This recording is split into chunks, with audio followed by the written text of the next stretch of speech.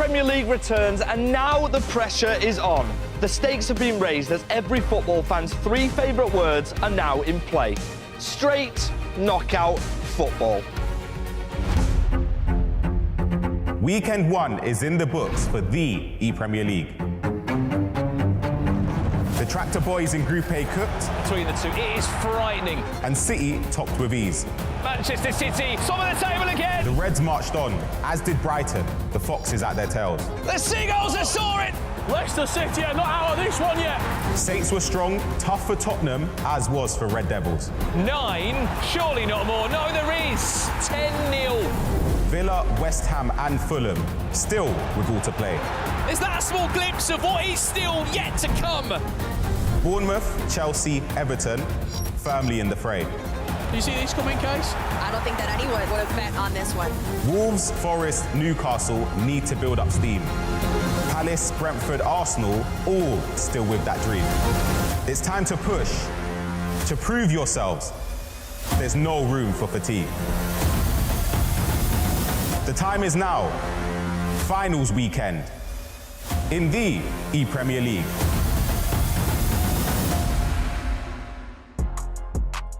Hello and welcome to the ePremier League finals. We are here, we are live in London. Our players are on the way to the building and we are here for the finals weekend. We've done the groups already. Joining me on the front desk, a man who's just passed his driving test, Mr. Richard Buckley. Congratulations, he finally did it. We're joined by Casey and Brandon too. This weekend, the stakes are a lot higher because there is knockout football involved, Brandon. Absolutely. Look, this is the big weekend, isn't it?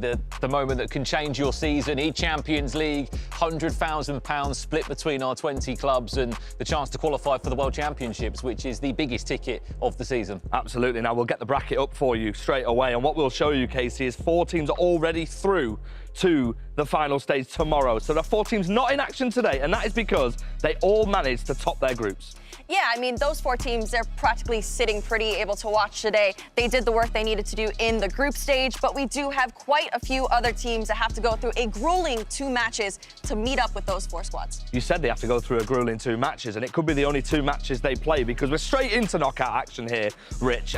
Crystal Palace against Manchester United, Chelsea versus Tottenham's the first round of fixtures we're going to see. For one team, they could be going home straight away. Yeah, absolutely. And this is what you play those club playoffs for. This is what thousands of football fans, Premier League fans sign up for. The chance to represent your club at the biggest stage that we have possible, the ePremier League finals. And half of those teams in that first round are not going to progress. It is a ruthless format. It is a ruthless format indeed, and we've also got some ePremier League items which are available in the FC25 game hub right now. Some SBCs came out, Brandon. They're upgradable based on performances this weekend. You could pick 2 out of the 4. Who are you picking? I mean, look, if you don't know me, I'm a Brighton fan, so it's the most obvious pick in Karim Matoma. I mean, look, the great thing about this promo is, I did take Gomez as well. Sorry to Spurs, I know they're playing first.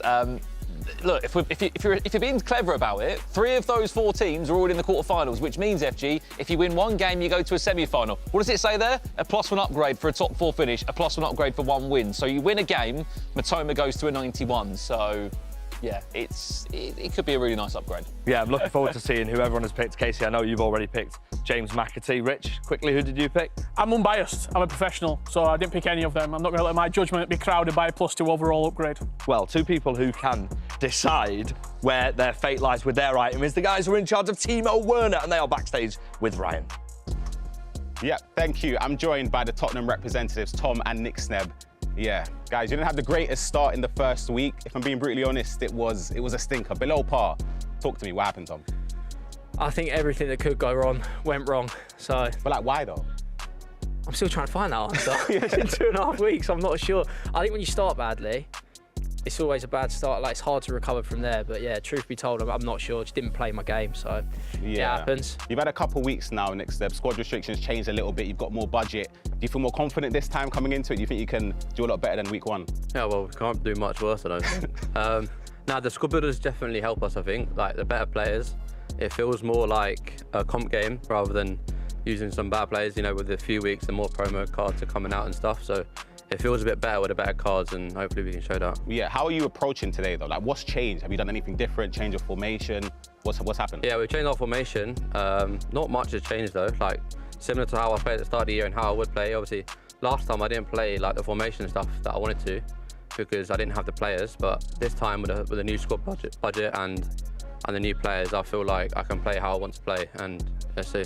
Yeah, well, it feels weird wishing Spurs good luck in the tournament, but I wish you both the best of luck. You can get prepared now for your walkouts. Yeah, let's get our first round of fixtures underway. Please welcome to our stage on our B stream, Crystal Palace versus Manchester United.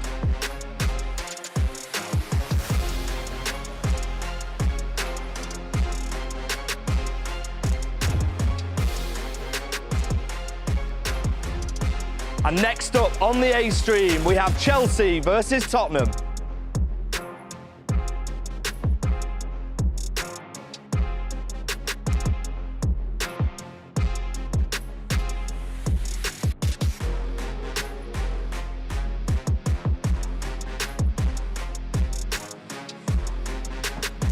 Well, there you have it. The players are in their booth. They're getting ready. It's a pleasure to be joined in the analysis position by professional player Redlac. You've been here.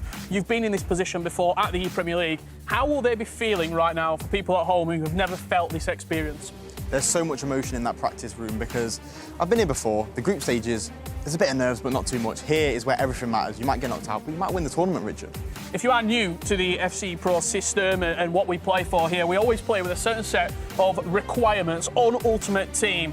This week, no different. You have to build your team within 13 million coin of budget. No SBCs or EVOs are allowed, and you're only allowed to use current Premier League players or heroes or icons who have played in the Premier League. How hard is this when you're given a team to build within restrictions?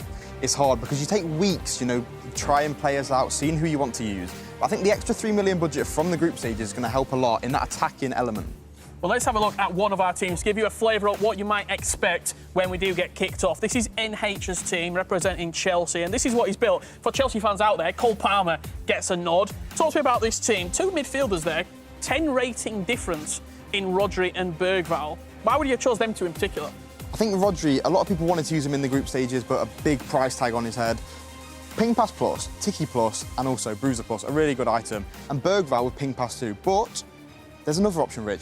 Speaking of CDMs, we have Trent Alexander-Arnold. Yeah, it's a perfect segue. Let's move on to Trent and we can start to see how this item is going to progress, because he is outstanding in reality when you look at this player. Great alternate positions, great ability off the ball. He can play with it, he's got pace. Is there anything this Trent can't do? No, there's not. He's got pretty much every playstyle, which we'll come on to. But the fact he can play CDM or centre mid really helps with that formation battle against the opponent. And he can play right back, as you would expect. These are his attributes, some outstanding attributes. I mean, just looking at it, his lowest stat, 78 in finishing, everything else 80 and above. He's incredible. He's in 40 out of 40 teams as well. Every single player here at the ePremierleague has picked him in some capacity. Yeah, he's got really good defending, but the big thing for me, Rich, is the +7 upgrade from that Total Rush item we used in the group stage. I slandered it, saying he might get exploited. That +7 on the pace changes everything. And finally, let's have a look at those play styles. If this is maybe the first time you're ever watching us here at the ePremierleague, these are sort of attributes in the game. They're abilities almost, which will enhance. So as you can see, long ball pass plus, lob and lofted through balls are even more accurate. They travel faster and they're harder to intercept. He's got 11 of these play styles. Yeah, really good. And for me, quickly, the dead ball is the big thing for me, because corners, free kicks, set pieces, they're going to be a lot of goals today from Trent Alexander-Arnold. Well, there you have it. Trent could be the catalyst for ePremierleague glory. We're about ready. We are about to get kicked off. We do also have a B stream that you can follow along online. That's where Redlac's going to be for this first game with Casey. Crystal Palace and Man United getting kicked off over there. But what better way to start the ePremierleague 2025 finals with a London derby? Chelsea against Spurs. Chance for Spurs. You can really play for this now. Round the goalkeeper. Think you can beat us? No chance. Big performance for NH. This is our time. Do you see this coming, Case? I don't think that anyone would have bet on this one. Come on, you Spurs. Here in there, maybe there is. No one can stop us. It's time to show what we can really do. They're finished. It's our time now. Well then, here we go. The group stages were 3 weeks ago here in London. Now it's all about Knockout FC. As FG said at the top of the show, knockout football. Just what we love to see. Ryan Pessoa joins me for what is going to be an opening matchup to remember. There's an SBC upgrade on the line for this one, plus a chance to stay in the competition. Every game, Ryan, will lose a club. Every round will lose 2 clubs. Yeah, of course, the pressure's amplified. I prefer it this way. I like seeing teams eliminated. I want to see teams progress further on and get closer to the trophy. But that first game, Spurs against Chelsea, we probably predicted, or most of us anyway, Spurs to finish top of the group. They finished 4th. They underperformed drastically, whereas Chelsea were the underdogs, in my opinion. Yeah, just looking back on those group stages, Ryan, it was not a performance. You spoke to both Nick, Sneb and Tom at the start of the show today. It was not good by their own account. What, out of the games they played, scored 25 goals, conceded 25, 9 points from all of their matches. It was by no means a positive performance at all. If you have just tuned in, this is the Xbox side of things we are kicking off with now. The biggest change here, Ryan, from the group stage is you're not playing for 6 points anymore. You're playing an aggregate scoreline, and the team element of the ePremier League really does come into play, because whatever Tom Lees can do, whatever EOJ can do in the first game can really help or hinder their teammate. Absolutely. Speaking of hindering, we've seen Tom Lees perform over previous years where he played in the second leg, and the game was pretty much over. He didn't really stand a chance to come back. So for this time, fortunately for his sake anyway, he's starting off first game. And you mentioned about aggregate scorelines. The teammates just looking over the shoulder, hoping that their fellow teammates can just put them in a good position. Even if you lose, just make it touching distance at least. Well, here is EOJ. His first sniff in the box of Tottenham Hotspur. We can see you at home in the chat. Let us know which of those SBC items did you choose. If you haven't done the SBC yet, I believe you might still be able to. Here's Marmouche. Red time shot. It was blocked anyway out for a corner. But with just one win for Spurs, Timo Werner will go to a 90+ rated player. If they make it to the semi-finals tomorrow, he'll become a 91 rated item. So the perfect excuse really, Ryan, of doing the SBC. It's a really simple opportunity to get an upgrade. Yeah, absolutely. Just looking at Ebarbo in the teams, he's chosen the 4th most item amongst the squad, so he's a popular pick for the right reasons. Here's Tom's first chance in the box! And between Rio Ferdinand and Tim Howard, that was very nearly an own goal. What start this has been 12 minutes in our ePremier League first knockout round as Spurs take on Chelsea. And it's seemingly, it's all coming through Marmouche at the moment. Trent Alexander-Arnold fires Cole Palmer into Ebarbo, times it green. And he might not have had much of the ball in the first 10 in-game minutes. 2 chances in 4 minutes. Spurs lead by a goal to 0. Yeah, he's redeemed himself. That chance with Marmouche should have been a goal, but you can see the composure here this time. Ebarbo green timing it towards the near post. A great start from Spurs and Tom Lees, and I think that would ease the pressure. Or not just on Tom's shoulders, but Nick Sneb as well, knowing that he can see Tom's in full flow, he's attacking well, so it'll give him confidence. I mean, there's a lot of changes to these drafted squads, Ryan, from what we saw 3 weeks ago. The biggest change has been Foot Birthday has been and gone. Obviously, a new promo did come out yesterday. That is not featured in these teams.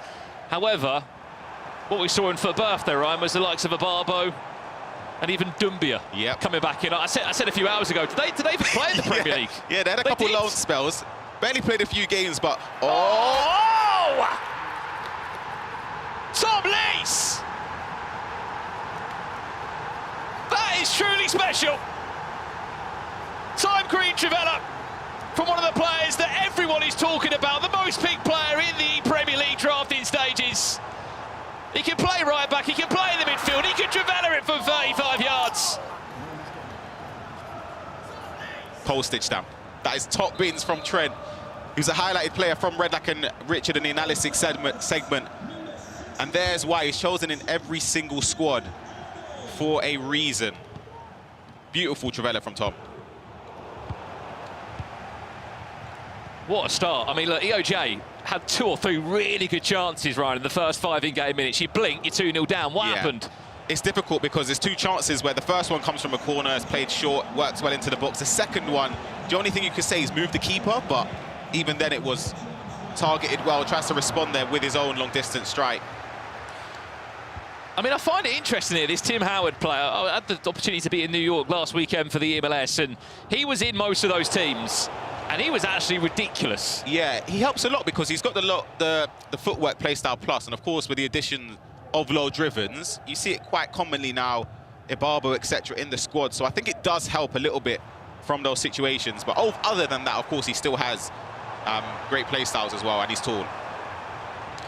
Here comes Spurs looking for a third now. 25 minutes into this game. They might be on for it. Omri will look to try and twist and turn. You don't expect to see him in a Spurs shirt, but you do in the Premier League as Cole Palmer just finesses that one past the left-hand post.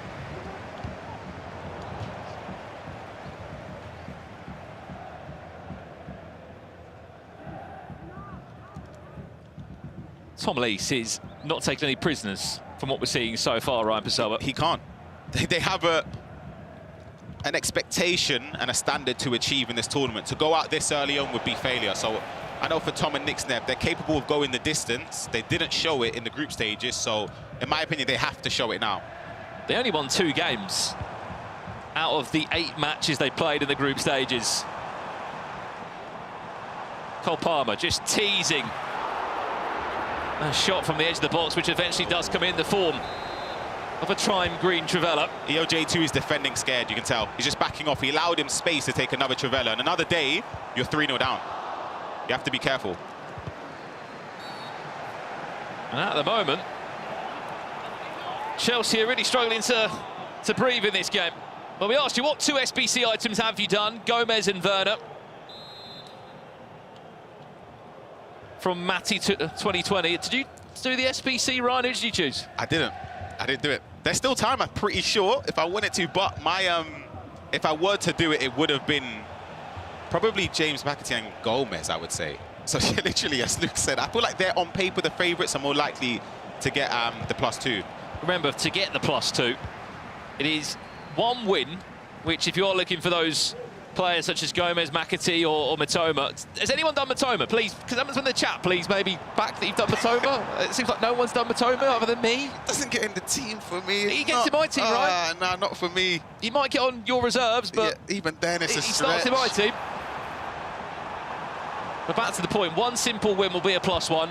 If the team makes it to a top 4 in the ePremier League, it's another +1 as well. So for the likes of Brighton, Man City and Liverpool, that's just 1 win. 1 win's a +2.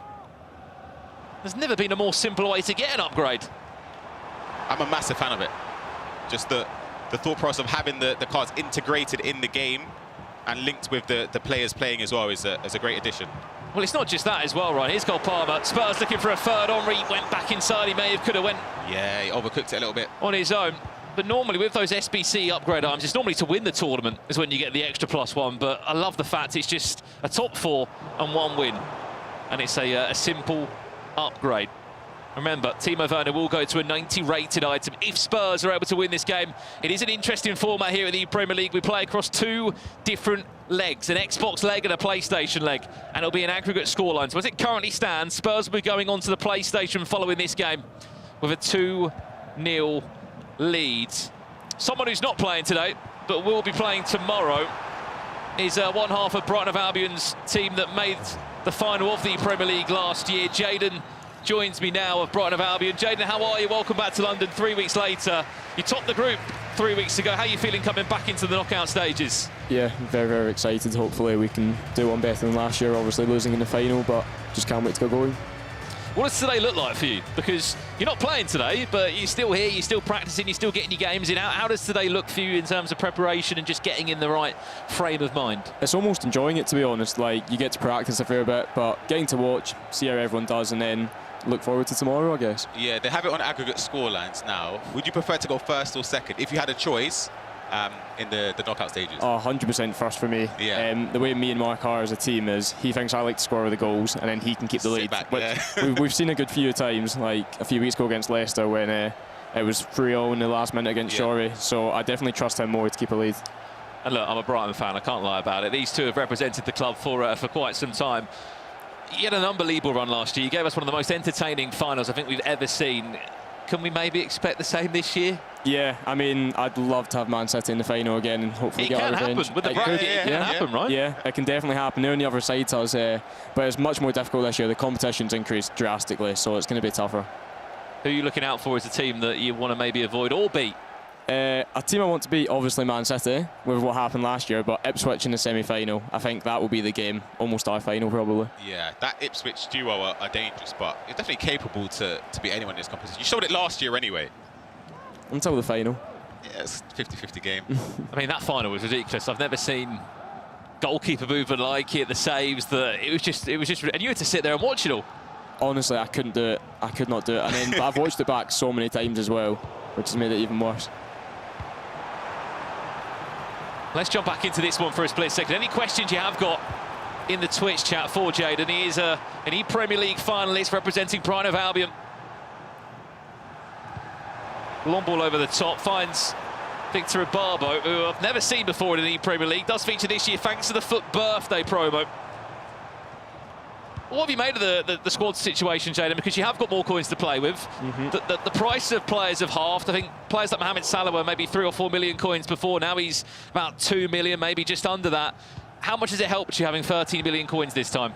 The increase in the budget's definitely helped a lot, and with the players going down in price, you know, my Mush, the item was 3 million a few weeks ago, and now he's only, I think, 1.5. But the new FUT birthday items, Barbo, Gervinho, and Doumbia, wow, these items are all incredible, to be honest. And I think there's no reason why they shouldn't be in every single person's team, but surprisingly they're not. There's a few boys using Son, Rashford, Salah still, and I don't get it, to be honest, but it's a goal. Henry.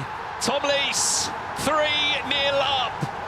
Cooking. I mean, if there's a more experienced player, Ryan, I don't know where else you'd find one. Yeah, that was beautiful build-up. It was patient, just dissecting EOJ2. He's unlucky, in my opinion, here, because you could argue the defender could have blocked it. You can see there as well with his reaction. But Tom Lees won't mind that. 3-0 to the good for Spurs. And it just eases that pressure on Nick Snebb, who's just waiting in the wings. I was going to say, Jayden, if there's one player that you would have loved to include in your team that was sort of a bit too expensive, who would that have been? Would you have put like a Vieira in there? Oh, definitely a Rutillett. Okay. That new SBC card. Unfortunately, we can't use SBCs in our squad, but wow, he looks absolutely insane. Special. Yeah, I'm over the meta at the minute. You know, these through balls in behind and the aerial plus. I thought he was going to say Lewis Dunk foot numero, maybe. Well, everyone said that I looked like Lewis Dunk last year when I had a buzz cut. So. Did you? Yeah. Oh, he's in. Palmer. 4! Tottenham Hotspur aren't just pulling away, they are making a statement in the first knockout round of the ePremier League. And if you're the teammate, you're next step, you're watching on thinking, this is perfect. Absolutely. But then you can flip the switch now for Chelsea. You're NH, you're looking at this, you're thinking, at least give me something. You got to keep me in the game, at least. You're 4-0 down, and it looks like it's just going to get worse. I don't think Tom's going to let up. He knows he can get 5, 6, 7 the way this game's going. We've seen this last year so many times when the first game it was absolute right, 6-7-1s, and then the second game was almost irrelevant sometimes. But Tom was in that position though, if you remember. I'm pretty sure it was against City. It was, yeah. Where Lyrics lost to Tex by 5-0 at least. I can't remember the exact score, but it just gives you no hope. You're kind of just playing that game out. And if you're Nick Snebb going into that second game, you're 4-0 up, do you change your approach? I think it's sensible to maybe be a bit more defensive, right? I think you just play slow, to be honest, because you should back yourself. You should back yourself definitely to still beat. You know, Nick Snebb definitely one of the best players in the UK. Yeah. But you do change your approach a little to just make sure that you don't go 1-0 down or 2-0 down in the first half, especially. What's the relationship like in that scenario as well? Because it must be difficult when you're 4-0 down in a game for you to say, "Come on, mate, help me out here," or grab a goal, because you know already as the pro that you're not maybe having the best game. But how do you manage that as the teammate? Because you're the one that's having to deal with the damage in game 2. Luckily, I've never had to deal with it as of yet. Let's touch wood. However, it is definitely tough to be losing by so much and just know at the end of the day it might not be enough no matter what you do. But if you believe, I mean, last year it was Dragon versus Cameron. It was 3-0 down going into it, and then next thing you know, you won 6-3 or something. So I think anything's possible in these games. Got to find something here. Just a goal or something Ryan's taken to the second game. Yeah, it's a little bit of confidence.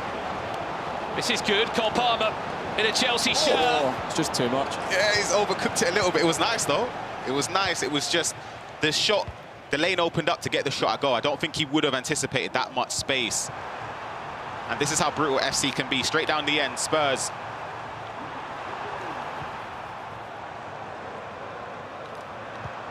Spurs looking for goal number 5.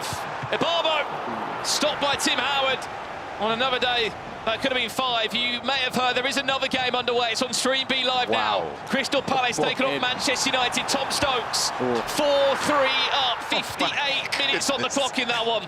Every game is a knockout fixture here at the Premier League. You need to win 2 games today to make it to the quarter-final stages tomorrow. I feel like in that game, United up against Palace, I'll hold that thought for a second. Spurs looking to get potentially goal number 5. Good defending in the end from EOJ2 and Chelsea. I was just about to say, the pressure on Palace's shoulders with Ethan and Stokes. They're veterans in the scene in the ePremier League. They're expected to do well. They underperformed. They were unlucky. They could have finished top in the last stage, or the last game in the group stages, but you're in a game against United and you would expect them to win. A couple of questions coming in for you, Jaden, from the chat. I mean, you kind of answered it already, but was there a team you want to avoid tomorrow? I wouldn't say there's a team I want to avoid, to be honest, because to win the whole tournament, you have to play all the best teams.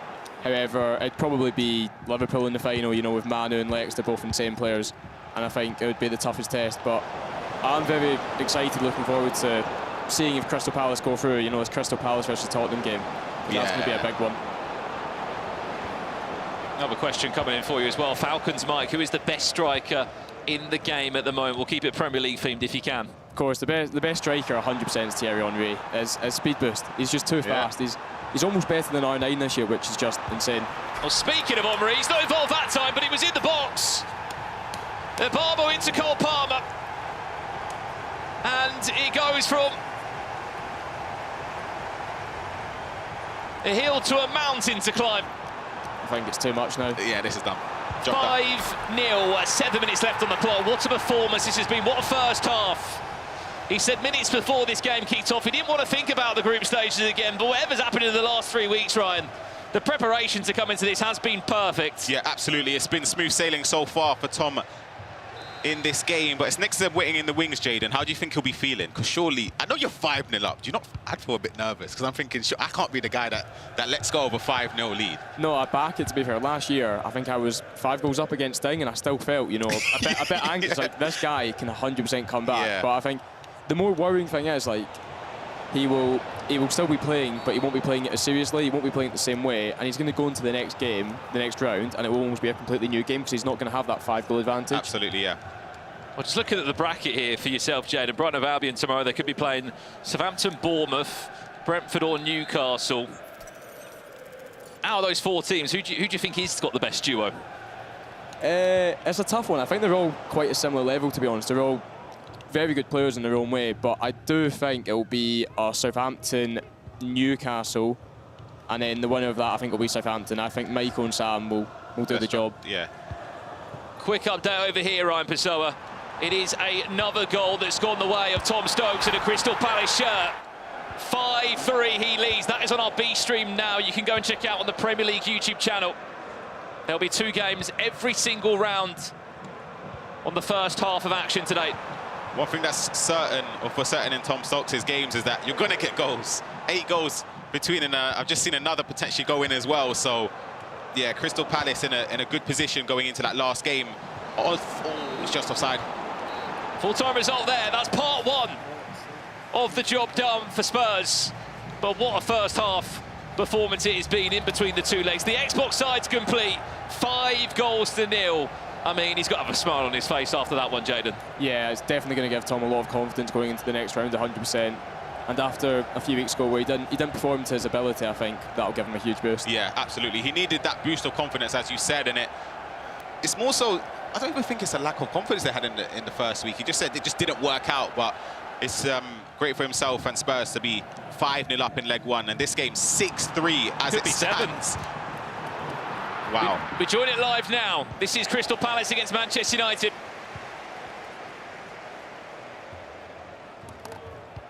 Yeah, Ethan will be looking forward to game 2. If there's someone you want to give a lead to, see him smiling in front of me. It's Ethan, I promise you.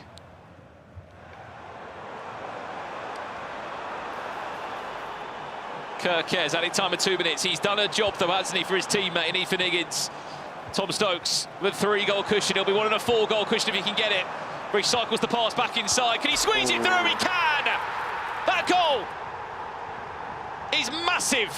It's a 4-goal cushion before a ball's even been kicked over on the PlayStation. Massive, massive goal for Palace. It's lucky.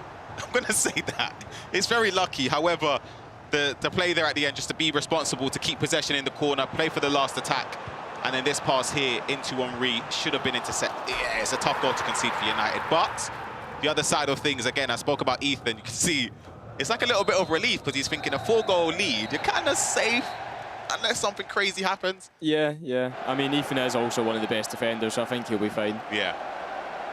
Well, there'll be a lot of happy Tom Stokes fans tuning in as well for this one. He's just won his matchup 7-3. So 4-goal cushion now, as we will be switching to the opposite console. But before we do that, of course, we have still got Jaden with us, runner-up of the ePremierleague last year, representing Brighton of Albion again. We actually want to have a moment in a second to look at your team, your drafted team. Go for it. This time round. Let's have a little look then. Talk us through it. Talk us through the main changes. I mean, two of the biggest ones is your left and your right-hand side of your midfielder, Barber and Javinho coming in through their foot birthday items, and even Tim Howard getting the call-up. I mean, honestly, I had no idea about Tim Howard till yesterday when I've seen everyone using him, but the main change for my team is I've gone from 4-2-3-1 to 4-4-2, which is thanks to the coach. He thinks it's the best formation to use, but so it's the two Roma boys in the wings. They're just going to run in behind the full time, yeah. And you've got the incisive pass from Motion. He's just going to find them every single time. That's the game plan. How important is it to feel comfortable in multiple formations? Oh, it definitely feels a lot better to have that ability to change formation throughout the game, because on my bench I've got Lavia in case I need to go to a 4-2-3-1 or a 4-2-1-3. So I think it's very good to have different formations because everyone plays differently. Yeah, and I just have a question. Pedro Porro, right back. I think me and Mark might be the only two people using him. Let me have a look here. Pedro Porro, 5%. Me and Mark. Yeah. So I'm just comfortable with him. I think the way he is, he defends well, and I don't like anyone else. Yeah, I'm trying to think who else would be in that. But Kyle Walker's too expensive. He's too expensive. If you don't want a good attack, then you get Kyle Walker. Yeah, and then maybe you put Trent in right back, but I think that's a waste. So I understand it. I do get it. I do get it. We've actually got a fact sheet in front of us here right now, which tells the percentage of picks for every player. That 2 people have used Pedro Porro. Is it the Brighton boys? It's the Brighton boys. Would he be in your team if you were competing this year? The fullbacks are tough to choose from because when you've got to think of it, if you're defending against a Barbo, so you're left back, there's nobody. Who do you go for? Kirkers is going to get outrun as well. Lewis Skelly, even though he's got bruiser, Barbo's different. So it's I don't know. Same with right back is a difficult one. Well, let's jump across now to part 2 of this all-London matchup between Spurs and Chelsea. 5-0 is the deficit. Tom Lees just won his Xbox side, 5-0. It's over to NH, who, don't get me wrong, he gave us one hell of a performance when we saw him in the group stages a few weeks ago, Ryan. But 5-0 against Nixneb, who, let's be honest, he wasn't at the races 3 weeks ago. I feel like now he'll give us a very different performance. Yeah, genuinely. I think NH was my underdog in this whole tournament. Before a ball was kicked last time in the group stages, him and Exo Labs. If NH turns this deficit, genuinely give him the trophy. I'd create a separate trophy and just give it to him. 5-0 down against Nixneb is not going to be easy. And you've got to think, Nixneb, in my opinion, will score. So you're going to have to score more than the 5. I'm going to say mission impossible, in my opinion. But you never know. Got to agree with that. Nixneb being one of my teammates, I think he's one of the best players in the UK without doubt. And I don't see a world where this changes. Same. 6-minute halves as well. Maybe in 9 minutes, you could argue it could happen. 9 minutes, 100%. Yeah. You've got anything can happen in 9 minutes, but when it's 6 minutes, it's just not enough time these days. Yeah, you got to think it's kind of, you can keep possession and just kill minutes on the clock a lot easier, more comfortably, knowing you can just look up and see, all right, 5 or 6 minutes have gone already. But if NH wants to stage a comeback, he needs to go, in my opinion, from this attack. Has to score now. He doesn't. There is an offside call that we will be pulled back for. Is there a world on the other side? Even okay, maybe not 5-0, but you're 3-0 up. In your mind, you're thinking, I cannot drop this. For my teammate that's put the work and the effort in. How much do you get in your own head, and how hard is it not to get in your own head? I'd say 3-0 and 2-0 were the scariest results, because as soon as that first one goes in, you do start doubting yourself massively. And the way these games are, you can concede a goal very, very quickly from kick-off. The game plan, though. Minutes in. At the moment, it has been all NH, playing in his first ever ePremierleague. Chance. Lewis Skelly just about, oh, it was good defending in the end, just about manages to get clear. Good attacking though from NH. You can tell that there's a blueprint with the ways he's trying to look for goals. Speaking of goals, it's Ethan who's conceded. 2 minutes in, United get a goal back, 7-4 on aggregate in that game. That'll give United a massive amount of confidence. That finesse plus play style, wow. Yeah. Green times. I mean, look, always going in. I know it was a 4-goal gap. There's now a 3-goal gap between the two.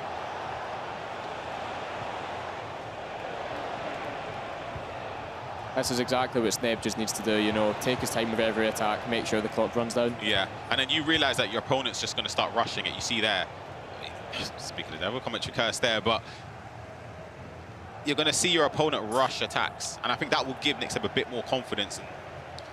Just an update as well, if you're thinking there's not been 5 goals in 21 minutes in this game. It's the aggregate scoreline from the past matchup. It's a different format from the group stage. In the group stage, it was points per console. But in the knockouts, we play aggregate scoreline. Are we in for goal number 6? Did he need the one more pass? Was there a shot available there maybe for Marcus Rashford? Still could get a second bite at it though, Marcus Rashford this time. Maybe we'll just delay the play ever so slightly. Finesse it in and call out a huge left-hand save from Tim Howard. Quick corner, Haaland in the air, and it should go for another corner. It's non-stop pressure from Spurs. For a 3rd time, Haaland clears it out for a throw-in.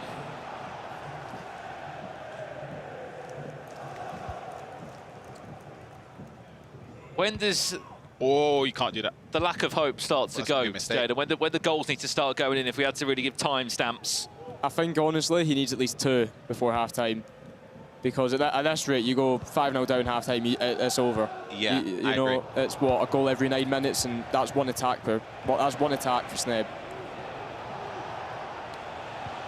Even he's attacking with potency. Plays it into the box. Rashford, good defending. Thought NH was playing a risky pass out wide there with the precision pass.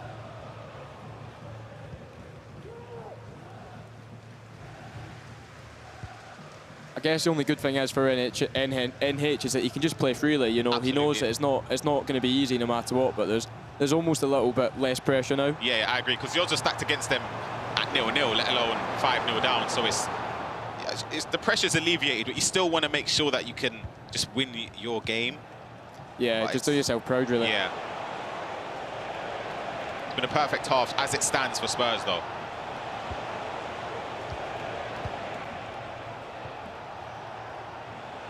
The way Sneb plays is just mesmerising sometimes, honestly. Yeah, I always say moves. the technically gifted player in the competition. Rashford near post, good save from Tim Howard to prevent goal number 6 for Spurs. And look, as much as Chelsea have done their best to stop Spurs getting a 6th, they haven't done anything to try and claw it back.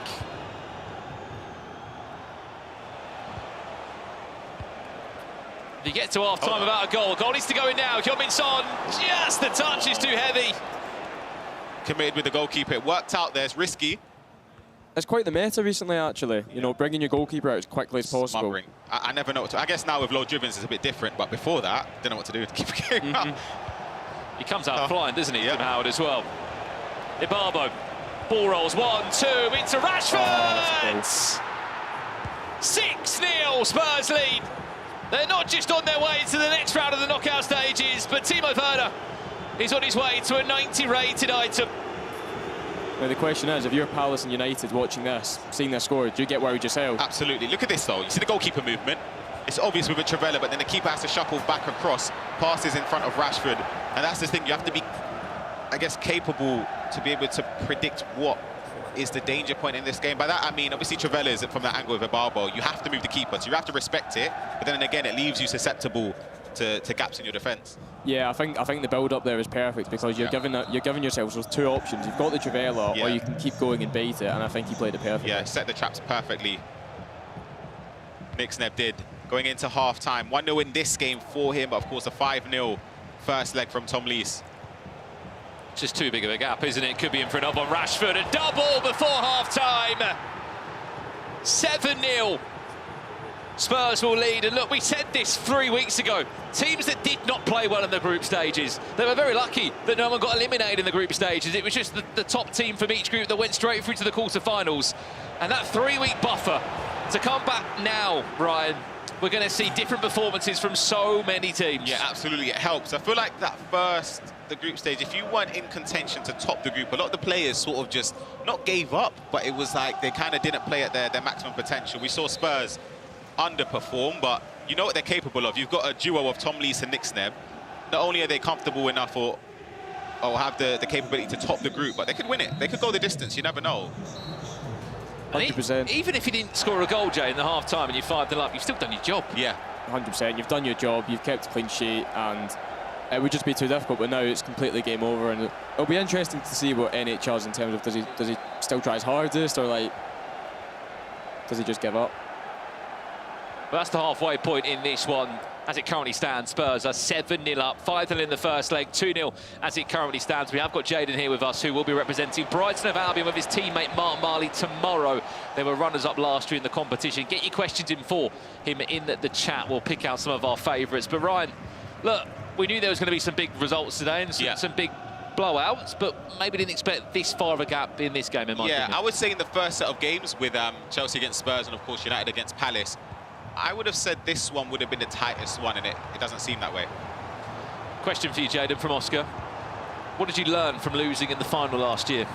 Oh, I learned so much, to be honest, about myself and about life in general, that, you know, sometimes you don't always win, and as tough as it may be, you've got to pick yourself up and just keep moving forward and keep being as motivated as possible. And as much as you missed out on the trophy here, the extra cash, the World Championship spots, you still had the chance to go to the Champions League. Exactly, which was an amazing experience. Loved it. It didn't do as well as I would have hoped, but Mark absolutely smashed it, to be fair to him. He gave us some late group drama as well, didn't he? He did. In the Champions League with a famous Natra Bayer, if you can cast your mind back to that tournament in London last year. Again, the Champions League will run again, and the FC Pro Partner Leagues are a vital part. But that is that one. He was down, what, 5 goals, was it, in the first leg, and he still won that game. So it just proves that even if you're 3-4 goals down, you can do anything in this game. Could be a chance. Chelsea have got one back. Still 6 goals needed and 39 in-game minutes, I believe it is.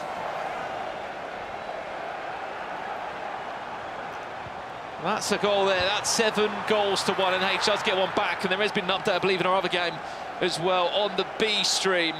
Crystal Palace, Manchester United. Last time we saw Palace conceding, now we're seeing Palace score. It's a 4-goal cushion reinstated. As it stands, Tom Stokes and Ethan are on their way to the next round of the knockout stages. And I hear you ask, who will they play? Well, they'll be playing Spurs, so what a game that one plans to be. Yeah, that'll be an interesting one. That one, I like to give predictions for games. That one, I can't even give a prediction. Not because I don't want to. I actually can't really call it, to be honest with you. I mean, that should be that could be a quarterfinal. That could be a semi-final, couldn't it? They're going to be matching up in the round before the quarterfinals, which will come up in a few hours' time. What a game that one plans to be. As we said, as it stands, Palace taking on Spurs in the next round of the knockouts. And whoever wins that one will play Ipswich Town tomorrow in the quarterfinal. Stingray, Mark 11, waiting patiently. Update over here. OK, it's not done yet. We're not half-time yet. Gossipik does get another one back. So 3-goal gap. And there is 45 minutes, Jaden. Oh, there's definitely still a chance in that game. If I was Gossipik, I'd be all guns blazing now. And if we're honest, Ryan, out of the 2 players of Manchester United, Holdinho did a great job scoring 3 goals there against Tom Stokes. Yeah.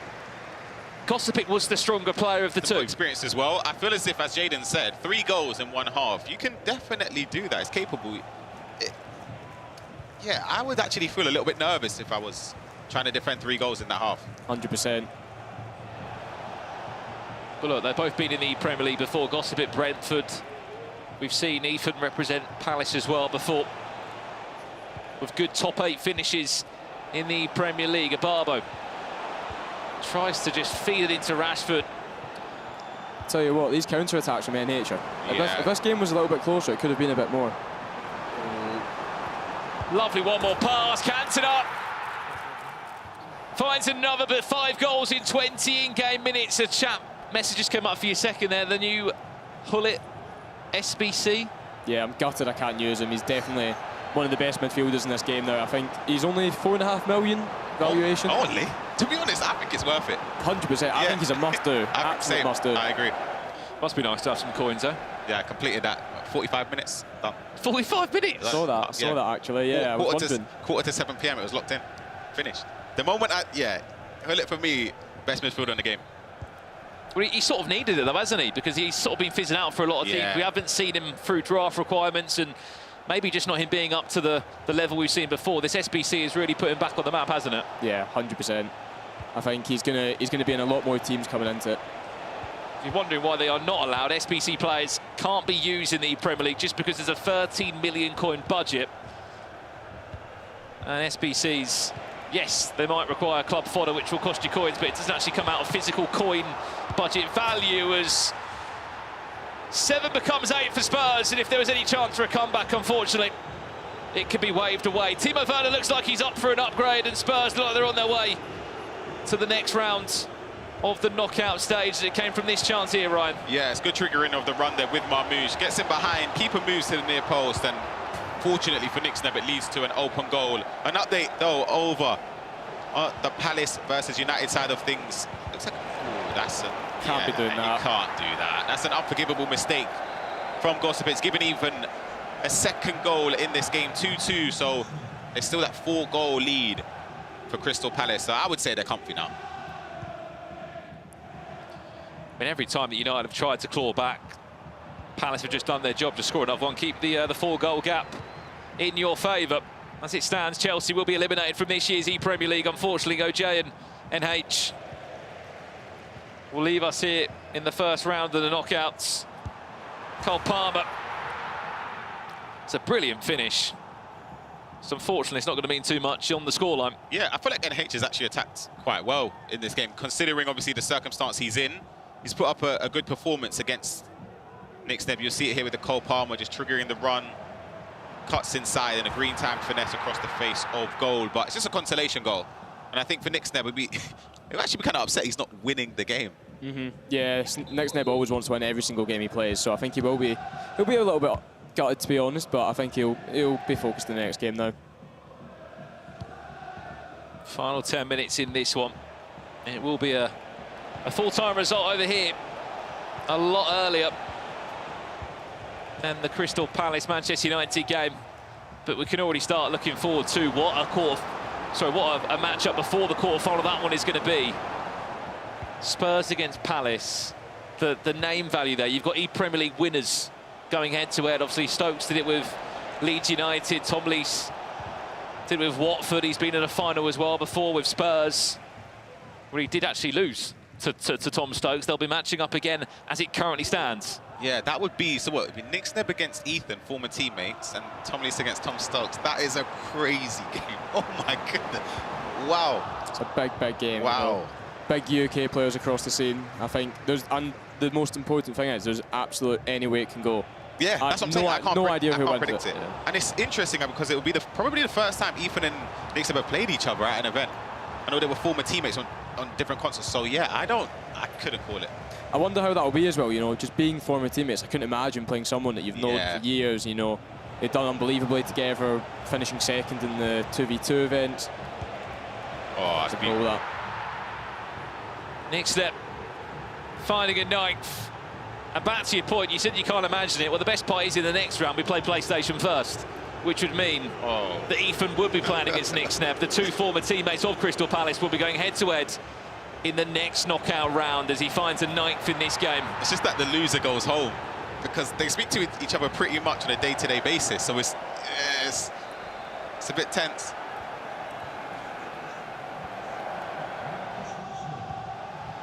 Last few in-game minutes here, added time of 2 minutes. We can confirm, though, Timo Werner will be going up to a 90 rated item. And if Spurs can win 2 more games, they'll be in a top 4. And the German forward will be on his way to a 91 rated item. It has been perfect, but it all came from Tom Lees' first match-up performance, a 5-0 win. Now, that might have been a slow start for Nixneb. He still comes out on top. And unfortunately for Chelsea, they will be leaving the ePremier League. in our first knockout round. We're going to jump across now to find out who they're going to be playing a little bit later on today. We've teased you already that it looks like it's going to be Crystal Palace. Let's have a look. And what minute we're in here is Palace have actually got to defend a chance. It's still a 4-goal cushion. And he's 15 minutes away from seeing this one through. I mean, that's the beauty. Even at a 2-2 scoreline, you've got the 4-goal cushion from game one, Ryan. Yeah, you can just, from these moments, you can just try out things, to be honest. You're 4 goals up. Yeah, I don't see any way United come back, especially now with a red card. So, of course, in my opinion, job done. They look forward to the next round where they play against Spurs. Yeah, 100%. It's been quite a similar story with both of the games, with both Toms getting such a big lead that, you know, on a normal day, you'd think Ethan and Sneb would be very comfortable in their games against the opposition, but they've been quite close because it's just they've not needed to do the job. Yeah, you see, if Mark's playing, do you ever speak to him in the game, as in, let's say, do you just leave it to the coach to just, if he wants to get any words of wisdom, do you say anything or you just leave it? I'll never speak to Mark about the actual game and what's going on. I'll only speak to him to, you know, boost him and give him more confidence. Yeah. Eventually, I'll let Yessi, our coach, do all the tactics and stuff. It's interesting as well for both of you. You share the same coach. A lot of players have their own coach, their own favourite sort of individual player or former player that they would have had. And you see Crystal Palace here, they've got a world champion and an ePremier League champion behind them in Gorilla and Shells. Everyone has their own personal preference. Is it just a case you both get along with the coach? I think on another day we'd have Adam Ryan if he didn't qualify. We'd have the four, because we need him for the passion, as you remember. He does. He does love to shout and scream. Yeah. But we both trust JSA a lot, and he's unbelievable. The stuff we do together, all the practice goes into it, is exceptional. So we're very happy with just him on our own. Well, look, they went down to 10 men, Manchester United here. Erling Haaland, probably the only time I'll be in a Manchester United shirt, getting sent off. He's done his job, though, Ethan. A nod of approval from his teammate. If it wasn't done already, it's a 5-goal cushion, and they're on their way to a knockout round against Spurs. He don't look happy. Look at him. He's turning back at him. Ethan's not happy still. So, yeah, maybe there's still levels to go up for that next round. Well, the best part is, when they play again, Palace, we'll kick off on the PlayStation first, is what I'm hearing. So it'll be Nick Sneb Ethan, he'll play first, and then it'll be Tom Lees against Tom Stokes. 2 former ePremier League champions going head-to-head. 2 players that matched before in an ePremier League final going head-to-head. What a game that one plans to be. It will be coming up in a few hours' time here. I mean, look, we've been pretty sport for goals, Ryan. We've had so many across the games.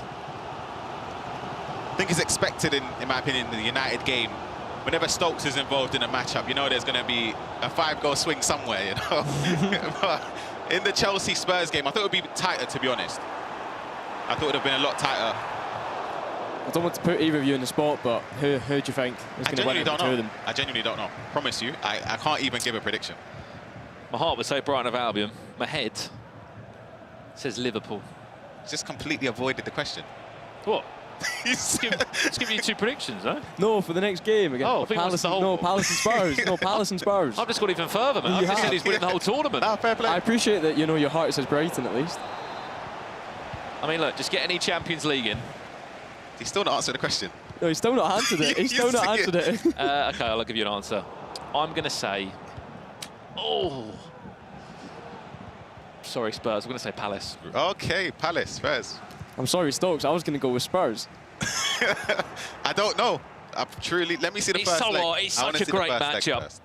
Such a great matchup between the two. As we said, Palace will take on Spurs in the next round of the knockout stage. That will come up after 3 more rounds here.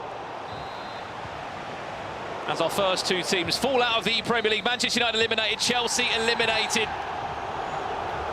But for those 2, it is job done. What a game they have coming up in a few hours' time. They'll take on Spurs. And up next here in the ePremier League, the games will keep on going. Brentford take on Newcastle, Southampton take on Bournemouth, and it's all coming up next here in the round of 32 at the ePremier League.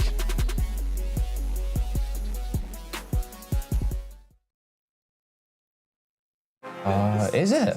Are you sure? Oh, wow, we're 1 off. We're going to go for 0 for 10.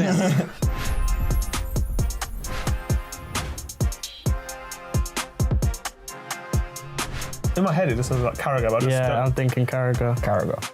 I know Carragher's quite a lot. Yeah, that's what I was thinking. Ooh, I know this one. I think it's Johnny Evans. Isn't it Jimmy Carragher? It's Carragher, Richard Dunn, or Titus Bramble. Richard Dunn. It's Richard Dunn. Something that sticks out to me is the name Richard Dunn. No, I should know that. 10. I'd have never said Richard Dunn. No. Has anyone got that?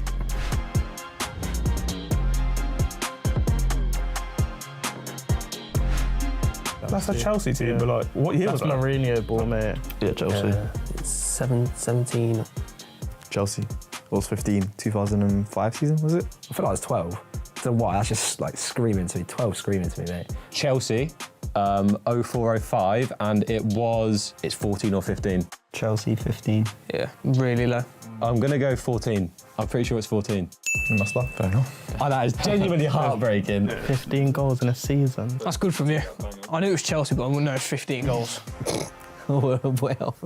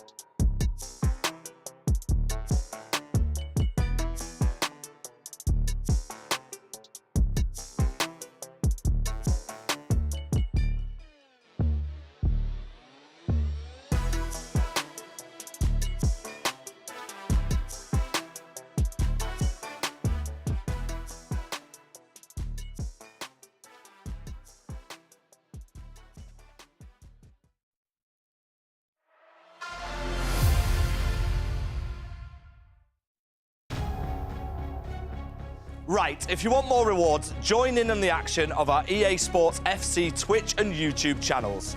By watching 15 minutes of the EPL Finals weekend, you're eligible to receive a 75+ player pick. Watch an hour and you can claim a Prime Gold Players Pack. All rewards are untradeable. For more information, go to www.fcpro.com. Welcome back to the ePremierleague Finals. We've just seen our first round of knockout fixtures, and it was joy for Spurs, and it was joy for Crystal Palace too, as they booked their place in the next round. Convincing round of fixtures, especially for Tom Lees and for Stokes, who won convincingly. Joining me at the host desk to dissect the first round of fixtures is Casey. Now, Case, I mean, look, we've seen 2 teams eliminated already here in London. I mean, Tom Lees started off incredibly well. 5-0 victory in the first round of fixtures, which pretty much solidified their position in the next round. That's the thing. The first round of matches is so important to set your teammate up for glory, and so that's exactly what both teams did. Both Spurs and Crystal Palace dominated in that first half, in the first leg, and so they gave their teammates an easy route to finish out strong. Absolutely. Let's take a look at the highlights on the screen for you right now. We start with Tottenham, indeed, and the style of goals, the style of play, it was confidence. Much different to last round with there. That finished with Trent as well. Tom Lee's playing with a lot of confidence. Absolutely, as we see Marmoush dribble in off the rebound, Rashford putting one back for Spurs as well, as we see Nick Sneb and Tom having their team talks. On the other hand, we did see Palace versus Manchester United in this first round. Twisting and turning, great goal-scoring opportunity there for Palace and Stokes.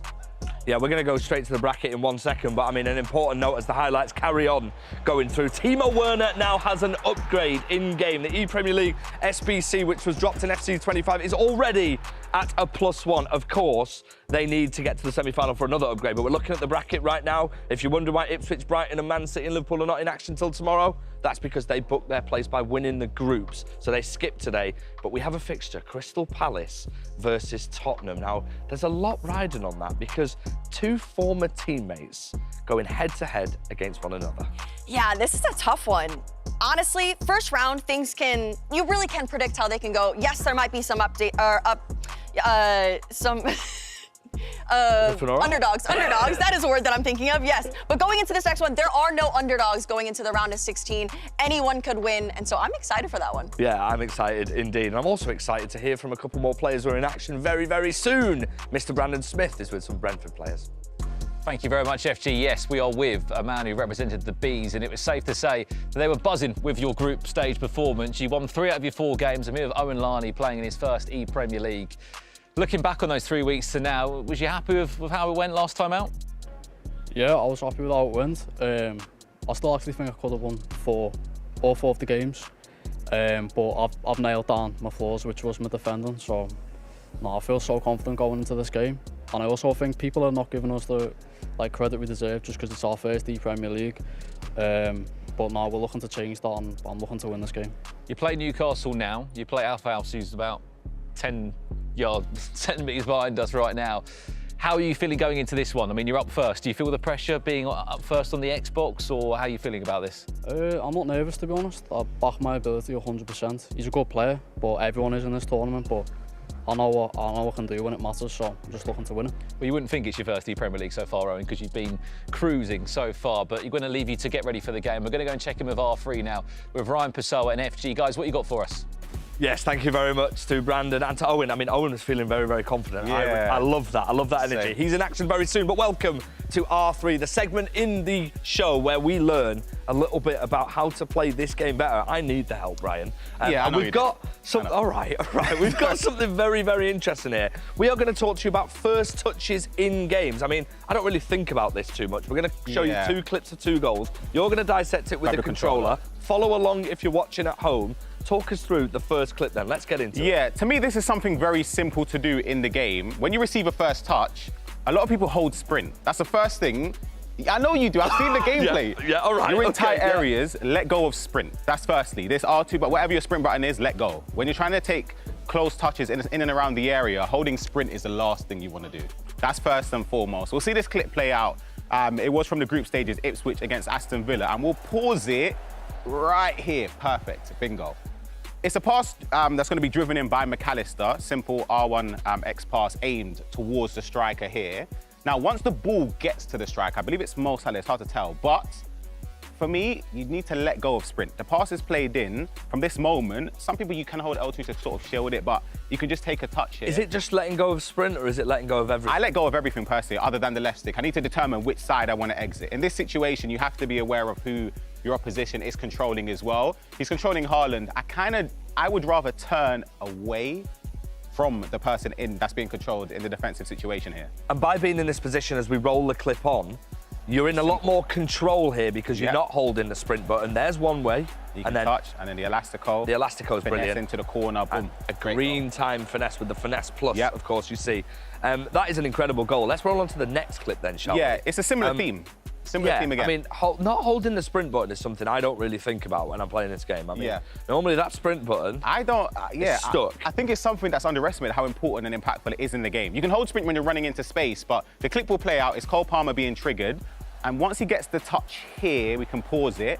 Erling Haaland is running one way. The logical thing, in my opinion, is to take the touch the opposite way. Momentum, naturally, it's a common thing to take the touch the opposite way. I wouldn't sprint here. Sprint touch will probably bring the ball to about this area. You don't want it, to be that close. You kind of want to make sure you're in control of the ball. So you let go of sprint, the clip will play out, and after that, it's magical from Ipswich again. You can just bide your time. Yeah, what a ball by Palmer into Marmoush. So, I mean, the key from this segment is don't hold the sprint button. Now, we're going to be watching some of our players in action. The next round of fixtures are coming very, very shortly for you. And what a round of fixtures we have got indeed, Mr. Ryan Fasella. Yep.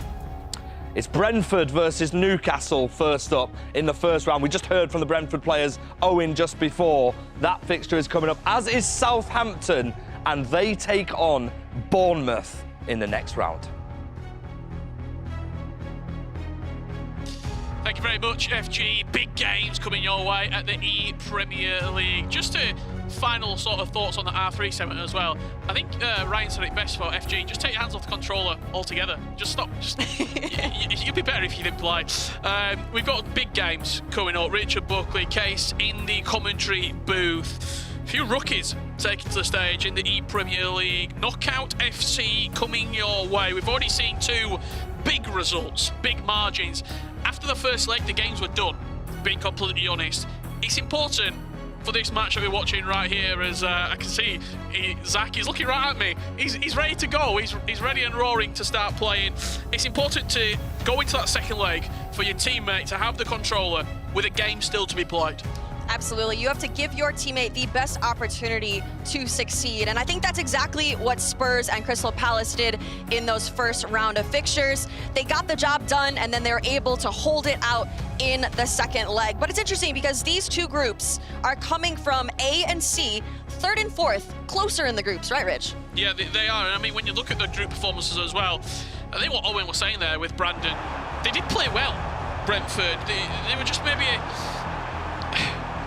a game or two away from really making a splash and really putting their name in there. It will be Brentford in that pink strip, kicking from right to left. Newcastle United in the away kit in the maroon and blue will be from left to right, as an early Travella comes in. Dream time there from Larney, but a good bit of goalkeeper movement from Alpha House. It's interesting, right? Because Alarney was just in that interview, and he mentioned that some people might be underestimating them coming into this competition in Brentford. And it's interesting because players come in here, we've never seen them in this competition, and we don't know what to expect of them. But I value the fact that he thinks that they deserve this spot, and so we'll see if that confidence will shine over in this knockout stage. Yeah, I'm looking forward to seeing how this game does progress. The early stages could really be pivotal in how the match is going to move through and sort of shape the way in which this tie over the course of the two legs does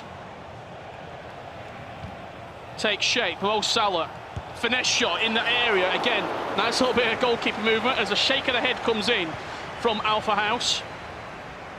He knows what Owen Larney was looking for. And you mentioned it before, Rich, a lot of new players coming into this exact round of fixtures here. 3 out of the 4, it's their first time in the ePremierleague, and so they're trying to make themselves known and use this opportunity to propel their careers forward.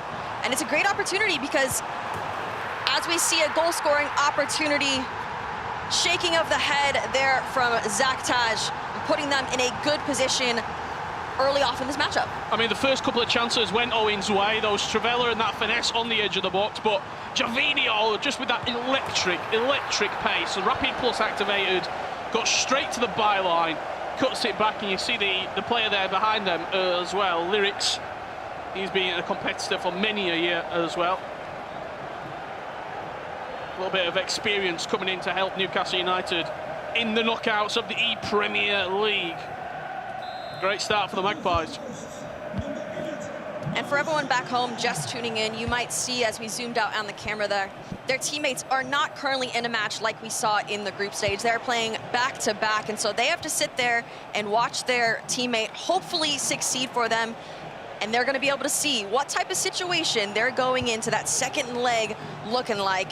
And we saw earlier, it could be a very, very tough situation, and it's hard to come back going into it. Almost impossible. If that scoreline starts to go 4-5 goals, it really does become just too big of a game to overcome. The other game that's taking place right now, if you do want to catch it, on the Premier League's YouTube channel, a big one between Southampton and Bournemouth. They're underway right now.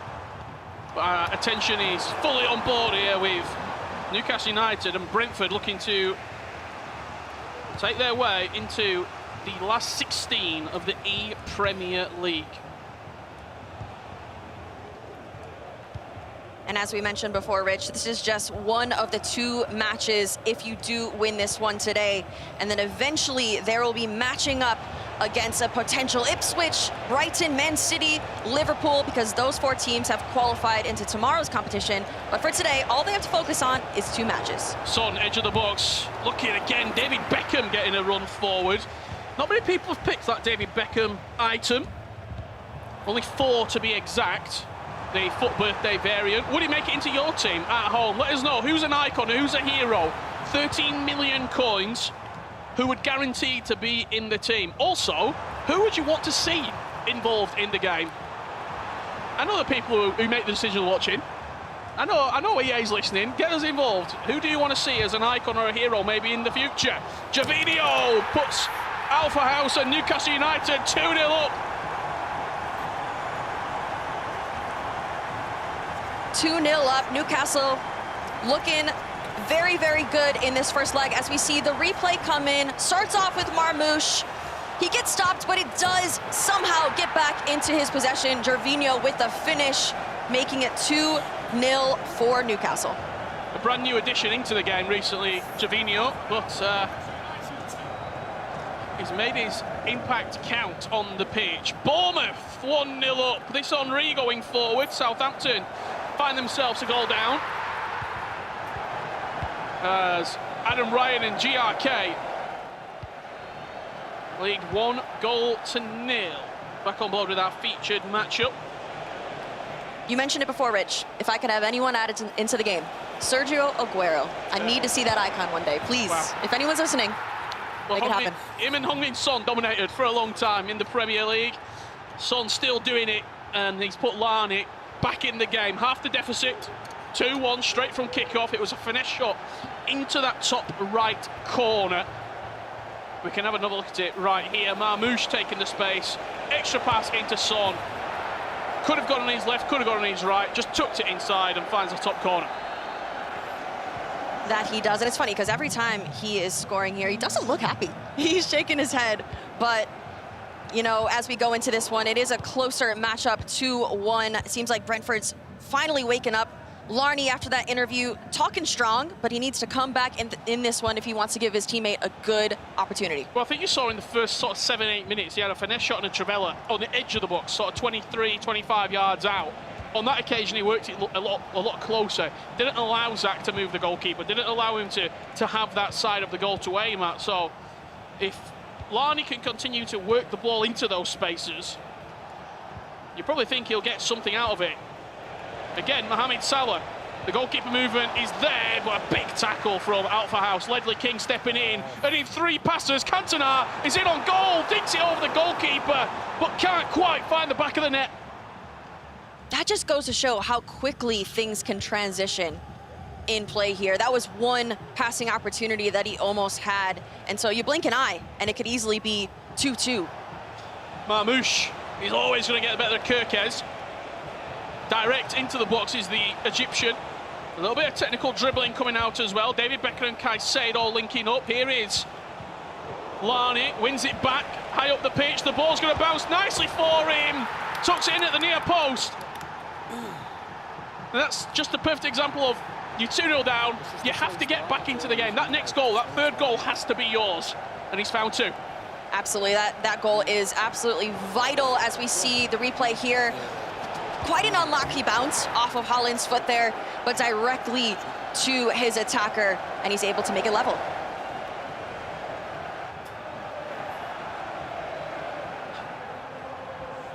You see, there is not much space between these two teams at all. The ePremierleague, what are you, maybe 2 meters away from each other?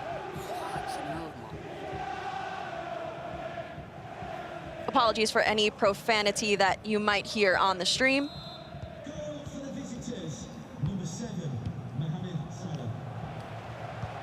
Back underway, just on the approach to half-time. Lewis Skelly does well. Lighting up Wembley last night and finds himself into the Premier League selection. David Beckham steals it off the toe. Haaland comes across. Will he need him? Marmoush! 3-2 on the stroke of half-time. Larney has turned this game around in 15 minutes. He mentioned it. He said people need to start respecting us, and he has absolutely turned it around going into this second half as we see the replay. Beckham dribbling it down, looking confident. The pass in, goalkeepers nowhere to be seen. And now they are on top in this first leg matchup of the Xbox side. What a turnaround. Took him no time at all to get back into this game. And he'll go in, Owen Larney and Brentford with a 3-2 lead. We've still got loads of FC to play. We've got 45 minutes left in this game, and then we go over to the other side of the console where AE will be taking on Chapokin. But right now, we've had 5 goals, and they're evenly split. 3-2, even about, as even as you can get with an odd number. But it's been a tale of 2 halves. In the first half, I've got to say, because for the first 20 minutes, Zach Taj, otherwise known as you see him here as Alpha House, looks like he was in the game. He was 2-0 up, he was looking confident, and then it just turned. As soon as Larney got one, a second came, and then the third. Yeah, it does seem like momentum has shifted in favor of Larney. I don't know if it's a matter of, you know, him feeling more comfortable as he goes on. He just needed to wake up in that game. But he does look very, very strong going into this second half. But we have a whole nother 45 minutes to play with only a 1-goal difference. So we will see how this one ends up, because after this, we have PlayStation still to come. Let us know at home as well. We can see all the players that are here at the ePremierleague, all 20 clubs. Who would you want your ideal teammate to be? Who's your perfect teammate? Either a pro player, either a professional footballer who plays for one of these clubs. Who would you want if you're sitting down in that booth? Do you know what? I'll go for coach. Who do you want behind you? Who do you want as a coach that sat there bigging you up as you're about to play for thousands of pounds here at the ePremierleague? Let us know in the chat. Any of the best answers we'll pull up on the stream and we can have a talk about. Underway in the second half. Larney and Brentford leading 3-2 here against Newcastle United. Do you have the PlayStation leg coming your way? Will the game be competitive? Will we still be needing that PlayStation leg to decide and decipher which way this tide is going to turn? Wasn't necessary, really, in the first set of games we had. Yeah, I think after the first set of legs we had in the first round, it was almost done and dusted. They would have had a very, very big mountain to climb to get back into this one. Different situation as it's looking here for this second round. I almost like it more this way. I think that keeping it exciting in that second leg, giving hope to that second leg of competition going into it, because as a viewer, that's just more exciting that way. We don't like to see it go one way. We want to have hope for both teams and enjoy all the goals that go in. But we'll see how this one ends up. Gervinho's made an instant impact in these teams. That new hero, obviously eligible to play through his time at Arsenal. But so quick threat off that left-hand side. He can cut inside, he can go down the line, he can attack the space. He's a real goal threat Marmouche. Just looking for space here. There is that Jovino item into Cantona. Can't turn around as we hit the 60-minute mark. We've got a very special guest. I say very special. We've got a guest joining us on the commentary booth to round out this game. FG, welcome in. Come on in. Thank you very much. Glad to be here. Like your shirt, mate. You're wearing the same one as me. We are. I don't know if you noticed, but we're wearing the exact same shirt, just different colours. I didn't get the memo. Who wears the better? I can't answer that. I think Rich does anyway. I feel really... I'm going to say it, but I feel a bit short here. Common theme. Caicedo just looking for space in around the box here. This is Brentford trying to extend that lead to 4 goals to 2. It's a lovely ball down the side. Talk to me, FG, about these new items. The 3 Streets Won't Forget players. They all played in the Premier League, so they're all eligible to be used. Barbo seems the most common. Yeah. We've not really seen Doumbia yet. I haven't actually used Doumbia out of the 3. I've used the other 2. First of all, thank you, EA, for bringing us back. I really enjoyed the birthday. What a touch! Oh, what? Oh, penalty! It's a pen. Ref. Wow. I think there was even a call from there saying ref. I think he said behind him. He was saying, ref, where's the pen? Yeah, wow. I thought that was a penalty. We've got to see it again. Talk to me. I mean, the touch is exquisite. Oh, I don't know, you know. I think he's dove. Oh, I don't know. There's no contact. Yeah, I don't think there was any contact. There was a reaction as well from the Brentford side, shaking their heads. I was really impressed, by the way, with the FUT Birthday promo. Yep. It brought back so many memories. I had a moment where I just stared at that Jovino item during the Squad Builder Showdown. Did you have to get rid of it? Nope, I didn't. I nearly did, though. Spoiler. Sorry, Andy. Sorry, Andy. Well done, Andy. Marmouche looking to throw it around the corner. We've got a few. I asked, who do you want as a coach? Who do you want behind you? Spaghetti Bandits saying Stokes would be the best team. I would pick one man. There's only one man for the job, and he's here this weekend coaching. Who's that? Shells. Good choice. That man has got the best trim I have ever seen in my life. We need to get a camera on Shells at some point during this show because he's had the biggest glow-up you'll ever see. So, yeah, Shells is my coach. Bert wanting Harry Hesketh behind him. That'd be fun. It's a shout. Chance, Marmouche! Makes it 4! Larney goes 4-2 up. I don't know if you heard that as well. How was that not? Still questioning. I mean, I was really impressed with Larney, by the way. What an interview by him. You know what? I like that fire. I like that fire in the belly sort of thing. Give us the respect. And he's definitely playing like he deserves respect. Obviously, very close to going halfway there. I mean, how many goals are we looking here, Case? If he gets a 5th, 3-goal lead going into the second leg? Yeah, I mean, it's not impossible, right, if that sort of situation we're given. But the more it seems to push that momentum that way, it's looking very, very difficult for Newcastle. I think he needs to score 1 more goal in order to set his teammate up for success. That was pretty seamless how we all just looked at the camera there. Yeah, it's like someone said coming on camera now. Yeah, absolutely. I mean, look, I'm super impressed with Brentford, by the way, so far. I mean, in that interview, that was heritage. That was EA Esports heritage, that interview. Show us some respect. It's also the sort of thing where it does, you can tell he means it. He's not just saying it. Like, sometimes we sort of do these interviews and players will say, I sort of like, I'm really looking forward to the game, where they might think in the back of their mind, I'm not looking forward to this, I'm going to get beat. Whereas he was fully locked in, like, you need to respect us because we're here to we're not just making up numbers.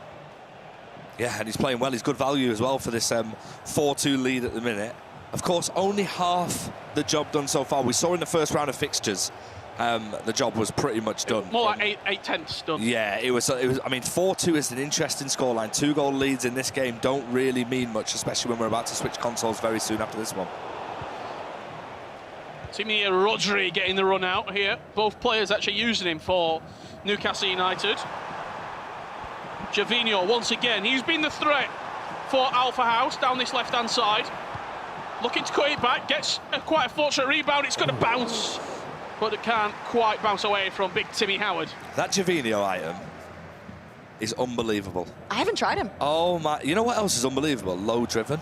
Yes, no, very, very good. Even without the playstyle, though, just using a regular low-driven shot, obviously the playstyle ups it even better, but just a regular low-driven, so good. Please don't tell everyone that.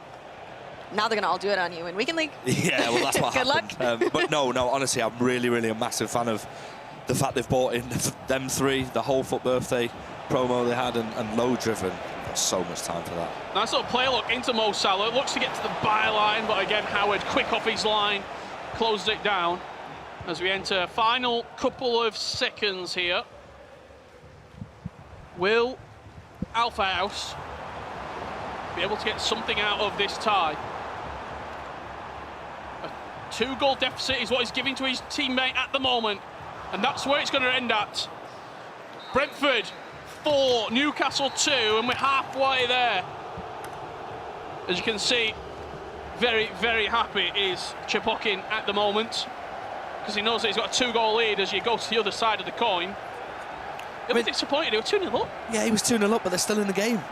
The beauty of this is there's an opportunity. It's going to be difficult. There's a mountain to climb when I mean, of course, you don't want to go into the next round of fixtures when your partner's just lost, but it's only 2 goals. We saw in the first round of fixtures, we saw what was happening, and they were over. Them fixtures were over. There's 2 goals in this, all to play for. That picture there of Zach, I don't think it's necessarily that you've lost the game, but you will feel as though you've let your teammate down. It's sort of probably like when you're playing co-ops with your mate and you've had an absolute stinker. I know a lot of people can relate to this. Never my fault. Absolute well, unless you've got that attitude, and I respect it. But yeah, you're carrying more than just the weight of your own performance here. Like your partner is relying on you in this format, which just makes for unbelievable viewing. So keep tuning in. We've got another game to come.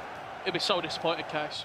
Yeah, he'll be disappointed, especially because I feel like in that first half he was so dominant. He started off so strong, and so now he's looking at his teammate being like, you know, I did what I could, but AE is now going into this one having an uphill mountain to climb. But I am interested, Chapokin, will he sit back? Will he be more patient? Because he doesn't need to push forward if he doesn't need to, right?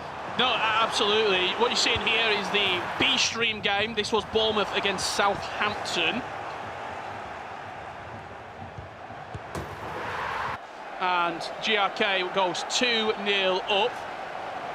Looks like he might have added a third. Javinho dancing through the space. Henry with the finish. 3-0. Is that how it ended? It is not. This is an important goal back. And Sam Brewster getting one back, 3-1. And that's a big goal, because a 2-goal deficit to a 3-goal deficit is a complete mindset switcher. I mean, if you go into that game and you're 3-0 down, the momentum there could potentially shift straight away. If they get a good start in the second game, Southampton, it is genuinely game on. And the same goes exactly for Newcastle in this next round of fixtures. We've got 2 games here. I don't think it's all plain sailing. I mean, what, both games separate by 2 goals? Predictions, Case? Ooh, I think that they stay as is. I don't think that a team's going to upset at this point. So you think it's going to be Brentford and Bournemouth going through? Yes. You're in the middle. You go next. I think... See, I've put you on the spot now. I think it's going to be Brentford going through. Yep. But I think it could be Southampton on the other side. Ooh. I don't think it's over yet. I think Larney's done enough. I think Brentford will go through. I don't know if you can see that. All the Brentford boys are looking over at the minute. Yeah, let's get a camera on the Brentford boys if we can, because he just looked around, nodded his head.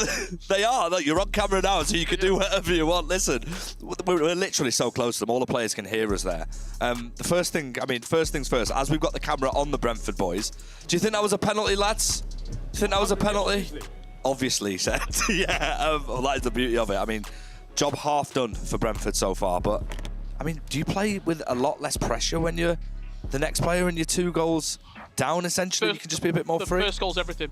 If you concede early, I'm panicking. I would much rather, in this situation, be Newcastle United. Because I know that I've got to chase. I know that I've got to chase. And you love the chase. The chase is everything. I'm not talking Bradley.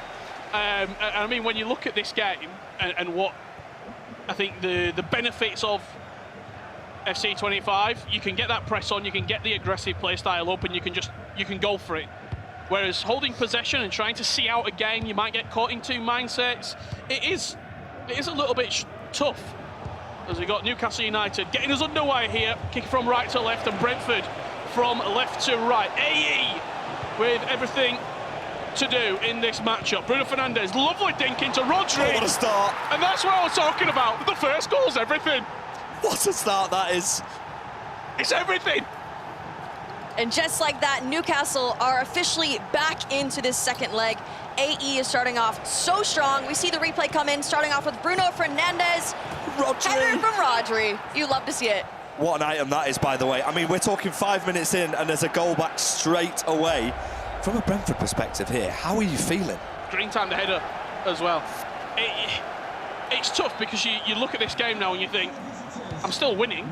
I've still got a lead, but my head's the gone. confidence, the momentum, the pendulum, it's swung all the way back to Newcastle United. We have also got another game on the B stream, which is going to be kicking off very soon. A fist bump between the two Southampton players. This could be an interesting round here. I mean, it's all Newcastle so far, Case. I feel as if Newcastle heard us say that we think Brentford's going to win, and they're like, no, no, no. Wait till you see this second round of games. We're going to put on a show, so we'll see if they keep it up. Yeah, you talk about that game very quickly between Southampton and Bournemouth. Adam Ryan, probably one of the most passionate men in here. Yeah. You'll hear it if Bournemouth do get a goal and do see that result out. Taking on Michael Fisher. We'll keep you up to date with that game if and when it changes the score and changes who's going to be going through. These two will be playing each other as well in the next round. Newcastle, Rodri again with a chance. Gets the corner. What a start this is for Newcastle. Goes short, Son, couple of step overs, taking the space that's given to him. Bruno Fernandes into Caicedo. Can he look for something in the box? He's waiting. Son with finesse capability. Trent Alexander-Arnold can dink it. Palmer with the finesse. Just wide of the post. He's looking confident, though. AE is coming into this one with a chip on his shoulder. There's only a 1-goal deficit, and I think that Zaktaj should, be feeling a little bit better about that last game because it does look like he is putting in his best.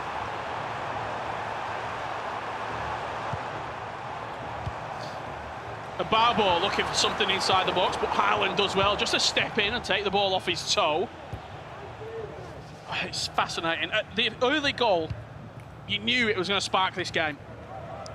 Yeah, it's all Newcastle so far in the opening stages, nearly coming up to the 20th minute of this game. Still a long way to go as Brentford. Great pressure.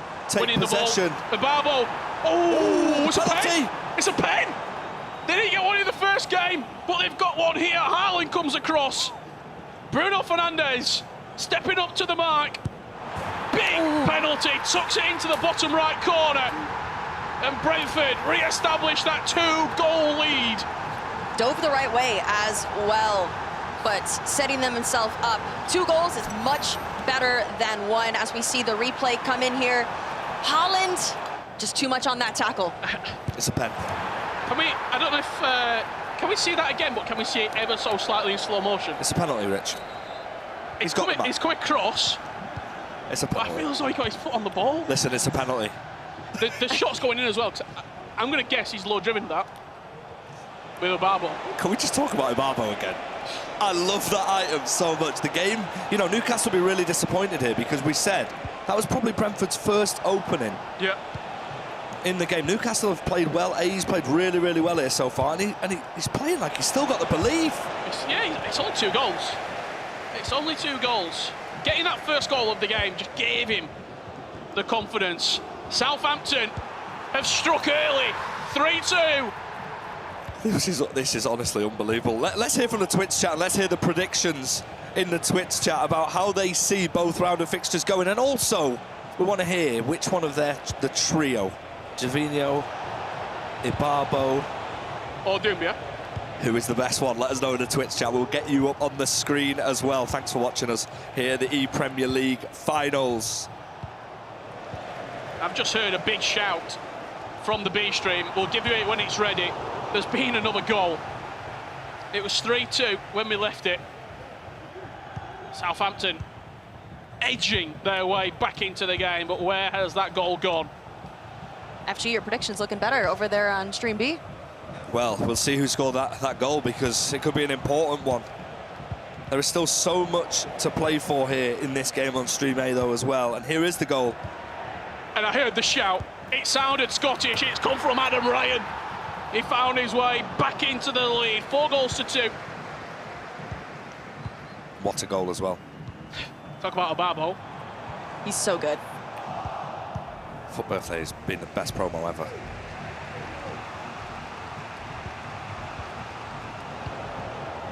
Here is Ababo. Just overpowering down that right-hand side. And I think the big thing is, I was speaking to a few of the pros backstage. There's no real left-back that can compete with him. Kirkes is the one that a lot of people have chosen, but he's not tall enough, he's not quick enough, he just can't physically compete with that Victor Ababo. I think it comes down to coins at that point as well, because Kirkes is pretty cheap, and so how much you have left over to put into that fullback position is going to be important. Well, there's also just no one available. Right. I think Petit potentially was sort of looked at as someone who could physically maybe get with him, but he didn't have the pace. Theo Hernandez didn't have a spell at Wolves when he was younger. Thierry Henry is onside, green times. Chapokin with a big chance squandered. I mean, speaking of players in the draft, Tim Howard is a very, very popular one. 80% of players have picked him. He's another very, very good item.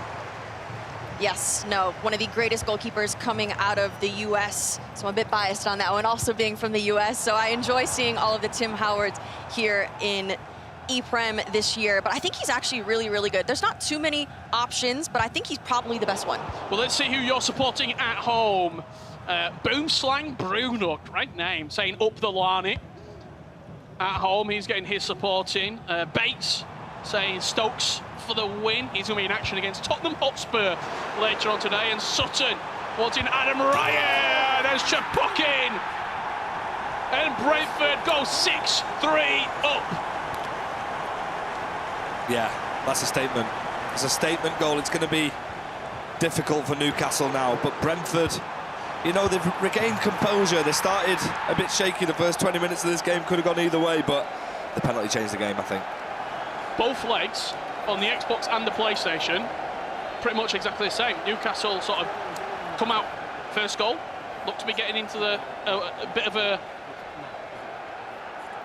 movement, a little bit of sort of a rhythm, and then Brentford come back and hit 1, 2, 3 quick fire goals. Yeah, I think the biggest thing about Brentford here is that they're relentless and they're not giving up after they see the pressure in that first half for Newcastle. I don't know what's happening after the first half for Newcastle, but they do seem like a different team on both sides, both the Xbox and PlayStation side. But we will see how these next 45 minutes, whether Brentford will keep on with the momentum, or will Newcastle come back? FG has just left us here for the second half. We'll head on over to Stream B and see what is happening over here. It's Southampton and Bournemouth underway at the moment. 4 goals to 2 the scoreline. Bournemouth leading after that GRK 3-1 win in the first leg. As Marmouche looks to add a 5th here for Bournemouth. Good tackle from Maicon in at right back. Corner opportunity. Yeah, never in doubt, really. McAllister, that's a lovely, just not quite green. Good setup there, good build up. Couldn't quite get it into the back of that. As we see Ibarbo running down the wing. Let's see what he's able to do with it for Southampton here. Whips it in. What a cross that is. What a cross from Victor Ababo. He's somehow managed to get away with it. Tim Howard with a big save. Got to look at sort of, it might come down to small moments just like that. Those are the opportunities that you're kicking yourself later for not being able to capitalize on. That could be the difference between you making it into that next round. Son's in, cuts it across the box. Cantona slots it home. And it's a 1-goal game. It's a 1-goal ball game. As we see the replay come in here, starts off with Son, easy pass in across the goal from Cantona, making it 2-1 in this leg. See a frustrated Adam Ryan there on your screen. We're going to jump back on over to our featured matchup here. When we left it, it was 6 goals to 3. Brentford leading, Newcastle with everything to do. Newcastle get one back, 6-4, 2-goal game. And this round of fixtures is far from over. Far from over, absolutely. Much closer matchups here for the second round. Definitely more exciting. I like it. I think that having hope on either side is important in this competition. As we see the replay come in here, twisting and turning, the finish to Marmoush, AE, with the celebrations with Lyrics and Zaktaj. He's still in it. What's the phrase? It's the hope that kills you. True.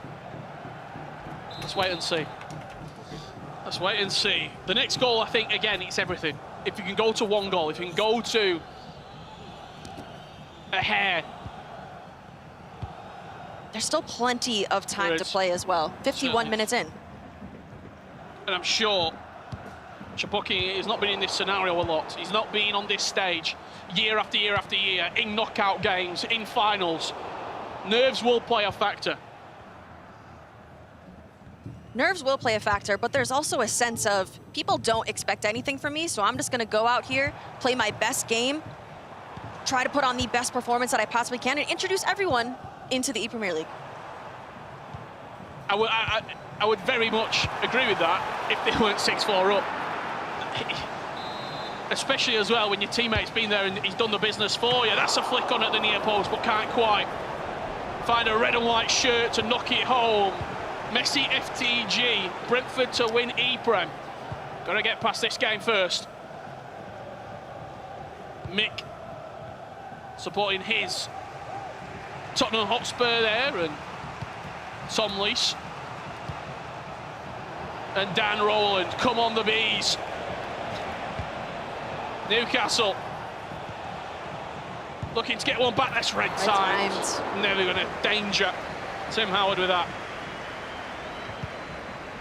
You can just feel it's a little bit more nervy now. Yeah, definitely. I think the pressure is definitely high. And I will say, you might look at this scoreline 2-2 for Chapokin, but sometimes you just need to get the job done. And so you might see that your teammate did all the work. But speaking of teammates, if we look around the arena here, some of their teammates aren't even watching. The pressure is too high. The stress is too high. They can't even watch. Yeah. Larney's just listening at the moment. It's a great shot.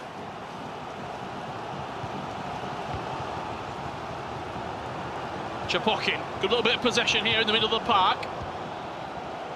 Will always go wide because that's where the space is, with the passing ability that someone like Trent Alexander-Arnold offers you as well, but he's not going forward at the moment. It's very much a flat back foot, with McAllister linking up with Caicedo and Bruno Fernandes. They're getting a lot of touches here and just trying to pull that Newcastle stubborn defence out.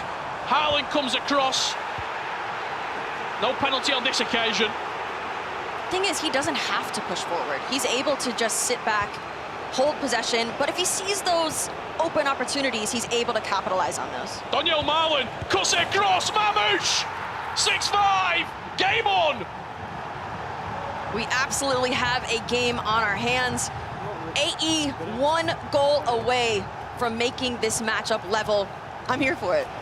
The counter-attack is everything. Arnold just not quick enough. Marlin flicks past him. That pass across the box with pace, with fizz, meaning that Marmouche just had to nod it home. There's been a goal on the B stream, and this is it. Victor Barbo, green time Travella, 4-4. Extra time could be needed here. We could be going into a real grandstand finish here. We're only in the first round of knockouts. Incredible stuff. My goodness, my heart is beating so fast. These two games are so entertaining. As you might have seen, some celebrations across the board. Curious how that one ends up. 6-5 and 4-4. Both games individually when we left it on aggregate.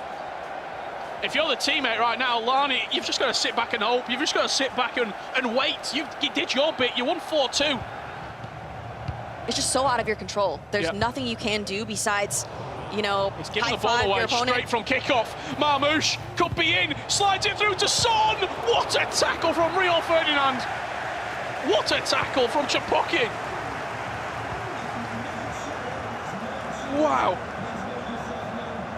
Ababo will give him legs down that right-hand side.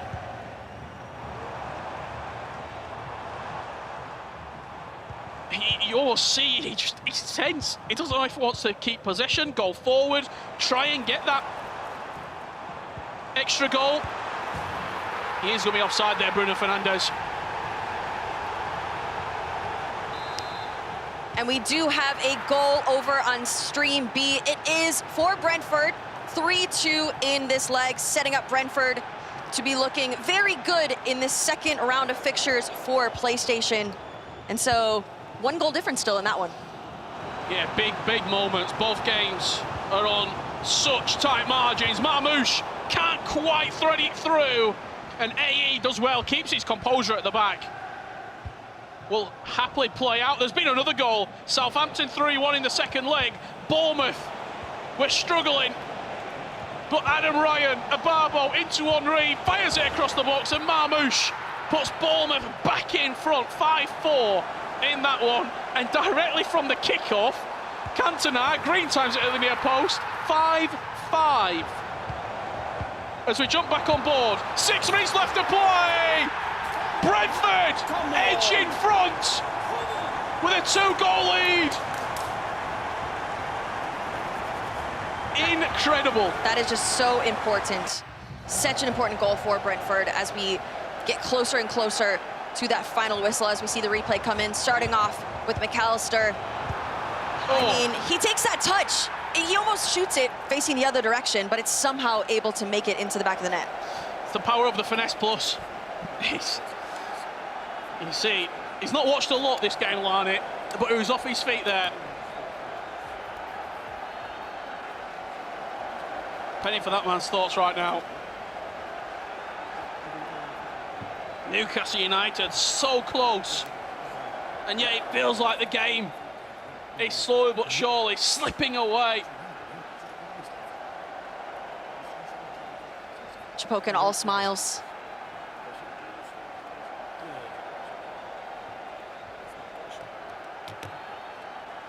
It's the ePremierleague for you. It's the best players, not only from the UK, but all around the world as well, coming to battle it out. £100,000 in prize money. The E-Champions League qualification, the FC Pro World Championship qualification. It's Brentford and Newcastle United going head-to-head in a game that neither team will be quick to forget. It will live long in the memory. 7-5 with 5 minutes left to play. It's going to be tough. It does seem unlikely unless we're able to get a goal here very quickly. Does Couldn't quite get there. Yeah, Trent on that occasion managed to just get back in front of Marlon. It was a lovely pass down the wing as well from Jamie Carragher. Fresh off the bench. Cole Palmer twisting and turning. But it's going to fall Brentford's way, and with only a few minutes left to play, if he was clever with possession, he probably sees this game out, but he's given it back and he's given Newcastle a chance. And AE finds the bottom corner with a finesse shot. Is there time? Give him the ball. Is there time though? Surely there is. There's always time. Just look at that. He gave it away on the halfway line. It was in transition. Players were all over the place. It's a dream-timed finish.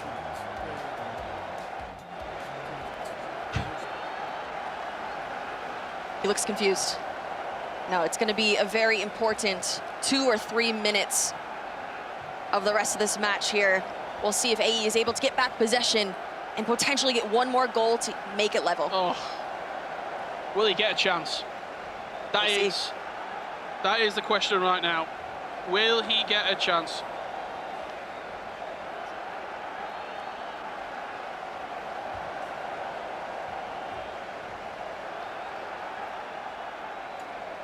I'm silenced because just the pictures are doing everything. You can just see it's head in hands moments for all of the players who aren't holding a controller at the moment. Shaking of heads. They don't know what to do. They don't know what to think. I mean, this is exactly what we love about knockout football, because at this stage, if you lose, you're going home. Yep. This is the end of the road for you in the ePremier League, and that is not the situation you want. Probably for your season. Right. there's not that many available tickets into the FC Pro World Championships. If you're not going to do it through a league, unless you've been outstanding throughout the season, playing in the tournaments online and making your way into maybe a play-in position, it's not going to happen for you. And for a lot of our competitors here, it's make or break the ePremierleague. Yeah, you have to put on the best effort that you possibly can because everything is online, especially you're playing for a prestigious club here in England. You're trying to represent them well, represent your teammate well, everyone back home. How much added time will we get? That's the question. It's going to be +2. He's holding the ball in the corner. Has he done enough? Great feet from Chapokin as that time ticks down. He's going to watch every single replay. He's going to watch all the cutscene. This will eat at that clock. And I think Newcastle and I think AE knows that he's not got enough time to get one more goal in this game. It's going to be a short corner played. And you imagine this ball goes right into Rosie. Brentford have done enough. They will be progressing into the next round of the ePremierleague. Incredibly tight affair. Newcastle and AE with a heroic effort. Zakhtar in the first leg, that game finished 4-2. But in the second leg, what a game between Chapokin and AE. And you just heard an absolutely meteoric shout from the B stream because this round of chaos has not finished yet. Southampton at 5-5 have edged in front. What a performance this has been from Michael Fisher. What a goal. That was in the 88th minute.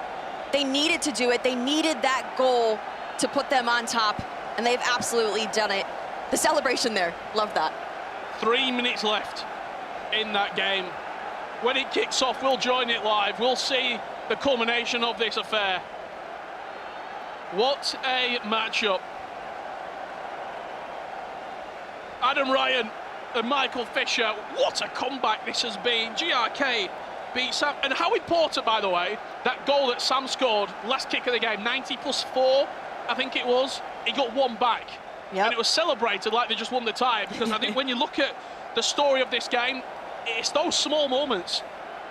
The difference between a 2-goal deficit and a 3-goal deficit is huge when you're handing that controller over to the next player. Yeah, it's so important in terms of confidence and momentum, giving your teammate the best possible opportunity to come out on top in that second leg. And so I think that that was vital in terms of giving him a good shot in this one.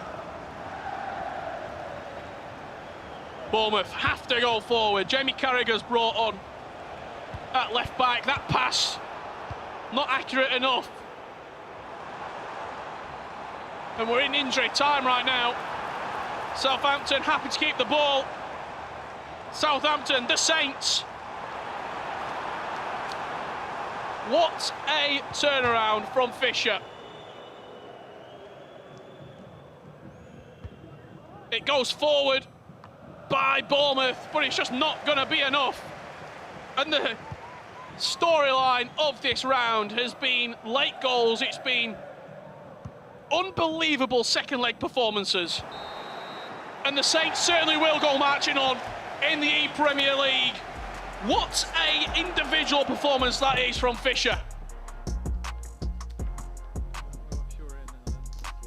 Absolutely incredible. The ePremierleague once again delivering.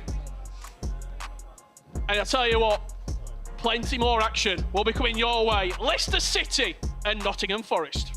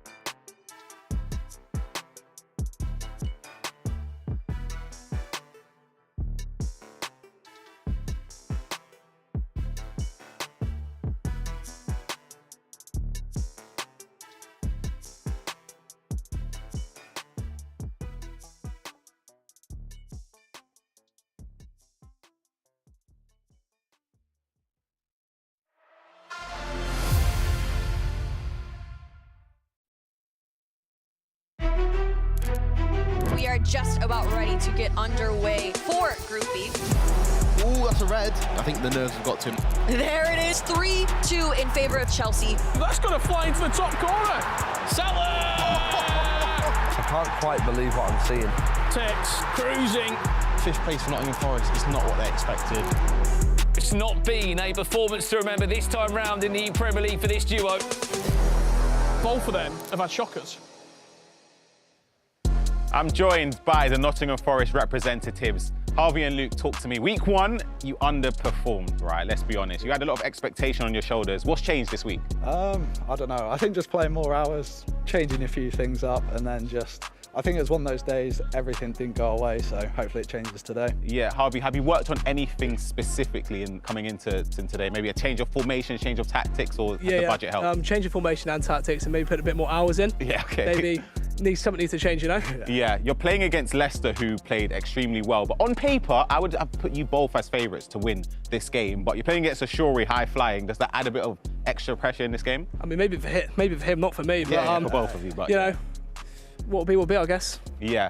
My last question going into it, of course, in your first ePremier League, you performed unbelievably well. There weren't really eyes on you to go as far as you did in the tournament. Yeah. Now you had pressure coming into it. Do you feel like maybe that's why the first or the group stages didn't go as well? I think a bit, but it's more, I think, pressure from ourselves rather than other people, because we knew we were at level to challenge. And obviously other people thought that. But yeah, 100%. Just things didn't click on the day. Maybe we're trying to be too frantic, going for feeling like we have to win games now to be at the top. But yeah, different mindset today. Of course. I wish you both the best of luck in your game. Let's head on over to the host desk.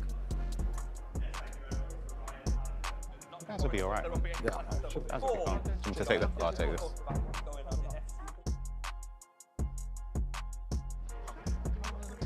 What a promo that's just come out when you look at a lot of these promos in game. FG, do you want to get a mic that works, Mike? I don't know what's happened there. This is the Richard Booker show now. Let's have a look at his promo in game right now. It's been a while. What I actually was saying, if any of you can meme at home, is we're having a look at the FC25 promo right now, the current promo which is available right now in game. And look at some of these items as well. I'm looking at the Arsenal player there, 93 rated. Yeah, and this is all celebrating sort of the Champions League. You look at the European competitions as well, the Conference and the Euros, and it's just quality everywhere that you look. And I've got to look at that Europa League item. Archie Gray. Look at the stats on him. That is honestly ridiculous. Double play style, 92 rated, Archie Gray. Firstly, what a player he's been for Spurs so far, but he's incredible. And then, of course, who can ignore the heroes and the icons available in Team 1? Yeah, absolutely. Some unbelievable players that have played in the Premier League. He had a position named after him, Claude Makelele. True icon of the game, and I'm sure you can see it there just underneath. This is only Team 1. We've got more players coming throughout the course. Come, indeed. Let us know in the comments of the Twitch section if you've managed to get any in your ultimate team. Now we're going to take a look back and we're going to have a look at what we have just seen, and well, no words for it, because this is absolutely the definition of what this tournament is all about. We saw everything. Especially in this game, it was a moment where Newcastle ended up taking the lead. But this is the game we want to focus on first from our B stream. And the story of both of these two games is you've got to keep the first leg competitive. It was 3-0, and then he scored that late goal to go 3-1. When you look at the Newcastle-Brentford game as well, he kept it competitive all the way throughout AE. That was the goal, to put him within distance, and final few moments, he just saw it out. But have a look at this. This is scenes. Eric Cantona, near post strike, 6-5, and look at that celebration. And the Saints go marching on into the next round. Let's take a look at the bracket as things stand right now. It's starting to take shape here. If you're wondering about the 4 teams that are not in action, they're in action tomorrow because they're already won their groups: Ipswich, Brighton, Manchester City and Liverpool. But we've got 2 fixtures already. And I'll tell you what, both Southampton and Brentford will be looking at each other going, this is a nice time. We fancy this. When you just look at all the players who are in this tournament, they will look at each other and go, I fancy that. And Brentford will also go, I fancy that against Southampton. There's a quarter-final there in which it's a real big opportunity to go into a top 8 of an ePremier League. Yeah, it is, absolutely. I mean, one team that are also in action, we've heard from Nottingham Forest, but now let's focus on Leicester City, shall we? Oh, adrenaline. Like, absolute. I enjoyed that so much. That's a 1-0 lead, and Shawley takes it just before half-time. To be fair, it's fair that no one had us down to, because we literally were 20th seed. We just wanted to have fun. Yeah. Enjoy the experience, taking everything as much as we can, and hopefully the results come. 3-1. It's great to just be on that stage, you know, the stream on, the lights on, and I was sat there not feeling nervous, which was just, I mean, the heart was pumping in the first game, I'll say that, but once I settled into the day, I just had a smile on my face and just was enjoying the whole thing. And he goes 3-1 up, and it looks to be 3 points. Come the knockouts when it's me and Shawty and we're having to team up, like, the chemistry is there, like, and at the end of the day, that's all that really matters. Recycling possession into Son, outside the right boot. Shawty has come to play at the EPL 2025. Going into this one, you know, it's straight knockouts. It's not like going into a group stage where, you know, you've got a couple of games and, like, you could lose one and then you could win the next and stuff like that. Like, this is literally now just straight in. We got to turn up and stuff, but me and Ruby are going to keep the smiles going, and we shall see what happens. I think we'll just go with the same approach, to be honest. Like, because if we start like changing our approach, then all of a sudden we start changing how we play. I trust Shawty, Shawty trusts me, and that's all we need. Well then, more knockout FC to come here at the ePremier League. Myself, Brandon Smith, and Redlat joining me for this one. Someone who used to play for Nottingham Forest in the Premier League. You were part of some of their best runs they've had. Now you're going to be watching them from a side. I mean, it goes without saying, we need to see a better performance from Luke Downing and Harvey Walters. They won 1 game from 8 3 weeks ago. Do you think we're going to see a better duo? We have to. 3 points out of 24, Brandon, it's not acceptable. They've been working hard and they'll be back today, hopefully, even better.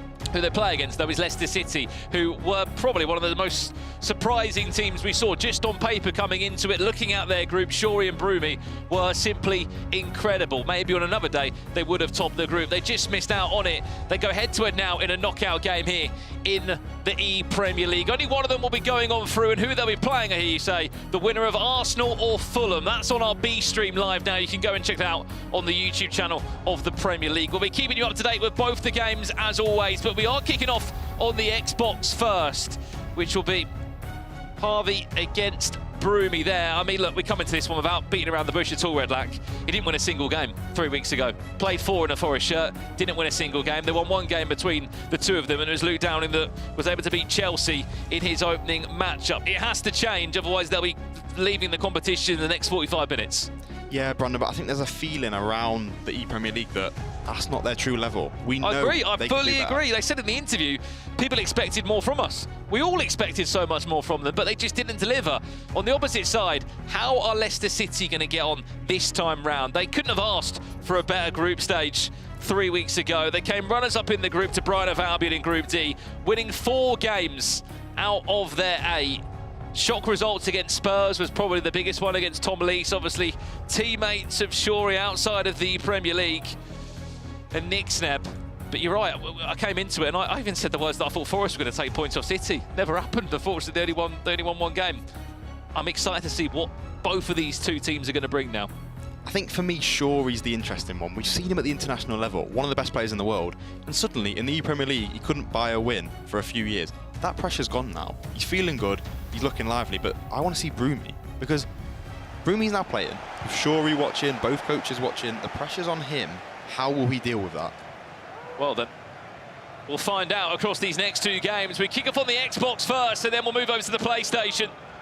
It's an aggregate scoreline, which will determine who will be going through to the round of 16, the next round of knockout play.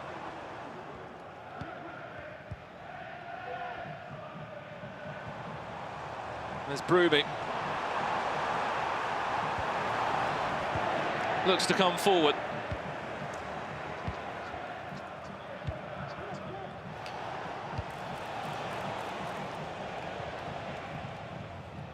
Brandon, one thing we didn't mention, a local derby in this game, Leicester versus Nottingham Forest. It's big for both teams. Leicester coming second, shocking people. But then if you go out at round 1, Brandon, it means nothing.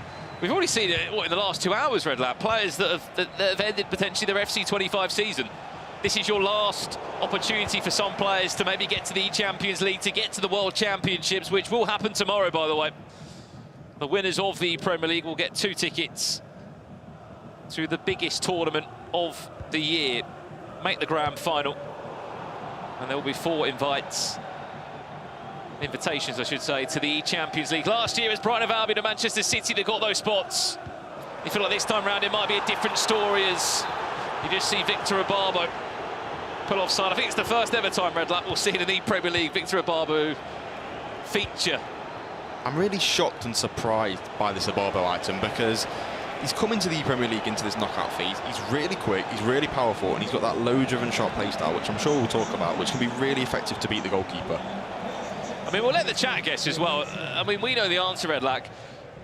A question for you at home, watching right now, we can see you. Who do you think was the most chosen player in these ePremier League drafts? At 30 million coins with the budget, drop a few predictions or guesses in as that time Green Chavella comes in. It is blocked by the defender in a Forest shirt. But who do you think is the most picked player? All I'm going to say, it's a defender. Well, technically someone who could also play midfield. Did it surprise you? Yes, I think the budget comes into it. But I'm not going to spoil who it is, but I think the budget is the reason why this player is just straight into everyone's team. Well, another hint for you, he's just over 200,000 coins, and he was in the FUT birthday promo, if that gives you any more clues, as Tim Howard's very nearly puts it into his own goal. Known so good for saving with his feet, long ball over. Can't quite find the on-rushing defender there. And, I mean, look, you used Tim Howard first-hand last weekend in the MLS, Redlac. He's good, and he's very keen to use his feet with the traits that he offers, but on that occasion, he put it into his own goal. Yeah, I think he's really good, especially with the options we had over in the MLS. But 32 people in this tournament using Tim Howard and only 8 using Petr Cech. There's a clear favourite here in Howard with that save with leg play style. And I think it's really effective against that low-driven shot. McAllister fancies that one! And why not? 30-plus yards, just drills it into the back of the net. And it's Forest who have edged just in front. 23 minutes into the game, there's still a long way to go, but this is already much better than what we saw in the group stages. Brandon, I really don't mind that. A pass across the box, a touch out the feet and a shot across. The goalkeeper's nowhere near it. Goal for Arsenal by the looks of it. We jump across as Arsenal find themselves 1 goal to the good over there. They take on Fulham over on the B stream. We'll be keeping you up to date with how that match unfolds as RSD is able to open up his account against Lo Griffey.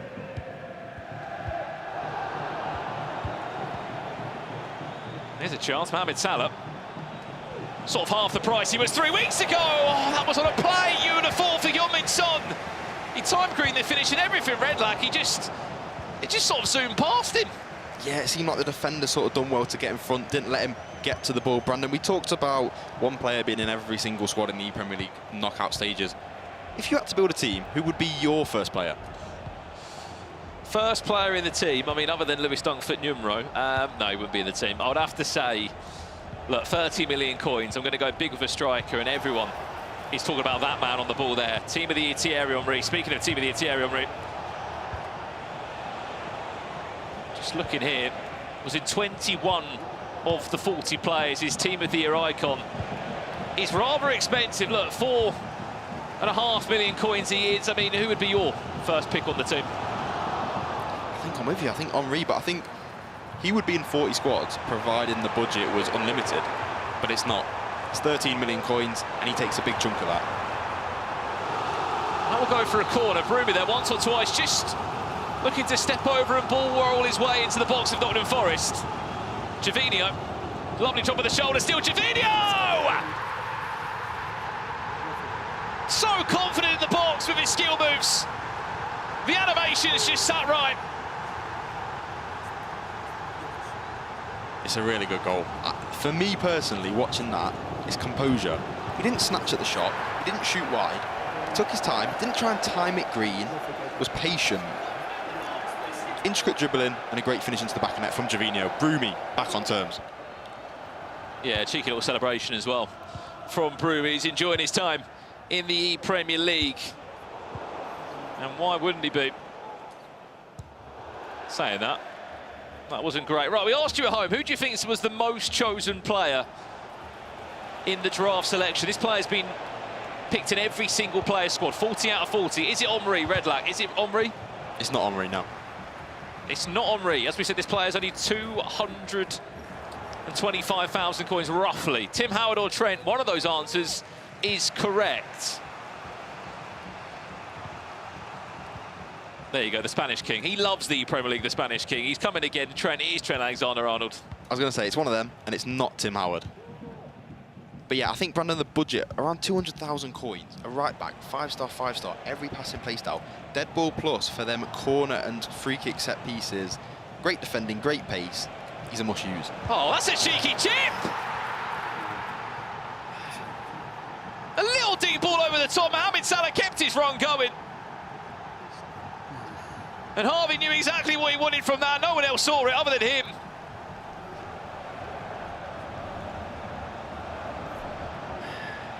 It's a great ball over the top. It's Bruno Fernandes, not track, Mo Salah scores. And I think the main thing about that, we saw the replay after the goal.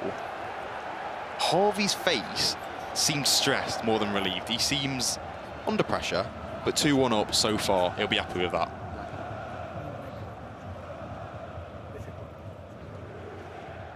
Well, we've been joined by a guest in the commentary side of things here. It's Manu Bature, who is representing Liverpool this year, his first time in the Premier League. Manu, I mean, look, you've got the chance to just sit back. I wouldn't say relax, but you've got the chance to sit back and chill out today and prepare for tomorrow. What have you made of the knockout stages so far, and how's your ePremier League journey been? Thanks for having me. No, I've been watching. I think the last game of fixtures was a bit more exciting than the first one. But for the first one, I think the final is going to be, or like the mini final is going to be crazy one between Spurs and Palace. So that'll be one to watch for sure. Last one was also great drama, last minute goals from Southampton. And now I think we've got 2 very exciting games as well, so I'm looking forward to watch. Yeah, of course. We don't know who Manu Bature is, a former world champion. His first time playing in the Premier League. He was involved in the Dutch Eredivisie last year. I mean, looking at your group stages, happy, 19 points. Obviously could have went fully unbeaten if you really wanted to, but look, you can't moan at that. You're in the quarterfinals. You're 2 wins away from ensuring that you're in the E-Champions League and maybe going the full way. Yeah, we'll leave the unbeaten for tomorrow, hopefully. But yeah, first in the group is always nice, especially in terms of seeding. I think if you have to play today, it's of course extra bit of stress and an opportunity for your opponents to find out a bit about you. So it's good that we're playing tomorrow, and yeah, can't wait. How impressed were you by the duo? I mean, look, they were spoken about a lot, Redlac, Lex and Manu coming into the Premier League. I'm sure a lot of the Premier League players weren't happy about it. They topped the group. They were one of the few teams that picked up 19+ points in the group stages. Were you happy with their performance? Yeah, I think they were really good. I think Manu, an ex-world champion, was expected. I think there was questions about maybe Lex on the Xbox side. Is he new to the Xbox? But performed really well. Both players get into that first spot in the group, into the quarterfinal, so it's really good. Manu, I've got a question. What were your thoughts on Nottingham Forest coming into this? Were you shocked at their performance in the group stage? Well, of course, I've seen them, seen their results online, and they look good. And I think there was a Community Cup in the UK as well, which one of their players won. So I thought they had a great chance to be at least second in their group. And I also talked with a few other coaches and players, and they tipped them as one of the underdogs. So I was really surprised to only see them pick up 1 out of 8 wins. And yeah, I think they got a lot to prove today. They started off well, I see, with 2-1 up against Leicester. And I think if they find the right form, they could definitely be a threat to whoever in this tournament. Obviously, you don't play the winner of these 2 games in respects to Fulham v Arsenal on our B stream or Nottingham Forest Leicester. You'll be playing one of the 4 teams of Aston Villa, Everton, West Ham, Wolves. I mean, there could be another Merseyside derby there. I mean, you enjoyed the last one you played for Liverpool. It was pretty routine for you. Out of those 4 teams, do you care who you play in the quarterfinals, or you'll just take anyone? Well, at this stage of the tournament, of course, you cannot pick opponents. But yeah, of course, we already proved we beat Everton. So yeah, that will be, of course, a game where we would have more confidence. But the other 3 haven't played yet, so I don't think it matters that much. As we turn our attentions back to this game, Forest 2-1 up. They only won one game in the group stages. We already said that we expected so much more from them. And they have looked a lot better, it's safe to say. Yeah, they're looking strong. I think this game is huge because it's a second seed versus a fifth seed. But if you thought about it, you'd think it was the other way around because Leicester overperforming in my eyes in the group stage, looking really good, playing with freedom. And I go back to Shuri. Manu, you'll know about Shuri's international performances. Now suddenly, what a finish. Heung-min Son cutting in from that left-hand side with that finesse playstyle plus. Harvey Waters with a 2-goal lead. Well, look, we knew the finesse plus playstyle is always causing problems. He said to Ryan Pissarro as a joke that I've actually been putting a few more hours into this game. I think it's clear to see, but as soon as you isolate Heung-min Son in this area, Manu, you know what's coming your way. Yeah, you got to be alert. Of course, Broomy in this case wasn't, and got immediately punished. I think it's very important for the confidence of Nottingham to be getting through this game, and both the guys play a good game going into the next round of the tournament if they get there. But that's the most important. But I see them as the favorite to win this game. I think it's important to highlight the ball roll there. That's what got the angle for the finesse shot. It wasn't available until the ball roll was brought into play. Really good goal from Harvey Waters, and that's just a glimpse of the meta in FC25. I think also you cannot count out Shuri for the second game. He's shown in the group stages how good of a player he still is, although people maybe didn't count him in doing that. But yeah, I'm sure he will have plenty of confidence going into that game, knowing he can pull back maybe a 2-goal deficit, or maybe it's going to be 4. Who knows? Hello, Moise Caicedo. I mean, should never be volleying that in from 35+ yards, but why not? Right, update over here. What's going on in this all-London game? 2-2 now becomes 3-2. Low Griffey leading that one with 21 minutes left on the clock. Again, remember, aggregate scoreline here in the knockout stages of the Premier League. I think Fulham has a great team. Especially with the PlayStation player. I play with him a lot online practicing, and I think they could be a threat to Nottingham or Leicester, whoever wins this game. Do you like the format change as well of the aggregate scoreline? I'm used to it. It was like this in the Netherlands as well. The only difference is that back in the Netherlands you could always choose to play first or second. That was totally your own decision, and then you kind of build up that routine or tactic throughout the regular season. In the ePrem, of course, it's already determined before the game starts if you play first or second. Personally, I always like to play second because, yeah, it's then in my own hands, and for some reason I play better then. But yeah, there are a lot of players that prefer to play first. Format, all in all, I think, yeah, it's good, but I think maybe like a best of 3 would also be nice to watch. What is it about the second game that you prefer? Just because you know what you're coming into compared to the pressure of you feeling like you have to get a few goals up for your teammate? Well, I find it sometimes hard to play like the first game and maybe not having the result you want in that, but still not being able to push like you normally would do, because of course you need to give your teammate a good position to play the second game. And I think when you play the second game, you know exactly what the current situation is. You know if you can go all out and press, or if you can relax a bit more and just, yeah, after your game it's done. So if you're up, you keep that 1-goal lead and don't need to push for one more. Again, keep your questions coming in for Manu, representing Liverpool this year in his first ever ePremier League. He's in the quarterfinals tomorrow. Next goal is huge in this game. I think if it goes 4-1, it becomes a very difficult task in the second game. If it becomes 3-2, then there's all to play for again. Just even a goal here, Red. Like you're going into a second leg with just 1 goal. It's nothing, is it, in 6-minute halves? No. Even 2 goals. I think if you're Harvey, you take it. You take the result, you trust your teammate, because as Manu will know from playing in the Netherlands, it's all about trusting your teammate, respecting what he can do in the opposite leg, and Harvey's done his job here. It's just up to Luke, if it stays like this, to pick up the win. Victor Abarbo might have something to say about that. Huge goal, huge goal. That goal there, regardless if another one goes in this game, it sets up the second match perfectly. I think for Shari the next game is going to be like, so I said it's better mentally than it's for Luke, because Luke just in his teammate concede 1, thinks, oh no, maybe you should have been up with 2, Then Shari gets the next goal in the first game, or the first goal next game. He's drawing, got the momentum, and I think Leicester, all in all, mentally, it's got the advantage now. Well, you saw the reaction there of Harvey Waters on the opposite side of conceding that. We apologise for any unsavoury language there. You could just see the frustration of a scoreline that he would have wanted to take into that second game, Redlack, of a +2, a bit more of a gap for his teammate. Now it becomes just a +1 scenario, and that can flip in seconds in a second leg. Yeah, we've seen it over on the B stream between Southampton and Bournemouth. It was 3-0 to GRK. Last kick of the game, Sam Brewster gets one back. It changed everything. Michael Fisher flew into the second leg, got a goal 4 minutes in, and all of a sudden, it's only 1 goal behind, and he won the game in the end. One more goal maybe in the last 4 minutes. I mean, I'm all for it. I think if Leicester now get the ball back, they'll play last attack. 3-2 is a good result for them, and if they get 3-3, that would be totally ideal. But this is a huge attack for Nottingham now. Salah on the ball.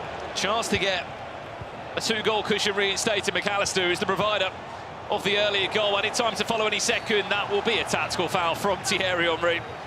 We're hearing as well, full-time result in game 1 on the Xbox from Fulham against Arsenal. It's a 3-2 lead for Fulham. That was Low Griffey beating RSD 3-2 as we load up the PlayStation. Last attack of the game. Marmouche. It's an important one, Manu. Yeah, I think it's going to go slow. He wants to make sure it's the last one and he can't concede after. And yeah, I think now's the time to go with Caicedo. Go forward, go forward. He doesn't. Dispossessed. Referee, will you play the extra chance? No, that will do us. The halfway point, and look, both games are perfectly poised. Only a goal between the two. Forest are 3-2 up on the Xbox, heading into the PlayStation, and Fulham 3-2 up against Arsenal. Look, we've seen some tightly contested games here at the ePremier League already, Redlack. We've seen games that have been blowouts, 5-0s, that have finished 9-3. We've had the 10-5 matchup that Crystal Palace were involved in with Manchester United. 1 goal between the two is nothing. I think you're completely right. I think that 1 goal is fine. Both teams will be happy with that. Shuri has got a lot to do, but it's possible. We've seen some games where it's not been possible after the first leg, and that's just not good for the team. Well, look, we have got Manu here with us. He's playing tomorrow. Let's have a little look at his team that he's using in this 13 million coin squad. I mean, we've already said Trent Alexander-Arnold, the most picked player. He's in every single player's ePremier League team. What are some of the biggest changes, Manu, that you had coming into this? Because you've been given 3 million coins more budget. Players' prices have naturally dropped. Foot birthday has come into play. And talk us through some of your squad selections here. Well, as you said, 3 million extra, the price has dropped, so this allowed me to get Rodri in the team, which for me is the best midfielder in the game. I used him also online in the FUT Cups, so that's for me the biggest difference, the added strength to the midfield. The front, I think Heung-min Son and Marmouche with that upgrade got the right play styles, just are insane right now. So I think last time I had Foden in at the left wing, but I didn't really like it. But yeah, for that budget, I had to sacrifice 1 position. In this team, I didn't have to sacrifice 1 position necessarily. The only one I'm not really sure of is Kerkers, but the alternatives right there are just not any better. Looking at that, Redlack, in terms of the perfect formula for an ePremier League team, if you were building your team here, what's important that you would have in terms of the play styles? Like, how many finesse plus play styles do you want? How many power shots do you want? What sort of attributes are you looking for, mainly in your front 4 technically? Winger, 2 strikers? I think 2 to 3 out of the 4 attackers, I like finesse, because you can sort of use it as bait. If you don't take the shot, you can take another angle with a normal shot across goal. But I like the team, Manu. I think I would have gone for Henry up front. I like that finesse on him. I was using him actually 2 days before this, but then I tried the new Son with the upgrades, and I thought, like, okay, this is the card, and it allows me extra budget on the other way on the pitch. Yeah, it's really good that, I think it's really good that it locks. You have to sort of decide on a team in advance and then lock it in at the price, because, you know, the market, the prices change, but with that sort of lock-in date, it makes the decision-making so important. I was talking with Emmer about it, and I said to him, like, every time you submit the draft and you see the other drafts, you're thinking, maybe I should have gone something else. But yeah, in the end, with any draft you submit, you have that feeling, because in this case, for example, Ibarbo is someone I didn't choose, but when I play against him, yeah, I suffer a bit. Well, the baton has been passed as we move from Xbox to PlayStation. Shuri against Luke Downing. Luke Downing involved in Luton Town's incredible run last year. Some questions coming in for you. I mean, Diogo Jota is very well known at Liverpool Football Club for being very good at this game. Have you had a chance to play him yet? I had to play him actually in the game to represent Liverpool at this tournament, the final. I did beat him, obviously, because I'm here. But yeah, nonetheless, he's really good. I think if I played against him and didn't know he was a pro footballer, I would just think he's a pro player. He's one of the few players, and I think Cole Palmer could be in this scenario as well, that, you know, they'll play in $100, $200 FC25 Pro Cups. They absolutely love competing. And just back to the point, in case you didn't hear what Manu said, Diogo Jota was trying to be at this tournament. He was in the ePremierleague qualifier on his console side, and Manu had to beat him to get to this scenario here. I remember hearing about that, and someone was saying, you know, there's a chance here that Diogo Jota could qualify, and I'm thinking, he could, but there's also a world champion that stands in his way. What was the score in the game?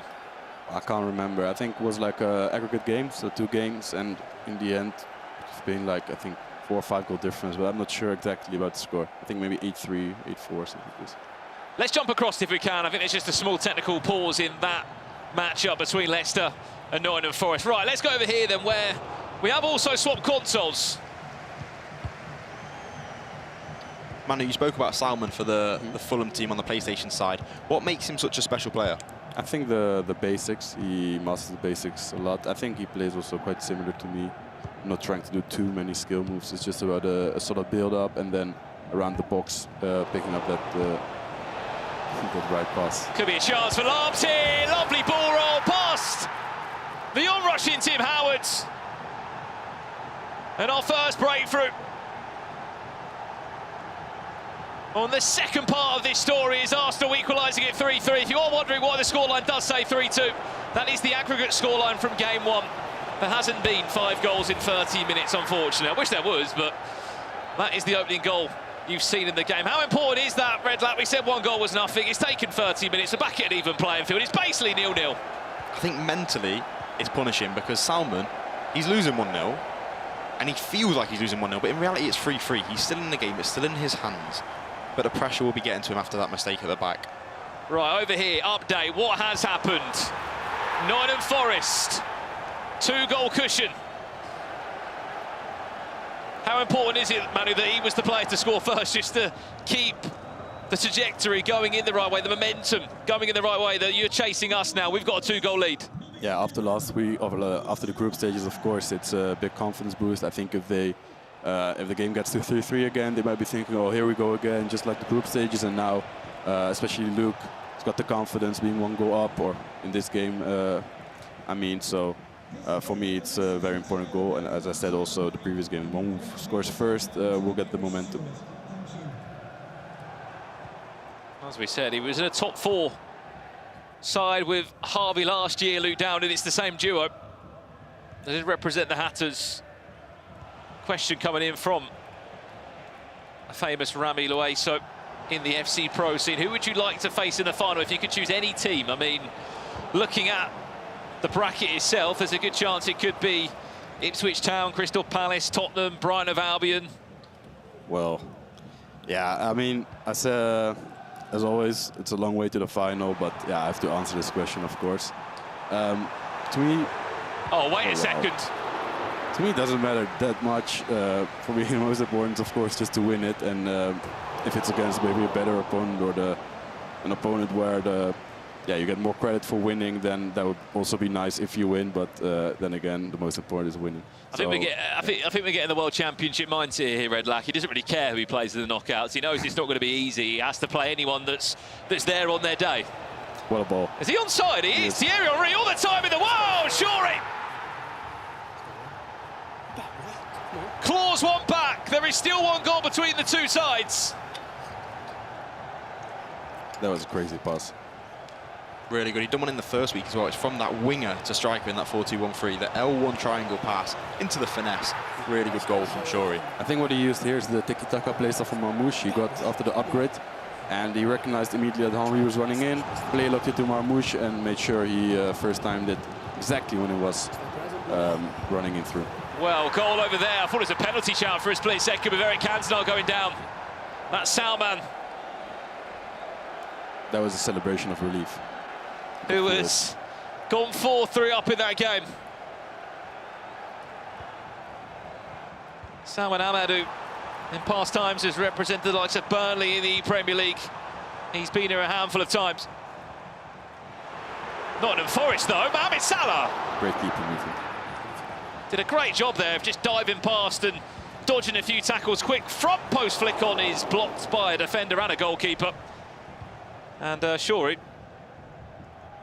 hanging on there to a scenario where he nearly finds himself 5-3 down. Marmoush. Chance for Leicester to equalise. Bruno Fernandes. It's a clever idea there with the ongoing run. I think it was a Barbo just trying to pull away from a defender. Yeah, he used the player lock feature there, trying to get a bit of space. Didn't work out in the end, but as Manu said, you can't pick and choose who you're playing at this stage in the competition. So, world champion mindset, just got to beat who's in front of you, really. I mean, a question to the chat. Who would you like to see in your ePremier League final this year? We've had some incredible finals in our time. Going back to 2019, where Liverpool played Manchester United, to even just last year, Brighton of Albion taking on Man City, in which was a really close grand final in this very studio. Oh my, what a game this is, by the way. Is it 4-4 now, Arsenal? Heung-min Son in an Arsenal top, doing things that you would never see. I think one thing English players are known for is their skill move ability. Also, when you just saw the chance that Luke missed with the McGeady cancel 2 times, I think, and it was just crazy. But yeah, the most important skill, I would say, is the composure in front of goal, because it gets you the goals in the end.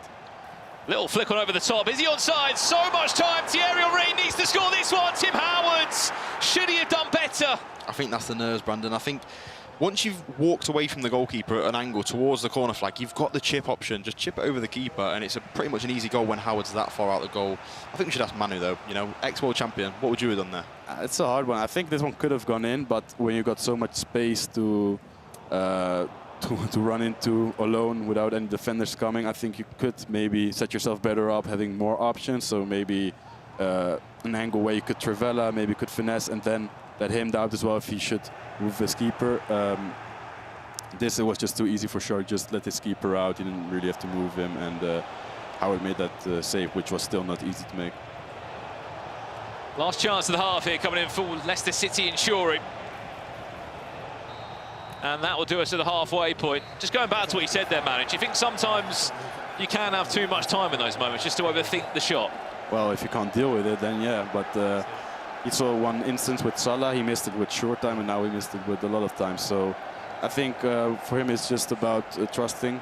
I think these are chances that he usually finishes, and now maybe overthinks it while playing at LAN or in a stage like this, also where Shuri is chasing him, knowing it's going to be a big goal if he gets that 2-goal advantage again. And yeah, as long as he doesn't take his chance, you know what they say. We asked you at home for a few predictions of who you'd love to see in the final of this year's ePremier League. Tom beat Shuri. I mean, look, they went head-to-head in the group stages, and there is a world where they could match up again in the grand final. They're both on opposite sides of the bracket, but remember, Spurs have to play Crystal Palace. Leicester City beat Man City. Oh, that's not going to be possible, unfortunately, because they're both on the exact same side of the bracket. I think they could actually play in a quarter-final, though. Yeah, they can. I think that's what it is, Brandon. Tex versus Shuri, that's what they want to see. I mean, that could be a quarter-final coming up tomorrow of how the bracket currently sits. Man City will be playing the winner of these 4 teams in front of us: Arsenal, Fulham, Nottingham Forest or Leicester City. Keep your predictions coming in of who you'd love to see in this year's ePremier League final. How big is it to win this tournament? Not just for winning the ePremier League, but for your season, personally, selfishly. Like, it sets you up perfectly, doesn't it? Well, it's all or nothing, so if you don't make the final, your season might be over already, and if you win it, then you qualify for everything immediately. You have a lot to play for and a lot of titles to be won. Here's Forest now. Heung-min Son! 5-3. Did a good job there, Redlac, of sort of then recycling possession back out and then finding another way in. Yeah, really good, finding the angle for the shot here. Just sort of flirted with the chance to shoot with Marmoush, avoided that, passed to Son. I think there's a bit of goalkeeper movement. Howard locked into position, so an open goal for Luke Downing. I just feel bad for Leicester, Brandon, because coming second, they shouldn't be playing a team like Forest. What is going on over here, by the way? We're only just moving into half-time, and Fulham are back in front, 5-4 they lead. We'll keep a close eye on that one. If you do want to follow it live, it is on the B stream. You can find that on the YouTube channel of the Premier League for full coverage of that game. Forest on for a sixth.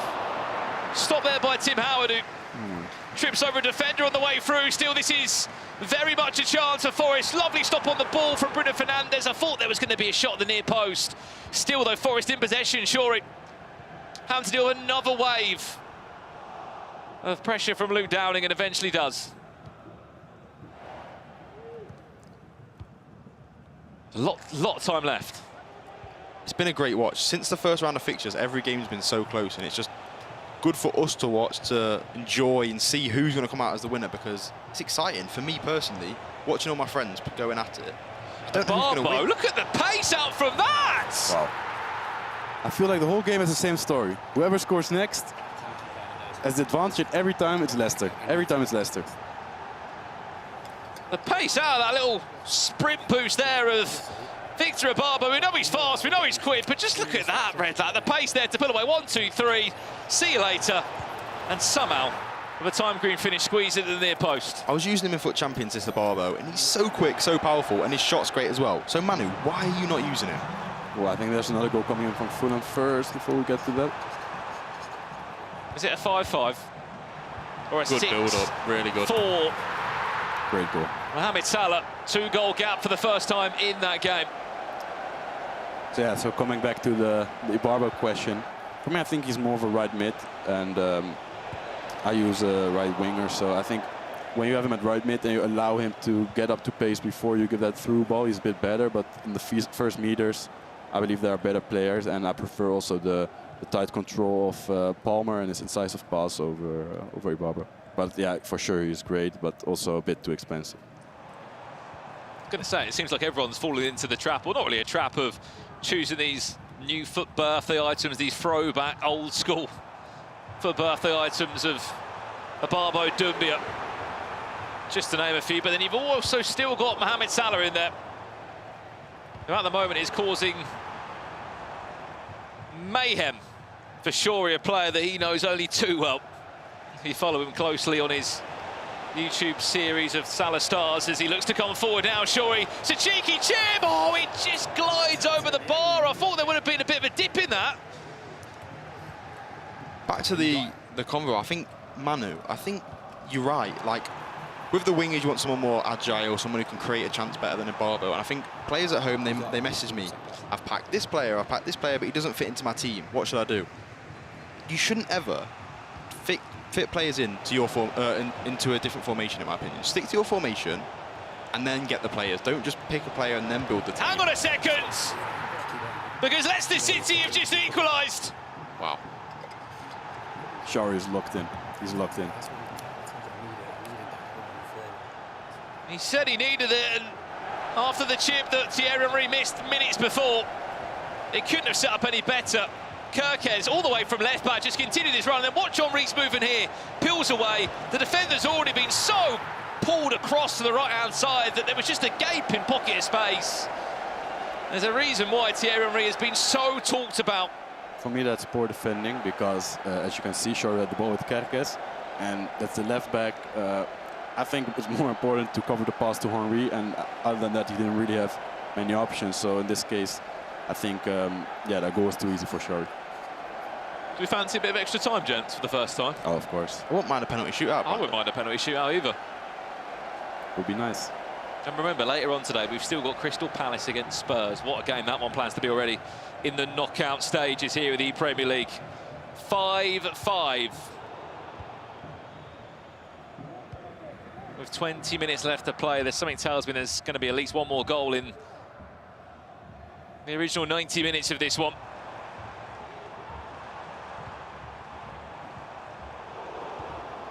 Hearing an update as well, Fulham have scored again. That means there'll be a 3-goal cushion. That's Salman Ahmed that is doing his job there to ensure that Fulham will be going through. They'll be playing the winner of this game here. Keep an eye on that run there of Henry. Overlapping on the left-hand side. Does he need another option? He's in a running race with Erling Haaland. A couple of ball rolls. Waiting for maybe a through ball. Still just delaying it. Brilliant close control dribbling there from Lou Dowden. And there's a reason why he's in so many teams. Trent Alexander-Arnold doing the defensive duty there. And giving Shorey another chance to attack. Didn't last too long. I think what's important for Shorey is now to keep the composure and not get lost in the adrenaline from coming back already. He still needs to score one more goal to win. And oh my days, what's the ball? It's Aubrey onside. Chance for Shorey! The keeper just moves to the side and it was a gaping goal. Who gave that pass? Was it Ibarbo? I think so. Wow. It's them two wingers. The first time L1 triangle, I'm sure we'll look into that. Wow. I'm in shock. Look at this again. Ibarbo back to goal. First time left foot. Keeper movement. Well, maybe he's not just a very fast foot birthday item to bring some nostalgia back. He's actually a very usable player who may have just assisted the goal of the game. 2 goals down he was in the aggregate scoreline, Shorey. I think you said it best, Manu. We know the quality that Shorey has. We didn't see him in the ePremier League last year. He didn't qualify when he went for Luton Town, I believe. The year before that, he was teaming up with Gango at Fulham. He could be playing against Fulham in the knockout stages in the next rounds. He really has come up in these last 3 weeks, back to the level that many know he can deliver to. I think what helped him is that there were no expectations. So after not qualifying, of course, nobody expects him to be back at his old level. And I think now he shows that without any pressure, without any expectations, he can still perform to that level. And from what I see, it's also more a relaxed approach from him. He's constantly talking through the game with his coach and doesn't seem so nervous. Of course, he also has the experience from playing international lands and stuff like that, but it's still not easy when you didn't play a land tournament for more than a year to come back and perform like he used to. Well, full-time result, I'm just seeing to the right-hand side of me. It is Fulham that have knocked out Arsenal. Fulham will be going through to the next round here in the Premier League as that chance, once again, nearly falls to Thierry Henry. And hashtag House fans, I'm sure you're watching this right now and cheering on one member of the hashtag House team. Let us know in the chat how much you are enjoying this ePremier League journey and certainly the performance that Shorey has been able to put on. He is 4 minutes away, just under that, from sending Leicester City into a match against Fulham, and it's Nottingham Forest who've got something to say about it. That 6th goal from Shorey was huge, a really good goal. Again, apology if you did hear any unsavoury language, but that's the passion from Shorey. He's come all the way back from a losing position, now in a winning position with 2 minutes to go. And I find it so interesting that Shorey was really good on an international stage, and then for a few years in the ePremier League, he couldn't buy a win. All of a sudden, that pressure's come off his shoulders. He's being himself, and he might be winning this fixture. 2 minutes away from an unbelievable turnaround for Nottingham Forest. It won't be their year this time round. Top 8 previously. A long way off the performance that they would have expected from themselves. Doesn't need another goal, just needs to manage this game. Leicester City go through. The dream story continues for the Foxes, and they will play Fulham in the next round of the knockout stages. But we are not done yet. We are still such a long way away from finding out our final 8 for tomorrow, as next up, Aston Villa take on Everton here, live at the ePremier League.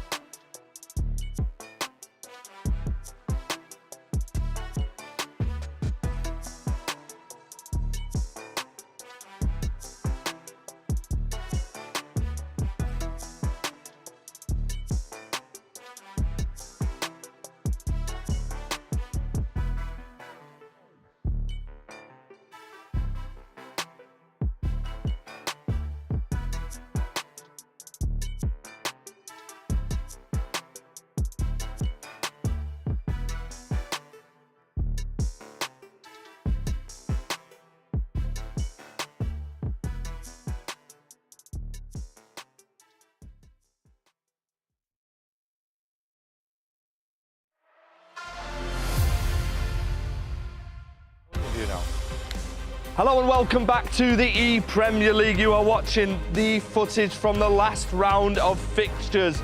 What a comeback it was by that man on the screen right now, Shorey, and of course for Fulham, who booked their place into the next round. Sorry. And joining me at the front are two players who are in action very shortly. Let's go back, shall we, to the first week. I mean, listen, we've got to. How did you see things going from your side last time? Well, obviously not fantastic, but the format's new dawn, it's a new day, and nothing really matters from the old the group, so just got to take this game as it comes and one at a time, really. It's a new dawn, it's a new day. Yeah. I feel like you two have got really good chemistry between yourselves. Like, you seem to be enjoying playing alongside each other. How do you assess the game coming up? I think it'll be a tough battle, but I think we've got to back ourselves in this game, to be honest. I think me and Jack are both more than capable of beating anyone in this competition, so yeah, we definitely back ourselves here. What are you both like as partners? So, like, essentially, are you putting more pressure on yourself to make sure you don't let him down, or is it? Nah, I mean, I've known him for 2 years, innit? Like, I trust him, but at the same time, you always want to give your partner a good platform. You don't want to give him a deficit or whatever. So it's one of them where you've got to manage the tie as well as your game individually, but I mean, it's FIFA, and it's playing. I hope it takes care of itself over the 2 legs. Well, listen, all the best to you both. Cheers, You'll be up next in a game against Aston Villa. But for now, we're going to head over to the analysis where Red Light is with Ryan. Thank you, FG. As you said, our analysis joined by Redlac. Entertaining games in the previous round. We're going to take a look at the bracket as it's starting to take shape. We're going to see the teams starting to get into the knockout, or further, I should say, into the knockout bracket. We're still looking for those final 2 teams, and we'll see that in this round coming up. Aston Villa up against Everton, West Ham up against Wolves. Speak to me about that game.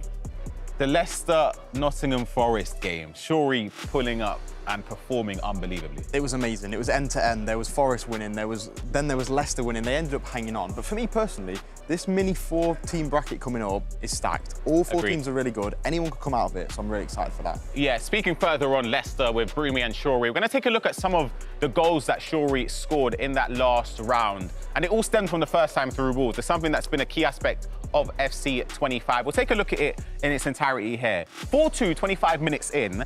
It's looking quite, not comfortable, I would say, but I'd say cruising a little bit. If we can pause it as the ball gets here perfectly. The run is triggered. You'll see it with Henry. If we can go back just a tiny bit, right? Henry, if you can stop it here, is triggered. You can see it all the way at the top of the screen there, Redlac. You need to time it to perfection. L1 triangle, get the ball over the top, and Henry's in on goal. But after that, it's down to composure and if you make the right choice. Yeah, I think the main thing for me is the timing. If you do it too early, Ryan, the centre-back's going to win the race. You're not going to get a chance at goal. If you do it too late, Thierry Henry's going to be in an offside position and it's going to be ruled out pretty much, a free kick for Nottingham Forest. Instead, they play it perfectly. Thierry Henry bearing down on goal. Now from here, get the ball under control. Perfect touch into the angle of the finesse shot. Takes it well. Green times it. You have to green it as well. Shorey's flying, man.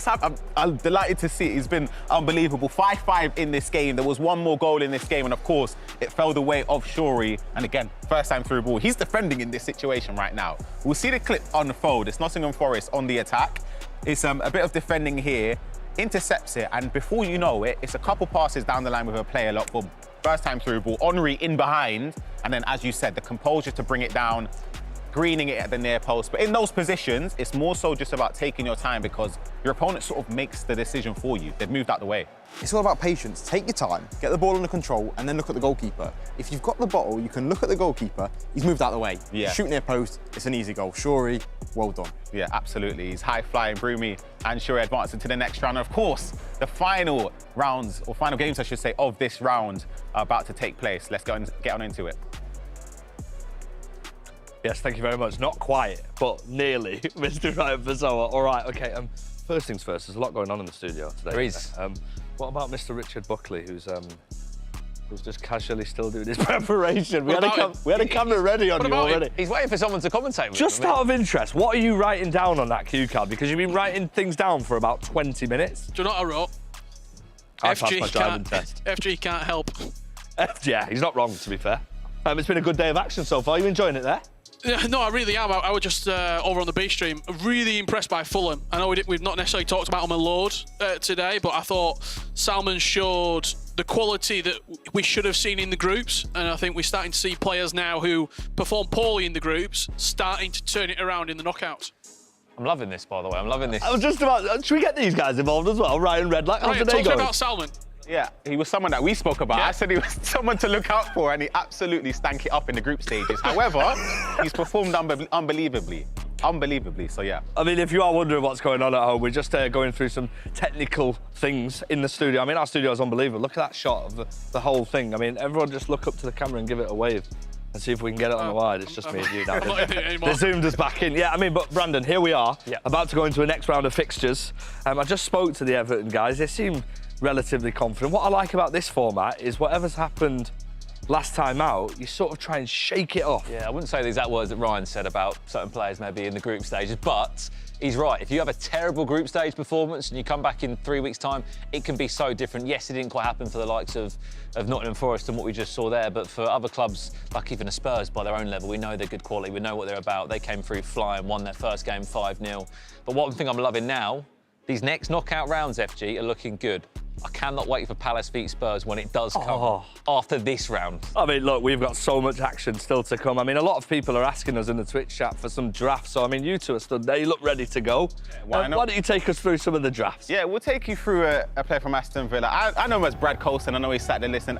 He's changed his name to Colstonaldo. I can't call him Colstonaldo. I'm going to call him Brad Colston. He's got his draft. He's looking at me over there. We'll take a look at it. Of course, the budget improved for the knockout stages. Is there anything glaring to you here that you would change? There's one thing for me, my eyes are already drawn to, Petit at left back. Not necessarily change. Maybe I would go, Howard in goal. But one thing I want to highlight is Henry up top, because he had Henry in the group stage when there was 10 million. So now there's 13. Of course, he's sticking with him. Upgrading elsewhere with Son and Ibarbo on the left and right wings. Yeah, we've not got to see Ibarbo in previous competitions. The first time. After watching him today, he should have been a lock in every single squad. I'll be honest. He's so powerful. There's no left back really to stop him. So maybe that's why Brad has chosen Petit. Defensively, maybe you're looking to see if he can sort of nullify the threat Ibarbo poses. I think Manu made a great point. It's the formation. 4-2-3-1 wide, meaning Ibarbo's at right mid, not right wing. So there's going to be less technical dribbling and more running at pace, trying to get behind the defensive line. So I really like that from Brad. Yeah, what about having substitute options on the bench offensively? You've got Matthias Telfi, a goal or two, Garnacho. Would you have put maybe a portion of your budget strictly for substitutes, or would it all have gone into the main team? I think main team's a priority, but I like the fact that you can bring on a Tel or a Garnacho to change formation, maybe go into a 4-4-2 and put Son up front with Henry. You can change it up and maybe surprise your opponent. Yeah, let's take a look at their competition on Everton's side of things. Jay Sharp, a representation for Everton. They didn't perform extremely well in the group stage, but as he said in the interview, it's a new day, it's a new dawn. You can sort of underperform in the groups and then sort of turn it around a little bit, and that's exactly what they'll be hoping for. So for his draft, we'll see right now a familiar theme of having Eric Cantona up top, Ibarbo, who I mentioned, who should be in a lot of the squads. Rodri, though, would you have put your budget towards the Team of the Year item in game? Possibly. Again, I'm going back to the formation, Ryan. I think in a 4-2-1-3, it's hard to come by good CDMs. We've seen a lot of Bergvall playing, sometimes Trent's playing at CDM. I think in the 4-2-1-3, Rodri can be really good at DM. Yeah, absolutely. And his defence, he's got a heavy amount in his two centre-backs, Haaland and Ferdinand. I'm hearing that Richard's available here. We're going to send it over to him. What's going on, Richard? Available with what? What do you want from me? What I'm actually going to say is he's got two right-backs on the bench. He's got Dalot and Conor Bradley. Have we got a right-back shortage? What are we doing here, Sharp? What? Yeah. Oh, yeah, he's got an alternative position. Okay, I like Dalot, that. Mate. Yeah. While we're waiting, do you want a quiz? Go on, man. I'll give you a quiz, okay. This player, I'm going to describe a player for you. He's been selected by one player here. So this item's been selected once in the drafts. He is a grassroots item, and he's 90 rated. Who is it? Jamie Vardy. Incorrect. He's been selected once. Got the answers here, one sec. He's a grassroots item, and he's 90 rated. Ryan, any chances? Got the answers. Give me a clue. He plays central midfield. Yeah, give us a minute, mate. I have no idea. Is it McAllister? It's not. It's, Come on, Brad. What is He's this? in every It's having a go. He's He's having a go. It's Roy Keane. Okay.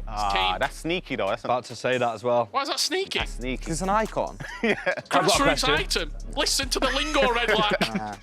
I've got a question. Didn't say icon. Talk to me. You ready for this one? Go on. Actually, you've got the sheet in front of you. I'll ask you instead. I'll get rid of it. I'll get rid of it. You know, I'm going round. What percentage of players are using Tim Howard? 80%. I think that is the right answer. You've got the sheet though with the I threw answers the on. sheet away. I threw the sheet away. I'm just gonna head on over here. Yeah, man. we're heading Go over. get it, I mean, look, you guys watching at home are getting a good view of our studio so far. And Brandon, we've got a couple of games who are about to load in. We're not far away, I don't think. No, we're not. We have got the games kicking off right now, I believe. I'm ready to go. Go. We've got games. Let's get into this. We've got games underway. Colston Aldo has kicked off. He's taking on Jay Sharp. You've got to call me. It's his name. I called you Stacks for a year. Yeah, but that was a long time ago. I can't go from Brad Colston to Colston Aldo. I just can't do it. That's the name. I've got to call you it. Here we go. We're underway in the ePremierleague. Apologies for the delay, but we got kicked off here in the final round of this knockout matches, and it's going to be Everton taking on Aston Villa. Could be an early chance here for Everton. It's Jack Sharp looking to go 1-0 up. They're two very experienced players. Absolutely. In the Premier League. I'm a massive fan of Jay Sharp. Massive, massive fan. Also got other games going on in front of us. West Ham up against Wolves. We hear a roar straight away. West Ham taking the lead early on in that game. Yeah, it was a very early goal. West Ham and Wolves, Brig Army. Mitch Hayward going head-to-head at the moment.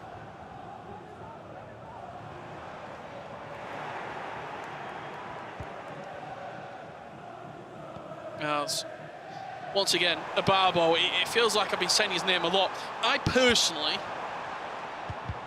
I don't go Petit at left back. I think he's asking to get run past. Too slow. He's asking for Yeah. Kirkes has got 93 pace. He's got a little bit more about him. Whereas Petit, yes, he is big. Yes, he's a bit more physical. But I just think Abarbo's going to win that every single day of the week. And if that's not red timed, you're probably looking at a 1-goal lead here. Yeah, I'll be honest with you, that should have been a goal.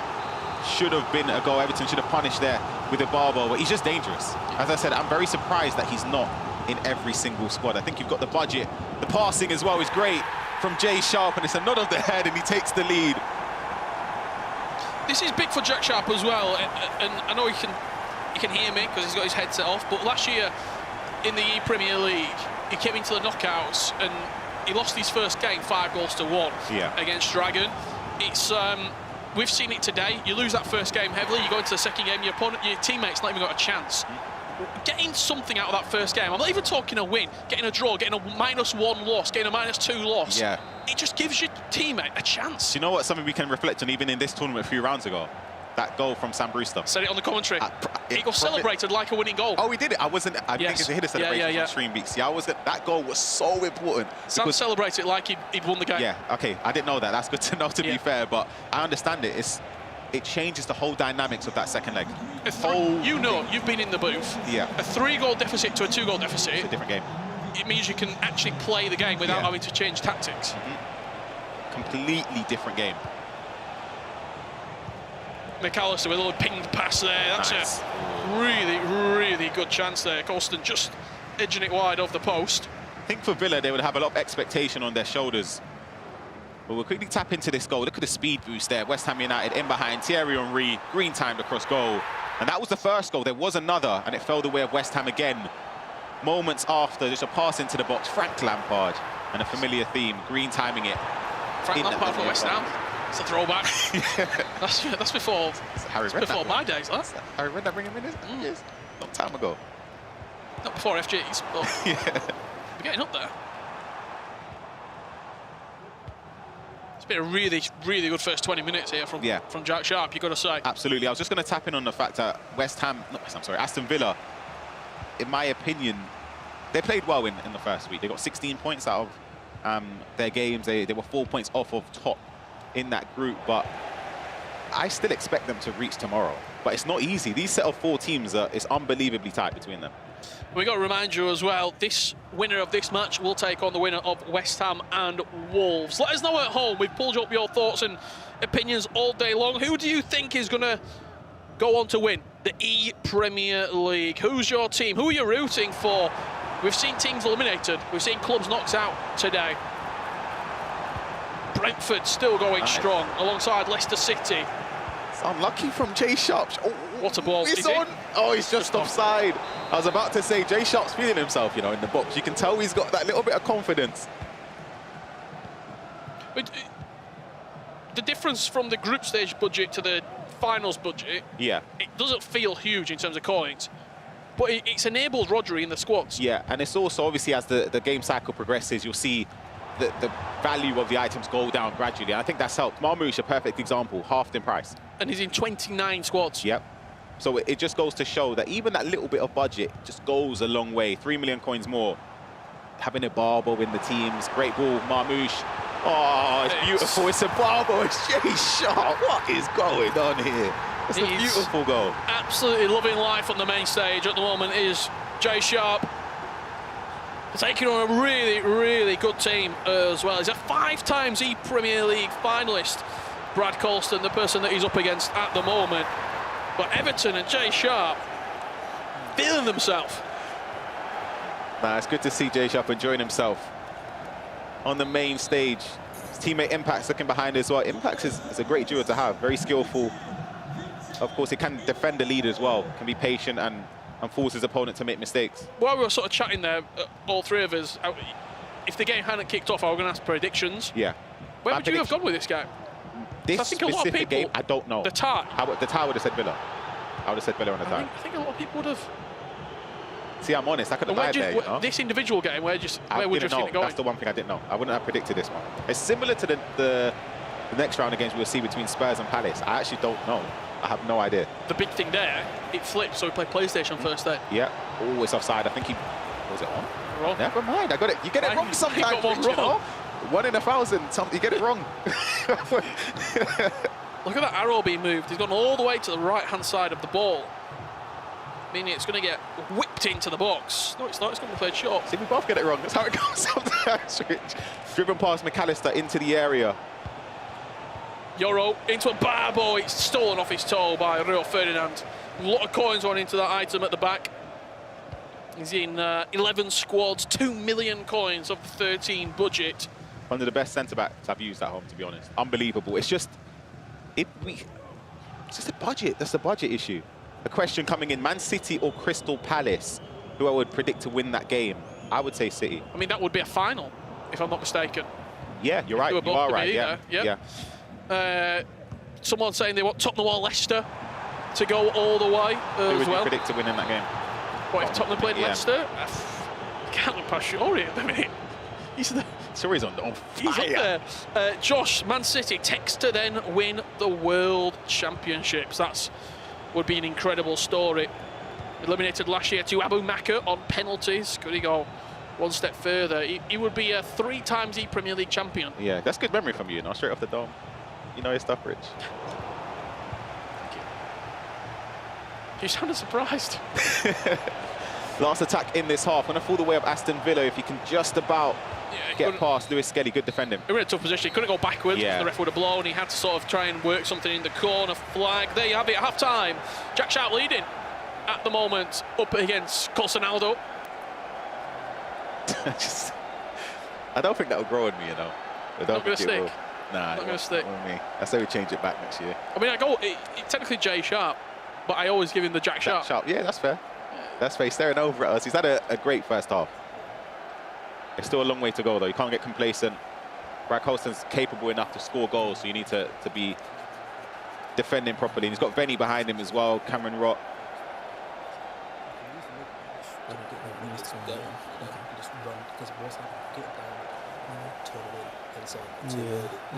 you get to the corner, you can just hold it and wait, take a reset if need be. Get the opportunity to have a little listen in there. Yeah, I'm listening intently. Talk to me about that player behind them as well, because he's a coach. Venny. Venny has been incredible coach. I think he's got two players that are obviously good enough to go the distance. It's just... I'm just going to have a continue listening here. But even if I drop it to that, it's just the reality TV show. So I don't think your team's not even doing 95 press. Do you know what I mean? So I'm gonna be honest. I'm doing this. Yeah, that's fine. Obviously, we can't see what he's doing. We don't give away the tactics, the formations, the intricate details, but hearing it, fantastic. The headset goes on. Ryan, talk to me through that. Yeah. What do we hear there? For people at home who sort of trying to decide for that, what is it? The first part, I get it. It sounds like when he's talking to me back in the day. In terms of just going down the byline is a familiar thing, and then recycling possession. So basically, it just means literally running down the wings, turning back in your centre mids, and then you can zip it into the strikers. But we're saying Brad Colson's doing it a little bit too early. So then you don't even have the opportunity to ping the pass to your strikers because no one's there to support. So it's kind of just forcing your opponent's defensive line all the way back. You can then recycle it back in, and hopefully, if everything's aligned, you have a chance at goal.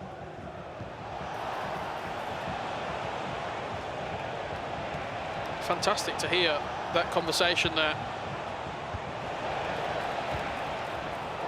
Barbo too strong, that's a big chance. Just bullied the defender out of the way.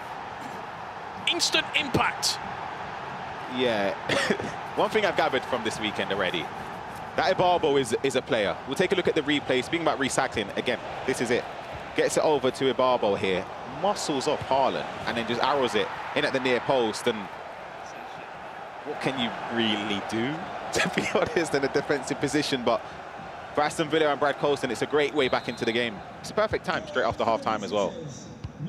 We've seen some incredible heroes recently added into the game. We saw an icon as well, I think, not too long ago in Beckenbauer. We've seen Maradona coming in. Obviously, the heroes that we've seen here in the ePremier League, Doumbia, Ibarbo, Gervinho. Who do you want to see at home brought in as an icon or as a hero? Who do you want to see invited in? Beautiful, massive save. He's just about going to get there. We'll go Premier League. I'm going to give you a Premier League icon. Can give you a Premier League icon or a Premier League hero, someone that maybe a cult hero, a cult classic. For me, that's to the chat as well. Yeah. We'll feature you on the broadcast during the I'm going to give a player that's game. played in the Premier League, but I don't think they should be an icon based on their Premier League performances. Mesut Ozil. I like that. Yep.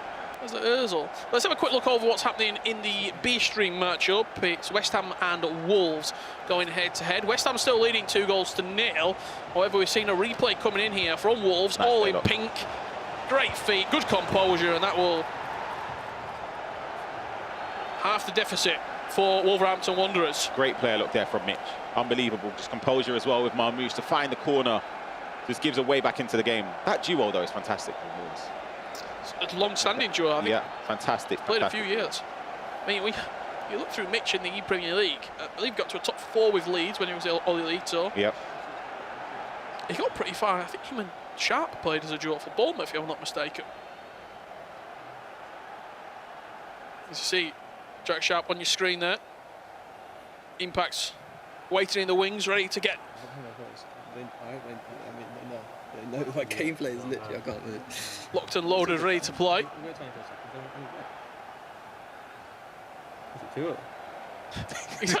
He's looking across at the other stream. He's wanting to know what's happening with West Ham and Wolves.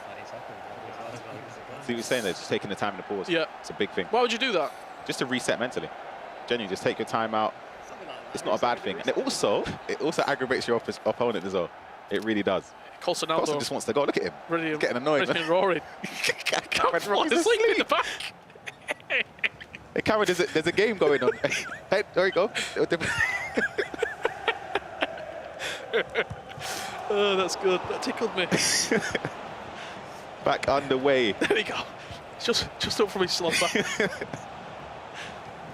The thing is, in 30 minutes in-game time, in what, 4 minutes, you've got to get the controller. Yeah. And you've got to get switched on. That's why, for me, I think it's best to play first. I know Manu was saying he prefers to play second, but watching in the wings is different to playing. You're kind of just in limbo in a way, and it's completely out of your control. What do they always say? Like, great subs, the players that come on and impact a game, you're almost the second player in this situation. Yeah. You are the sub, you're coming in to change the game. You have to watch it in a way, like, are you watching the game a little bit more intently? Are you doing some finger exercises? I mean, you can't get on the console and play. You can't practice. You can't get in skill games, you can't play, so how do you actually warm up? These are a few icons and heroes. You know what? That's icon or hero? Hero.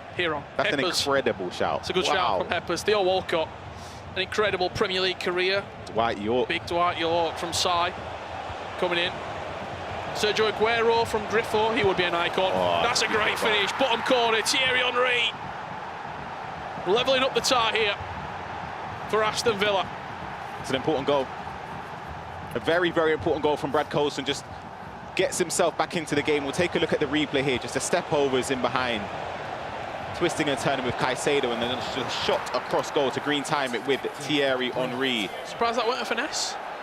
I would say so, yeah. I think shooting across goal there without a finesse is kind of risky. Yeah, but it still goes in. If you green time it, precision shooting, you can aim it into the corners. The game just flipped on his head straight away.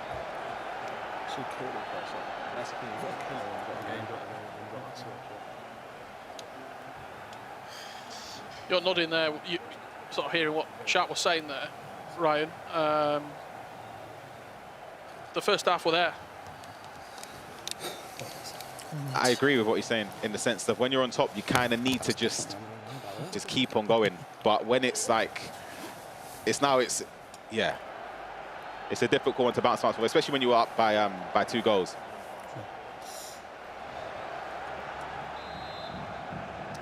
Any more icon heroes coming in? I've got one. Go. Icon or hero? Gareth Barry. Technically, he's a Premier League icon because of the most ever appearances. Premier League appearances, 653. Mika Richards. Hero. Yeah. He'd be a good item, by the way. That's what high they need pace, right now. good defensive, physicals. Physicality, yeah. JT coming in from Hank. That's $1,000,000% icon. Oh my! Launched into the box. Oh no.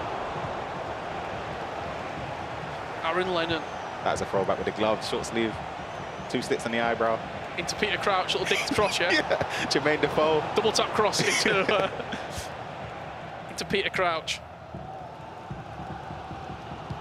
There's also like, there's loads of players sort of in the game that don't get a sniff because their items not technically good. Like someone like Dimitar Berbatov's just not had enough. He's not a promo heroes. He's not had items that have been eligible to really get him over the line this year. Thomas Rosicky. Yeah. Let's try to sound different. Even like someone like a Robbie Keane. Yeah. Oh, that item though. His more recent one looks unbelievable. I think I've seen him on a few benches, but obviously yet to start because of the likes of Henry, Marmoush, Son, etc. I mean, Henry is a guarantee now with the budget increase. We have got a full time between West Ham and Wolves. West Ham winning 2-1 in that matchup, so the tie is very much up for grabs still, as we're going to head on over. Kai Harris looks to overturn that for Wolves. We've had fun this game. The commentary booth. We always do it. Still got a game to go. Yeah.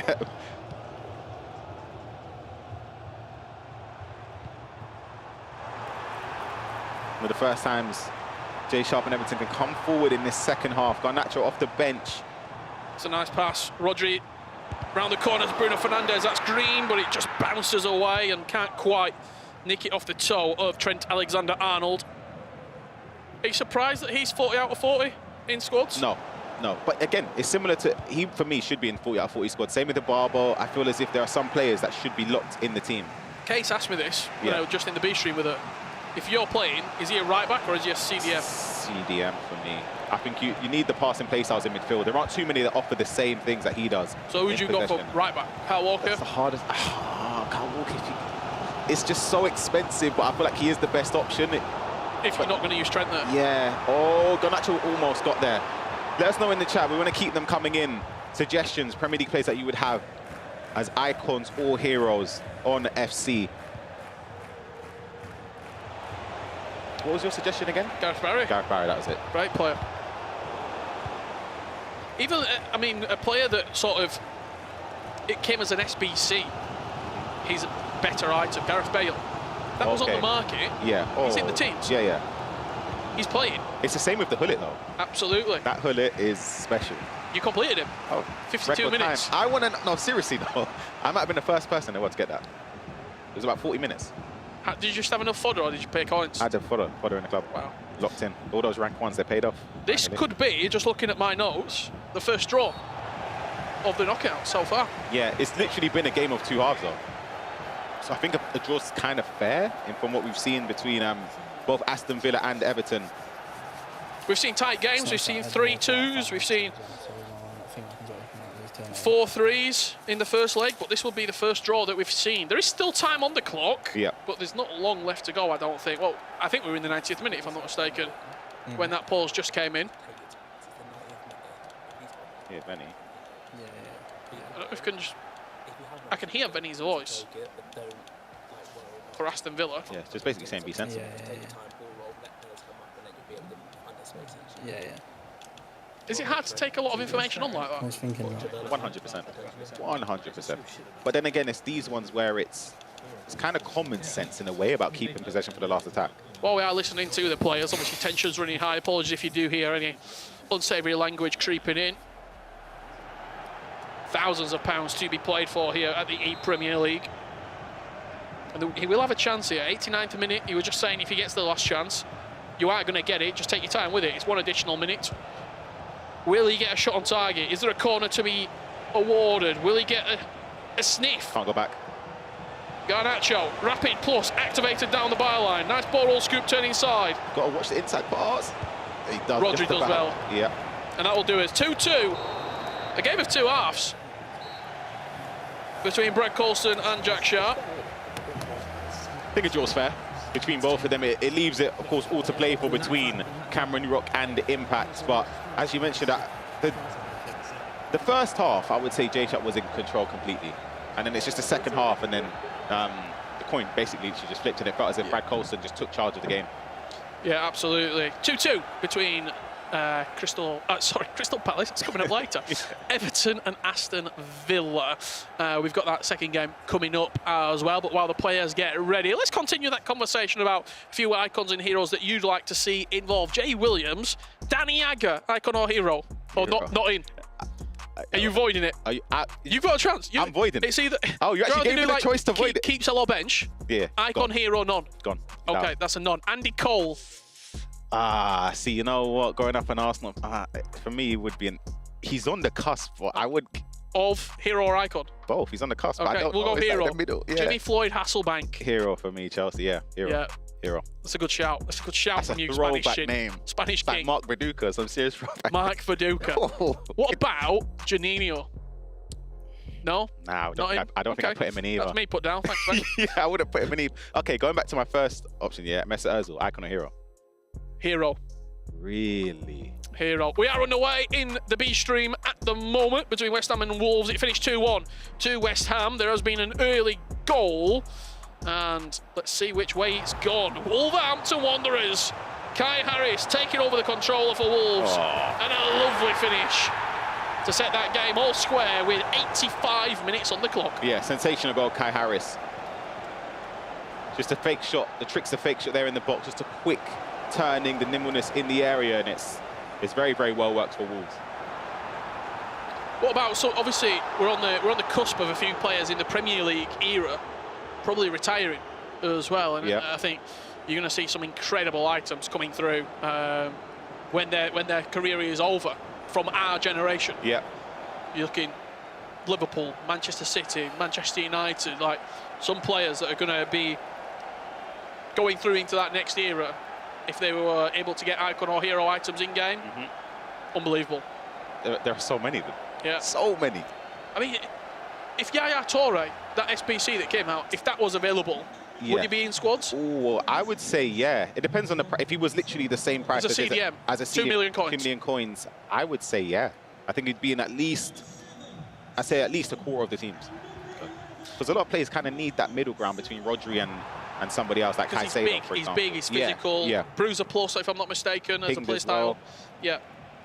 Well, we are underway. Cameron Rock and Impact have taken over for their respective clubs with this game all square. Aston Villa kicking from left to right. Everton in that white strip from right to left. Who's going to come out on top? Who's going to set up a tie with West Ham United or Wolves?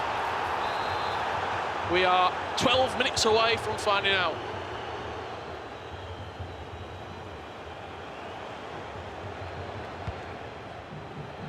Obviously, some of those players as well who are available, who have played for Premier League clubs but not in the Premier League era, someone like Kenny Dalglish. Okay, They don't play, so that's why they're not able to be used. Of course, George Best as well, a few people sort of saying, where's Bobby Charlton? He played for Man United, but it wasn't in that Premier League era, so just clarifying that for people at home. That would change a lot, you know. Yeah. Kenny in there, wow. I did get to ask for your prediction in this game, which way you see it going. It's so tough, isn't it? It's so tough. I would have probably fancied Aston Villa before we kicked off, but I think after that first game, with it 2-2, it's a fascinating affair now. Wolves have taken over against West Ham, leading 3-2 now. Mitch Hayward kicking back in the chair because Kai Harris has taken over. Wow. Turn the game on its head early on. And for West Ham, at least they can take solace in the fact that there's still a long way to go. Let's look at Ibarbo here. Come on. He's so fast. He's gone. He's gone up, down, left, right on the controller. It's a cheat code when Ibarbo's running at you. Yeah. You can't do a thing. And that goal as well, falling the way of Everton and Impact. I want to take a look at the replay there because I don't know if... I just want to see it again. I think he's tackled and it's gone straight in the feet of Thierry Henry. So again, defensively, you can't really do too much in that position here. We'll see it again. Ibarbo powering down, play lock cancel. Yeah, he's tackled with Petit and then you've moved out of the way. It's a bitter pill to swallow. Victor Ibarbo, I'm going to ask you a question, then I'm going to ask the chat a question. Yep. 2.3 million coins. Bargain. Is that the best value player? Bargain. Do you need to finish the sentence? Bargain. Seriously, what I'm watching today, just for reference, it's the first event we've seen with him in the game. It's a new item added in. Get some suggestions in at home as well. Streets won't forget. Players that were unbelievable, maybe, whether in real life or an Ultimate Team. Who's a cult hero? Who do you want to see back? Give me a Ben Arthur. Oh, what a finish that is. Cameron Rock back in the game. 3-3. Straight from kickoff. Great response for Aston Villa. They needed that because as the game ticks on, Impact, you know, he can keep the ball. He's happy to keep it. A lot of history as well between these two, obviously. Yep. With Saf, where they were both represented for a decent amount of time. It's not even green. That's interesting goals, and that's literally precision shooting at its finest there. Wolves pushing forward. Lewis Skelly going straight down towards the byline, cuts in. Trevella green timed, and Kai Harris is absolutely flying. He took that game over at 2-1 down. Yeah. 4-2 up now. 3 goals in the first half. It's incredible stuff. Just going back to the cult hero, Ben Arthur and Adel Taarabt, those two. Adel Taarabt, oh my. But I've also got a few more sort of in-game items who played in the Premier League. Gabby Agbonlahor. Oh, good. Darren Bent. Yep. Serious rollback. Do you remember, did Taiwo, when he were at QPR? Yes. Yes. That's a throwback. Let us know some that you like at home as well. The chat are probably thinking, wow, these guys are old. Yeah. Do you know who I would like? This is Arsenal bias though. Alexander Hleb. Yeah, you've gone too far now. Nah, come on. Someone in the chat, I know, I'm going to look out for it. They're going to defend me here. Go another one who was like in real life and also in Ultimate Team. Yeah. Marouane Fellaini. Oh, he was a nightmare. RSD would be so happy. If Marouane Fellaini, Yaya, Rodri. Oh my goodness. Marouane Fellaini was outstanding. I'll never forget that goal he scored 4-4 at Old Trafford. Yeah. God.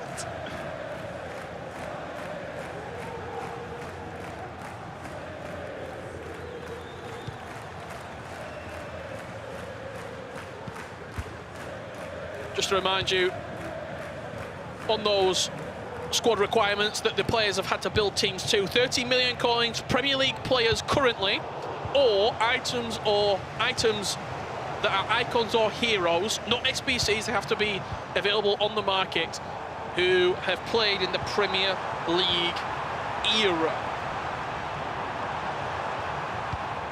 Heung-min Son, McAllister, Ibarbo, that's that low driven. Yep, it's nice. It's well worked there in the box. Ibarbo again putting up trumps. I wonder how many goals he's put this week, or how many goals he's been involved in. He just seems to be a marquee player. And we'll take a look at the replay for Cameron Rock and Aston Villa. Just a driven pass, the extra pass, and then the low driven. Tiny bit of power, Trevella plus, flies into the back of the net. Taking a look at some of the chat, that's a serious though. This one here, Michu. Wow. What a season. That's unbelievable. What a season he had for Swansea. Yeah. I'll never forget about Michu. Yeah, sorry, they're taking shots at me for being an Arsenal fan. They're asking me about Obafemi Martins. We won't speak about that. Let's just say that didn't happen. Obviously, there's also so many players who have played in the Premier League that are icons right now that we've not even seen. So like Sammy Eto'o. Literally, there's so many. Oh, the speed. Thierry Henry's got to. finesse shot round the keeper there. Impact gets a goal straight away. It's the celebration. Is that the crab? I've seen you pull that out on the dance floor before. Yeah, right.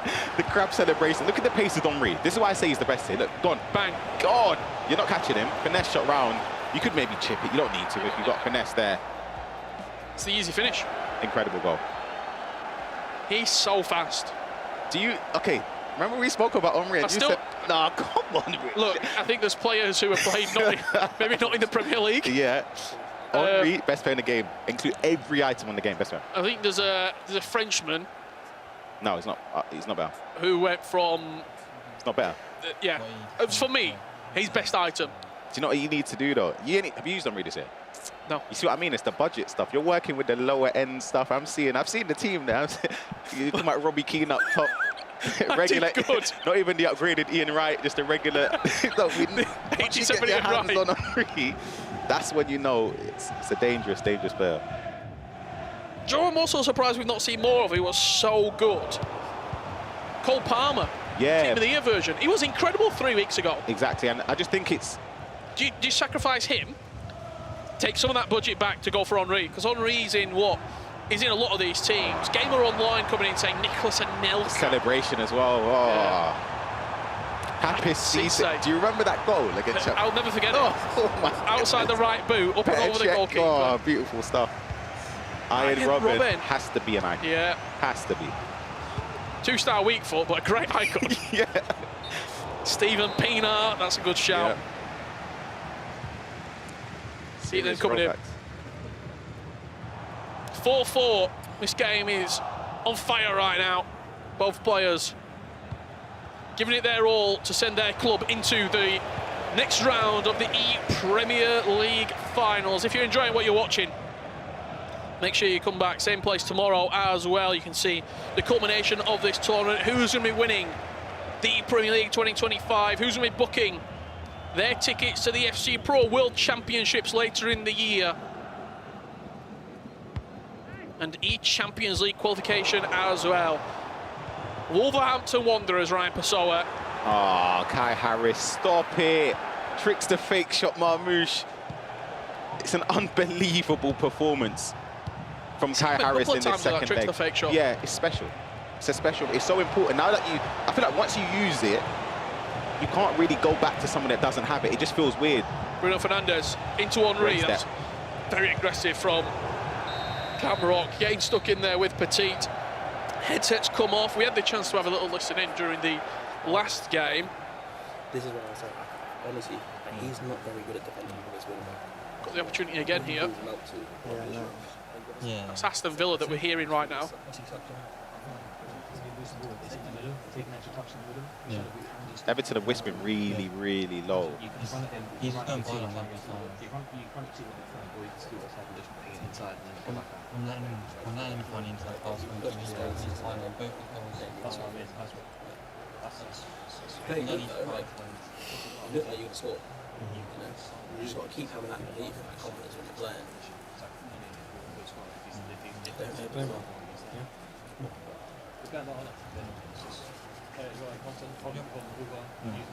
What are you making of it, Ryan? Yeah, it's interesting to hear. I think it's self-critical from Impact, saying that he's giving the Cameron Rock the easy opportunity to cut back in and play for the extra pass. So it's good that he realised that himself. He doesn't actually need a coach or Jay Sharp. But there's a difference between realising and sort of acting on that. You need to make sure that you can just lock up a little bit better. But it's not easy. Cameron Rock going forward is one of the best players in Europe, let alone in this competition. We are going to focus in here for this second half. Thank you for all the suggestions. We always engage with the chat and we'll keep that conversation going as we move throughout the tournament. Marmouche. Unbelievable dribbling that is from Impact. Takes the strike. Tim Howard with a good save and we'll get a corner for it. Dribbling there from Marmouche was unbelievable. Close control, playing it short from the corner. It's a short one, but it's just run straight into Trent. No real options to counter as West Ham United have got one back there. 63 minutes on the clock. There's time. It certainly is.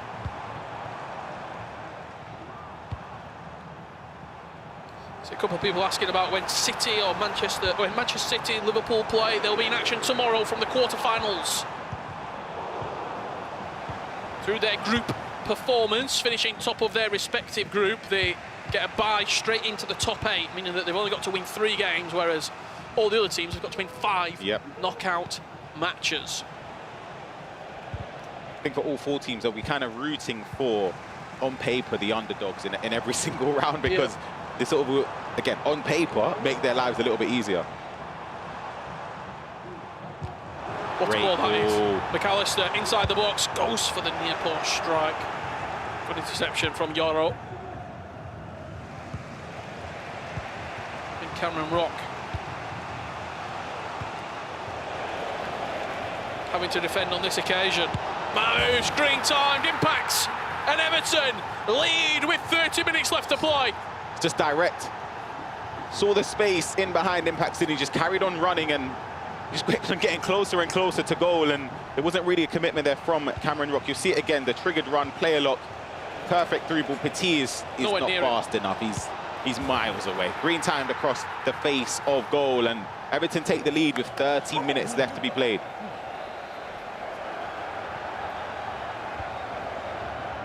It looks like a simple goal, that, when you watch it back. It does. It looks very simple, but it's just about the timing and making sure that you're not only choosing the right option, but choosing it at the right time. The play look was beautiful from Impact as well. He's very, very mechanically gifted. He's always has been with the skill cancellations, etc. But he has to defend here.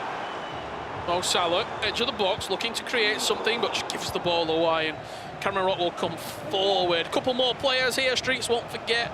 Players that you want to see, icons or heroes in the game. Paul Gascoigne. It's a no-brainer. Icon? Of course.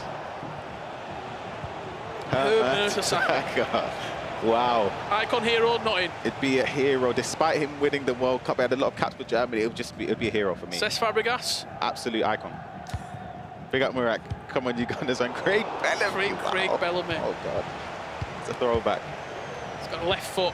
Yannick like a rocket. Oh, he had a Team of the Season item years ago. Packed him, one of my favourite players of all time, truly. David Villa. Did he have a game or two in the Premier League? I'm gonna have a look. There's no way he played in them. I don't remember that. I mean, regarded, didn't play. fantastic You're checking player. right now. Did he? There's no way. No, he didn't. Okay, I was thinking, wait, what? I thought I'd missed a bit of history there. Still, great player. Yeah, absolutely. Great player. I love this introduction as well. I'm going to keep my mouth shut. We'll listen to them. Get the handset inside. He will stand up and let you shoot or let you do something.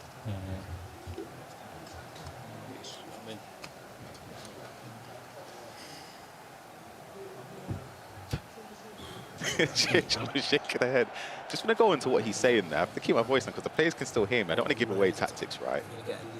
Impacts in years gone by used to isolate the attackers with skill moves and stuff, and he doesn't do it as much anymore. Jay Shop's just telling him, listen, Cameron Rock's committing already. You can lock him up, yeah. You see the other side, though. There weren't lots said. Nothing, really. Ben had a couple of words of wisdom, but it wasn't as energetic as half-time. Certainly was for Costanaldo. It's just... Mo Salah. Edging forward, McAllister. That ball's going to bounce very nicely for Salah. And he's just going to take it out of play for a goal kick as Cameron Rock looks to the heavens. 6-minute halves. This is not going to be a lot of time. Yeah.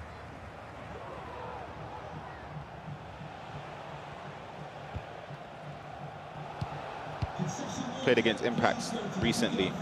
You did? Yeah, it was in division rivals actually. In the Road to Glory, he had about, no exaggeration, about 75% of the ball. So all he needs to do is transition that right now. Just imagine he's playing you. Yeah, just keep the thing is, it was 1-1. We drew the game. Okay. Just kept the ball. So he's definitely capable of it, and it's just been a huge change in how he used to play in years gone by. It's a complete flip. And look, a draw's not good enough here. A win is what he needs. Son into Salah. Couple of step overs. That's good defending. didn't necessarily get dragged into it, held his ground and stepped across. But the press is certainly intensified here for Cameron Rock. Oh, Son running back is perfect there, just to cut that passing lane. And now he can spring forward to see if he can maybe get an attack at goal just to seal this game. See, just the aggressive defensive height, just stepping up, offside trapping, forces you to make a decision, and it was the wrong one there. I'm just having a look to my right-hand side at the moment. I think we've got a full-time result in the B stream between Wolves and West Ham. We'll bring you that update in the pause when it does come in.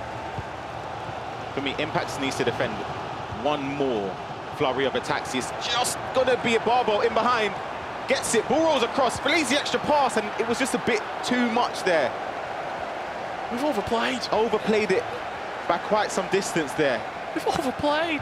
And I was just about to say, I feel like there's gonna be one massive attack here for Cameron Rock before Impact will start to put a lid on it and bring bodies forward, or bodies back, I should say, and not flood too many forward, play for possession. And I know Jay Sharp will be screaming, just keep the ball. And you see this game out. You don't need to go for goal. You don't have to. You set up a knockout tie. That was, yeah, that's a bad choice. With Wolverhampton Wanderers, Jay Sharp looks away. You can't look at the Just screen. thinking, what is going on? Cameron Rock, does he get his timing right? That pass fired into Conor Bradley, he intercepts it. He goes forward once again, lovely through ball to play Son in. He's got numbers on the edge of the box. Does he go there? Finds a corner, and with 30 seconds remaining, we'll go to our last listen in for this tie.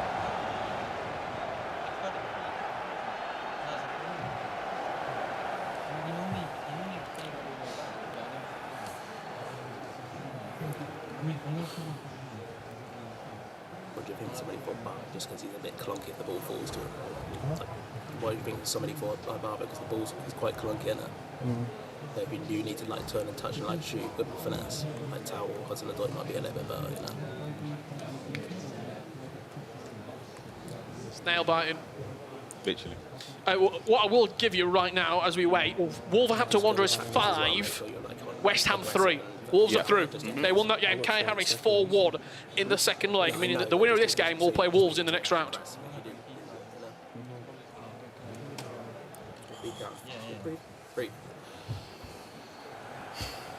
One last attack. Corner's going to come in. Impact looks relatively calm. She's changing the song. Yeah. Let's see it. One last chance. One last corner. One last roll of the dice for the villains. I think you have to go short. I don't think I'd cross it, you know. I feel like I'd play for it. Did you have someone aerial off the bench to bring on in this scenario? I play for the short. McAllister driven past into Trent. Rio Ferdinand, not the man you want. Son, twist, turn, finish! Aston Villa! One chance is all they needed. 5-5. We're going to extra time for the first time today. Yeah, that's why you play short, for those chances in the area. The finesse shot into the top corner. I think if he crossed it, it wouldn't have given him a huge chance to score. You see, just playing it back. Ferdinand wasn't the player he wanted. The ball roll to set up the finesse shot and the green timed finish. Heung-min Son. What did Venny just talk about? Getting the finesse shots on. Hudson-Odoi, you just need to create those opportunities where if it falls to somebody like that, it's a goal. But you just have to have as many bodies that can do that on the pitch, in the box, because it's the last roll of the dice right there. And there you have it. 5-5 for the first time today. We need more time. Yeah. That full-time result coming in. Kai Harris 4, Tio Loco 1, meaning Wolves 5-3 win. They go through into the next round, and they're now waiting in the wings to see who they will play. The thing for them, they've got to wait quite a while for that game. I think for some players, you kind of get caught on whether you want to practice more, or do you kind of just relax and or maybe even go over gameplay of the previous round of your opposition. But look, you've got, right, to be honest with you, I don't know how he scored this many goals. Like, obviously he scored 5, but I don't know how he scored 3 goals, because like you've actually had him like the whole time where you want him, you know. But the only thing that's the difference is where we've lost the ball. Like look where we keep getting to and losing it, right? And you just got, and sometimes you're getting the bounce back and you're just losing it. Just take your time, right? Especially because we know about the IQ. They think that they're there, then they disappear, right? Just take your time, and like when the timings do come open, take it, you know. And again, remember, same side, because there was one time when you flinged it over to Albarbo for no reason. You had 3 players on the wing. Yeah, no, I just remember. keep that tempo high on that. Just on that Son side. like track back and got it. Yeah. So just keep that tempo high on that. Just side. seen something in the chat Then if here you from need to, Jester Stew, Yep. who obviously been working with Cam at home. He's been working on that all week. Nice to see it finally came off when we needed it. Needed it definitely in that game. They were moments away from being eliminated in the ePremierleague. They've given themselves a chance in extra time. You could definitely say it in terms of momentum mentally, it will be falling in favour of Aston Villa and Cameron Rock, just because being so close is gut-wrenching for Impacts. He just needs to pick himself back up for extra time. And we're used to seeing extra time this season, 9-minute halves, long. Yeah. We've very rarely seen penalties. If you roll back a couple of years when we used to play 6-minute halves frequently, see penalties all the time. Penalties were quite often. Very rarely would we see a winning, decisive moment in extra time. Do you see it going that way again? I would say if we see it, I don't think we'll see 2 goals, as in split between them. I think if somebody scores, I think they game win. over. Yeah. Trent, lovely pass down the wing. That's Carvalho Dead for the into ping. Ian Wright, into Salah. Chance! Mistimed it. He mistimed it. That is a huge chance there. Well worked with Carvalho. He's brought on the pitch for that pinged pass. And he gets the position. And he just mistimes it. That was a goal. Keeper moved out the way, Rich. Yeah. Did he have more time as well? It was lovely, well worked play. Creating the opportunity into Salah. Impacts as we tick over 100 minutes. 2 legs. Really? One on Xbox, one on PlayStation. We're deep at the moment in extra time. Marmoush into Trent. Can Impacts find one more burst of energy to put Everton ahead? Marmoush again just running straight into Ruben Diaz. He actually had the turn. I don't think he actually thought it would have been that easy to turn Diaz in that moment, but he had it. What a pass it's a that great is. ball. Kirkes coming across. Can he get there? Trying to defend this last chance of the half. McAllister, that pinged pass into his attacking player, just not quite there, and that will do as referee doesn't want to see any more. That's 15 minutes gone in the blink of an eye. See how it goes, just like that. Yeah. Pick your fingers, you're already in the second half of extra time.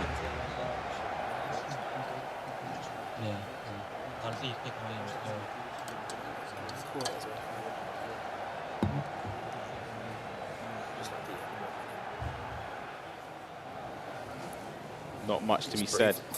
No. I was just going to emphasize about the ping pass. Took controller. Venny. Sometimes you need the coach to take control. But yeah, with the pings pass, you can, when you're defending it, it's hard to get the bodies back in the position because they're zipping it around the place. By the time you kind of switch cursor and get to the right player to block a passing lane, sometimes it's too late. And that position there where he mistimed it, that was well worked. It was just, again, the timing in front of goal.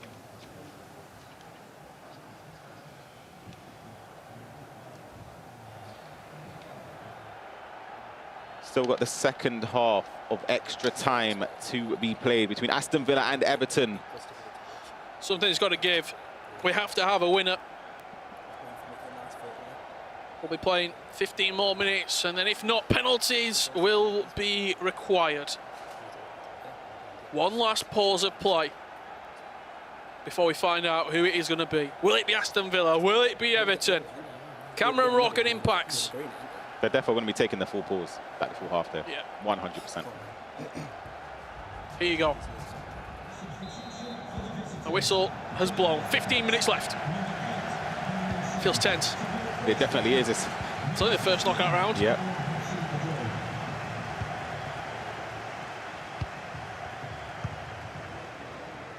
How do you play this? You've been in extra time before.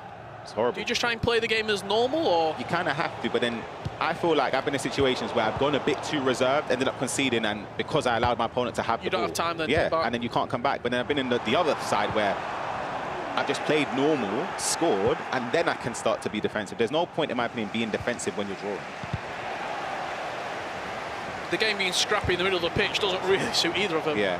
I think the only time where you sort of resort to game management is if it's about 115th, 14th minute, you play for the last attack. Yeah, especially with 6 minutes. 6 minutes, absolutely, it's worth it. Aston Villa building, edging forward. That ball's bouncing around like a pinball machine. Just maintains a little bit of composure at the back here. This is the PlayStation leg.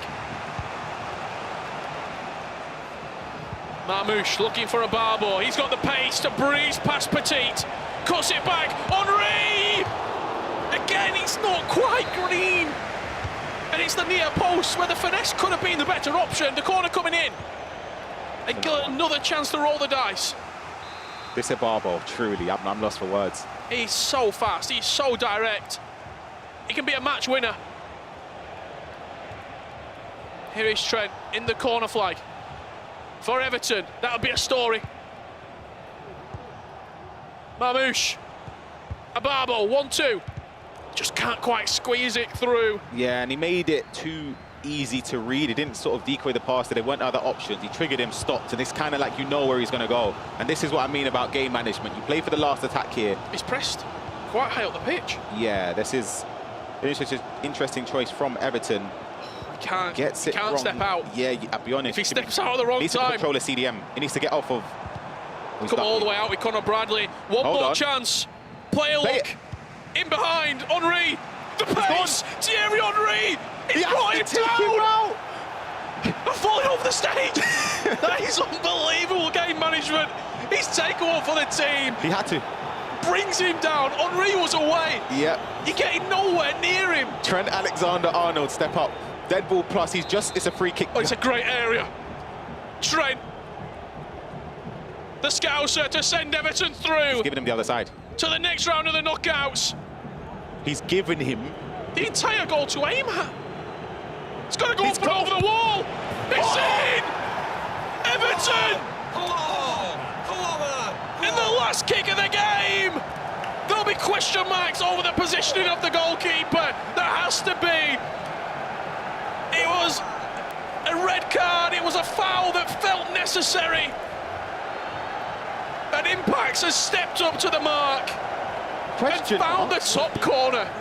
Not only did he move, fair enough, you move to the side, yeah. He pulled his You need to keep Diaz there. Look, he's flicked off of him. What are you doing? He's giving him, it's a goal, he's giving it. Giving it. Look at that reaction.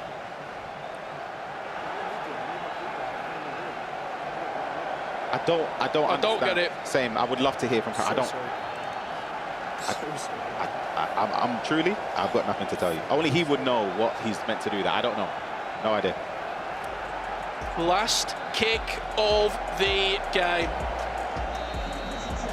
Everton go through to the next round. Aston Villa, last year quarter-finalists, crash out in the first round of the knockout competition.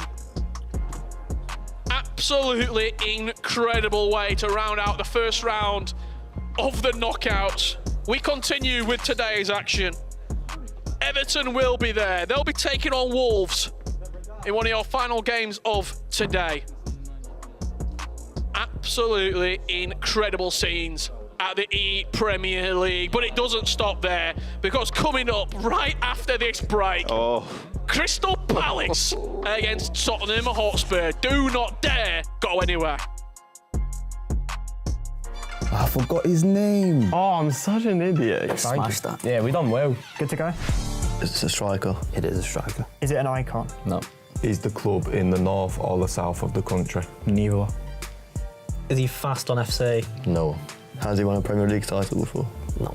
Is he top 5 scorer in the league right now? Yeah. Is he tall or small? He's really tall. Top 6 club? Technically, this year. Between this year, Man United? Top 6 this year, but they technically wouldn't be usually. Oh, right, okay. This is painful. Nottingham Forest. Yeah. Okay. Chris Wood. Yeah. Yeah. That's the one. Chris Wood. Yeah. See? Oh, is it Chris Wood? Yeah. Yeah, there you go. Chris Wood. Yeah. Good work. Does my player have an iconic goal celebration? He does, yeah. Is this player a defender? No. Midfielder? No. Attacker? Yeah. Winger. Yeah, but left mid, left wing. Yeah, that's a winger. I know, but Does my player have finesse shot plus in FC? he does. Oh. Is it Spurs? Yeah. That's my favourite Tottenham player. This might be yours. Well, I've just gave it away. Is it Heung-min Son? Yeah. Son. Yeah. Good work. That was unreal. Just get it then. He's my player, Heung-min Son. Yes. Yes, thank you. I think you boys are undisputedly the worst we've had at that side. The worst, yeah.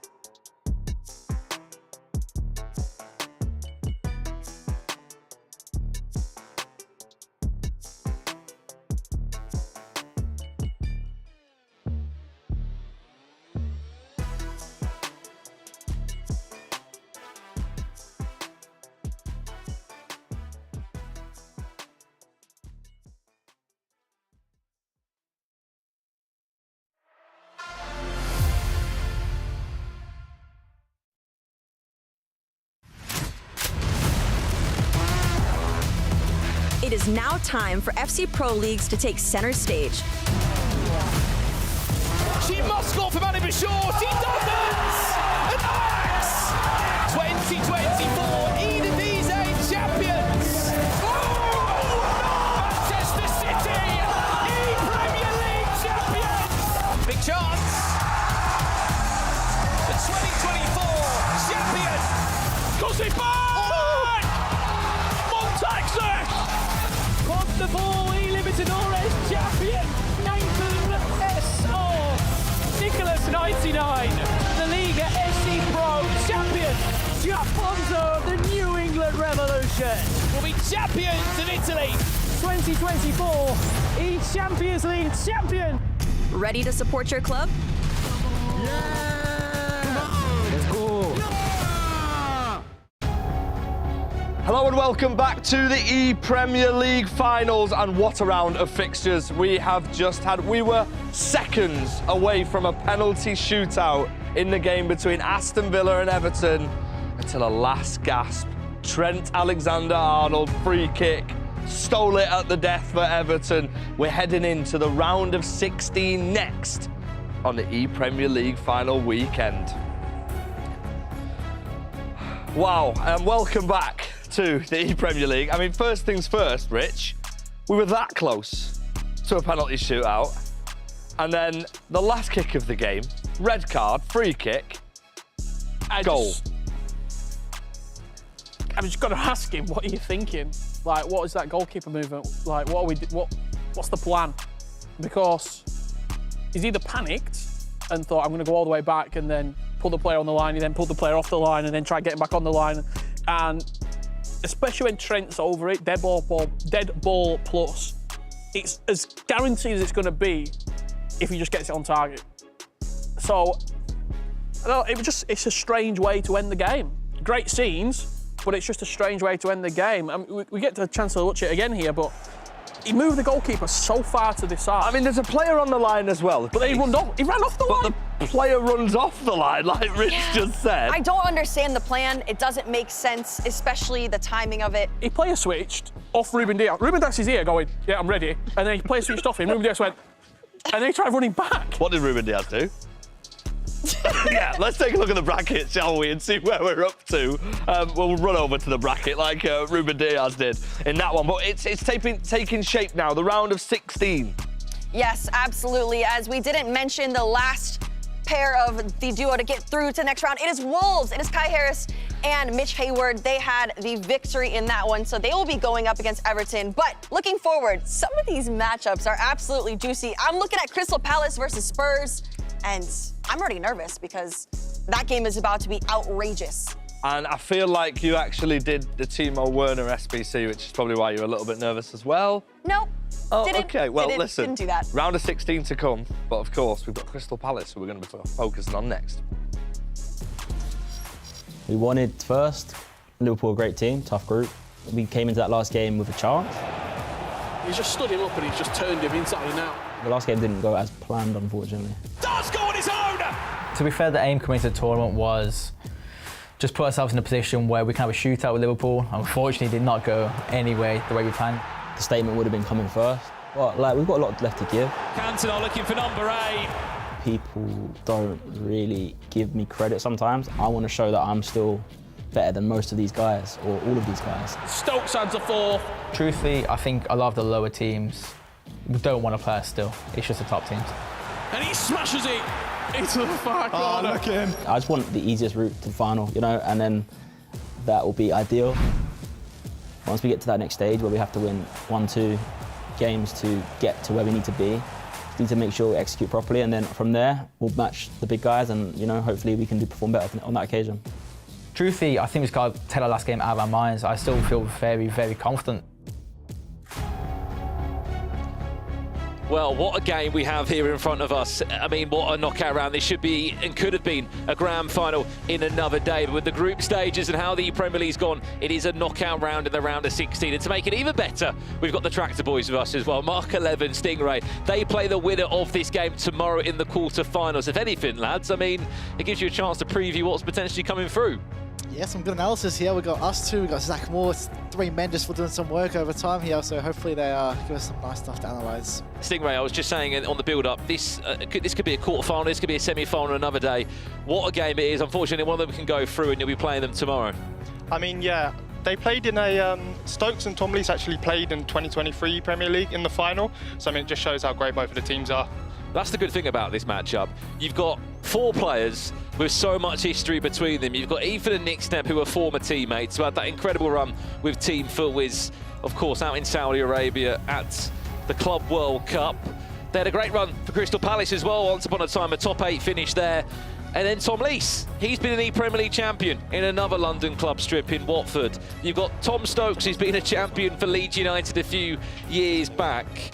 This matchup poises to be so good in so many ways, and the best part is we're starting on the PlayStation. We're not starting on the Xbox side of things. So you got two former teammates going head-to-head. They played in the qualifier earlier on this year in the FC Pro Open qualifier. But other than that, they would have never have played before, Mark, because they've been teammates for an esports team that you know pretty well. Yeah, so I do actually play for Fulham, guys. So, but yeah, no, of course, they're obviously great friends too. They've been, I guess, come second in the world. Unfortunately, they didn't come first, but it should be a great game. We'll hopefully see some goals. Well then, can I just get a prediction from you both as we kick off? Who do you think goes through? Who do you want to go? I mean, who do you want to play? Or is it a case of they're both just as good? Go on, Steve. I mean, I think personally Palace will win.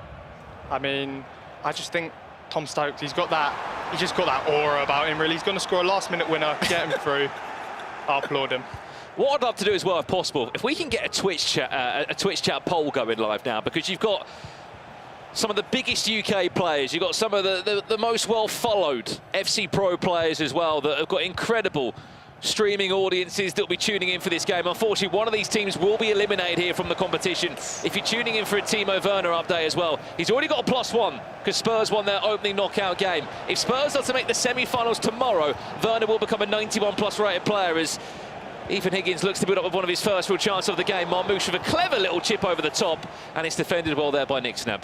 Maybe on the ground now. I think plays on the ground. It's 1-0, but here we go. We've got Sneb on the counter attack here with Marmoush. That Marmoush is ridiculous, by the way. 95 rated. The newest Manchester City signing, who has got some unbelievable playstyle pluses and some great stats as well. How nice has it been having more coins available, Stingray? I mean, 3 million coins more, and a lot of the players' prices have naturally dropped. Yeah, I mean, the teams this time around, personally, I'm enjoying a lot more. You get to have a bit of variety in the teams. You get to have stronger players, and I think that just only increases What is going on here? Wow. It really is a smash and grab from Tottenham Hotspur, but they won't care.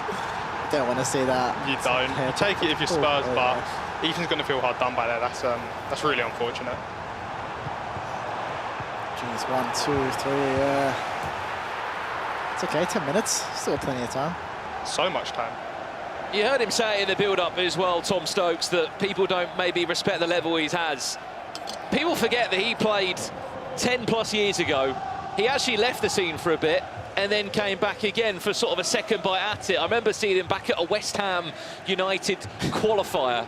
I think it might have been like FC 18, 19. I saw him at the London Stadium and it was like, oh, this is Tom Stokes. He's back again. But he's been involved for such a long time, and to be at this level still and to be that consistent, I mean, fair play to him. It's impressive. I can't lie. Like, I don't know how he does it. He streams 6 days out of 7. It's like my fingers hurt, and I only play like 5 days a week, so it's honestly impressive what he does. But he's done well to hold this level for a very long time. It's lasted what, 10 years? I was 10 years old, so it really shows you the legacy is held, I should say. And look, he's got an incredible online audience. Of course, you can see him in the background there cheering on his teammate in Ethan. He's 1-0 down at the moment. There's an update over in the other game. We have got Brentford v Southampton, and it is Brentford that lead by a goal to nil. Or do they lead by a goal to nil? Because there was another goal in this game as well.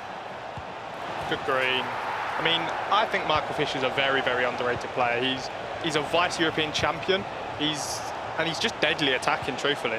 It's not a bad team, is it, as well, Stinger? When you look at the player quality between the two, you've got Sam Brewster, a runner-up for Brentford. He's having to play against his former club in this round of 16 game as Ethan is building up finesse that is just parried wide by Tim Howard. Quick corner that's played all the way to Lewis Skelly. That's risky. Finds Connor Bradley and then tries to... Hold on. You lose it here. Work his way. This could be a massive chance to counter-attack. It's a one-on-one. Lewis Skelly, has he got the legs to catch up with Marmoush, who's just driving away? It's the angle too tight. Lovely scoop turn back inside. And a red time finish, which will be easily collected by Tim Howard. Did he waste that chance, Stingray? I mean, yeah, but if you look at it, it's a massive gift from Ethan. You can't trigger your last man back like that. You're just going to create a massive overload for Nick Sneb. And for someone who's arguably one of the best in the world at attacking, it's... What a ball. Well, this is the replay of the game. You spoke about Michael Fisher being brilliant, Stingray. He's up by 2-1. Back to this one now for a split second. Erling Haaland there with quite a fancy clearance. Yeah. I don't think he needed to clear the ball like that. Look at this high line that we're seeing. Massive chance for Spurs. Easy tap in. Marcus Rashford will double Tottenham's lead. I think the big thing here for Ethan is you cannot let Nick Sneb run away with the game here. You've just got to try and keep it as tight as possible. But if there is one man who I think can come back from a massive deficit, it's Thomas Stokes. Well, if you can cast your mind back a few hours, it was Tom Lees that kicked off Spurs with a 5-0 win in game one. I don't expect to see the same here, but Let's hope not. now it's Nick Sneb doing his part for this Tottenham Hotspur team. Remember, it's an aggregate scoreline across both games. We're on the PlayStation first, then we'll go over to the Xbox. You win this game, you guarantee yourself £5,000. You're back tomorrow in the final 8. And you'll be playing against these two lads that are with me on commentary at the moment, in Mark 11 and Stingray of Ipswich. I mean, just a word on your ePremier League so far. Has it all gone to plan? Look, I've got a confession to make. Today I played Man City esports coach, Zizinho. And let's just say I lost. That's all I'm going to say. So preparation's been going too well, but the results are going well. I mean, did no one want to play you? Why are you playing coaches? Look, I go to him, hey, let's play. And he told me, like, I'm too young for him, and, like, he's, like, the big dog. He's got some tricks in his sleeve, and I'm like, I was laughing at him, and then, like, I lost 10-8 or something. It's pretty embarrassing. 10-8? Yeah, there's a massive crowd of Spanish support, and I was just getting like vamos everywhere. I wasn't happy about that, but yeah. It sounded like you couldn't deal with the atmosphere there, couldn't you? Right, we have got a poll in this one. Let's hear you in the chat. Get involved. Crystal Palace or Spurs? Who do you think will win this matchup? Remember, it's over 2 legs. I know Spurs are 2-0 up at the moment, but there is still a long way to go. There's also that other matchup between two ePremier League former champions, Tom Stokes and Tom Lees, who haven't faced in a match with this level of stress, to say the least, for quite some time. Marcus Rashford, see you later. It's going to fall back to Palmer. It's just fallen perfectly. Victor Ababo! That keeper movement is unbelievable from Ethan. He's done incredibly well to recover from a pretty difficult situation. Quick corner comes in! Acrobatical effort! Erling Haaland makes it 3-0. Spurs are cruising in this first 45 minutes, and all that hard work in that goalkeeper movement, that guessing that was perfect for Ethan. Unfortunately, it's not going to mean too much because Erling Haaland has somehow just pulled this out of his lockup. I can't lie. You know something cool? I taught him that. 2 weeks ago, he was watching my game and he goes to me, how'd you score that? And I go, oh, just bicycle kick. And he's like, how do you do it? I just said, I won, just shoot. And now he's done it, so I'll take credit for that. Hey, teammate, you know what? We have a very good chance of playing him. We do, but he knows what I do. And it was 2 weeks ago when I taught him, so I can't do much now. But yeah, I did teach him that. I'll take credit for that goal. No worries. Yeah, maybe don't give any more tips to your potential opponents. Of course, if you have got a question as well for Stingray or Mark, get your questions in for them. They are playing tomorrow in the quarterfinals, representing Ipswich Town. They'll be playing the winners of this game. I mean, he can't ask for a better first 45 minutes than this, Stingray, can he? 3-0 up. No, unfortunately. I mean, unfortunately for Ethan, I feel like he's been a bit hard done by at times here. The first goal wasn't pretty. Yeah, I mean, I don't really think he's put too many feet wrong, to be honest. But I mean, if you give Nick Sneb a chance, he's always going to take it. Well, half-time. I mean, Nick Sneb doesn't even look happy with that performance, but so he should be. He's 3-0 up at the halfway mark. As you just see, needs to give us a smile, Nick Sneb. The entourage of Crystal Palace, it's full of champions, quite literally. World champions, ePremier League champion, Shells and Gorillas. We swap to the other side. I'm sure the GC Army will be out in full force. We've seen you in the chat already. There's an update over in this one. Brentford taking on Southampton.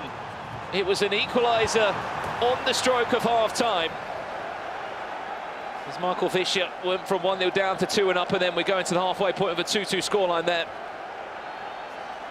I mean, I don't think drawing in the first leg is particularly bad at all. You just got to not let your teammate get into a rut where he has to push on, he has to commit man. I think a draw's perfectly fine. I do think as long as you don't give your teammate more than like a 2-goal deficit, you haven't done too bad, but like more than 3, or you're asking for a lot here, to be honest. Between you two, you know, tomorrow there very much could be a world where there is a goal deficit for your teammate. At what point do you think it is too much in 6-minute halves? Is it a full goal? At this level, when you verse top players, quarterfinals, you're not going to verse anyone who's that weak. So I think 3 is pushing it. But two's all right, but three is, I think, too much. Yeah, completely agree. I think three is where you draw the line as it's a mountain. Well, as we jump straight back in to the second half here, I mean, the bigger question as well, say if one of you were to drop a 3-0 to your teammate, is there even a word spoke between the two of you of what was that? Or is it a case of, look, I know what I've done, don't talk to me about it? Yeah, it's just a few side eyes maybe. Yeah, that's probably about it. And good luck. Hopefully you can get us through. Yeah, truthfully, I don't think I'd be able to apologise enough. But a couple of questions coming in for you both. Mark 11, first and foremost. Good ball. How does Mark stay away? As a chance comes in, it goes just wide from Thierry Henry. Is it past your bedtime in Australia? It is. It's currently like 8 a.m, so I'll be sleeping right now, but I'm very jet lagged. I woke up today at 5 a.m, yesterday 5 a.m, so we're up early, but I'll try to get a nice sleep in tonight, hopefully. Favourite English snack that you can't get in Australia? None. Australia is just better everywhere. I could not name you a single one here. It's quite literally atrocious. Wow. Surely you're a fan of squashies. What the hell's a squashy? I can't lie, it's looked promising for Ethan here. He's creating some good little chances, good looks. He just needs to put that ball in the back of the net. Tries to have that acceleration boost away. Update, we're hearing Brentford against Southampton. Which way has the third goal gone in this game? And it's Michael Fisher that finds himself 3-2 up. It's 1 minute from the restart. What a start to the second half that is. I mean, you couldn't get better if you asked, really. Back to your point about what a squashy is. It's a squashy, yeah. Send Stingray to Australia, put him on the beach for a day without any sun cream. You might see a squashy. Listen, I don't want any disrespect on their names. They're just a phenomenal snack. You know what's nice? Oasis, the drink. Oasis, drink. we called it. The red one, I like that one. Tastes nice. Potentially a cutback. Ethan's had 2 or 3 chances here, just trying to find. That's rushed. He can't. The issue here is he's going to want to get Stokes back in the game, right? He's going to want to not give him a mountain to climb. Good ball here. This could be more danger though. Victor Abarbo of all the time, it's going to be a tap in. And look, it's all falling their way. Yeah, I mean, I don't think there's much to say really. It's a bad goal, unfortunately, but I think Snev should have scored in the first shot. It was bad aim, but yeah, the rebound's a bit lucky. It was very good initial attacking from Nick Snev to take the space. We'll see it again on the replay again. Look, initially, brilliantly done here with Abarbo just to open up the chance, but when your keeper's down to ground and he cannot physically get back across, no matter it's time green or not, it's always going in. 4-0 Spurs lead. That 4-2 Southampton? Oh, Timmy. Speaking of Timmy Howard. Come on, Tim. Goalkeeping that you don't want to see again, Tim Howard. He's having a mare out there, if I'm going to be completely honest. Everybody's having a mare. I think Owen Larney's reaction probably explained that best, just to raise the eyebrows of what on earth that was from the former Premier League goalkeeper, Tim Howard. Yeah. If I have problem building up, tell me, because I'll change it. But like, I don't want to be out position and he's too tired, he can't get back. I'm going to give it a stupid goal. What's he say? If he's got a symmetrical, kind of one. I might put Lippman on, Lavia on as well. Leave it, yeah? How important are those conversations there? We just had a little bit of a few words back and forth from Tom Lees and Nick Sneb of what they're trying to process in these last 20-30 in-game minutes. That was pretty insightful, I'd say. Sneb didn't know what to do. Tom told him, stick to your guns and just keep it all symmetrically. He gave his opinion. I think it's a good suggestion by Tom. I think you should stay with that. I think that's probably the perfect time to cut into. I think that's a really good insight on how a teammate or a coach can massively help you if you're stuck on decisions. Keep it symmetrical, and he can leave this game without conceding a single goal. He can't ask for much more than that, Tom Lees. If anything, Nick Sneb's returned the favour and the performance of what happened in the earlier game. He could even return a 5-0 scoreline. Marcus Rashford is... red time. You don't want to give this man any confidence. Truthfully, he's an absolute danger when he's feeling in a good attacking mood. Especially when the skill moves are flowing. So Ethan could have a little overload here. Triggers the right players. Great foul. Phenomenal foul. I mean, they're the fouls you need, aren't they? They win games. Yeah. Just to slow it down and take this thing out of the game. I like what you did there. Don't mind that. I just need one goal, to be honest, there. I think if Palace does score a goal there, 4-1, Stokes would come back. I believe in him. If you're on the side of Crystal Palace here, just a goal, isn't it? One. Just give one. Give something to your teammate. You can't concede. They concede. It's yeah, I think we said 3-0's game done. Yeah. Thomas Stokes isn't a normal man. I'll give him 4-0, but five is unfortunately where I draw the line. Casado. Chance for Rashford now to pull away. Is he just about onside? Cole Palmer has goal number 5, could be on the cards. Cole Palmer with one of the worst time green finishes. I think that ball went into the Southampton booth. I think I've ever seen. What was that? Not lucky snap. Head up, son. Head up, son. It might hit us soon, that. Jeez, that was there. Oh, that'd be the best reaction ever. What happened there? What did happen there? Because I thought Cole Palmer, team of the year, just time green that, but apparently he didn't. It went out for a goal kick. Right, update. 60% of you have said Spurs. I mean, people probably saw them winning 3-0 when the poll came in. We want your real answer before a ball was kicked to the start of the game. Look, there is still a second leg to be played here. There needs to be a goal stingray, doesn't there, for just on Tom Stokes to have a leg up, just something to go into that second game. I mean, realistically, mental momentum is probably the biggest thing you can have. If you're kind of in a rut and you have to fight an uphill battle, you're never really going to push yourself across the line. But if you have a teammate to give you a little leg up, anything's possible. And you're asking a lot as well, Mark, because you've got to go into that game, not concede a single goal and also be perfect against a player like Tom Lees, who has been perfect today, scored 5 goals and has looked so good and confident. It's going to be an uphill battle for sure. Like he needs to score one in the first 10, 15, get Tom a bit nervous, but it's not going to be easy at all. I think if Ethan does score a cheeky goal here, it'll make this second leg exciting for at least the first goal. See if Shells can offer some helpful insight here to Ethan. Obviously, you know, a former ePremierleague champion, a very, very, very top player in his own right.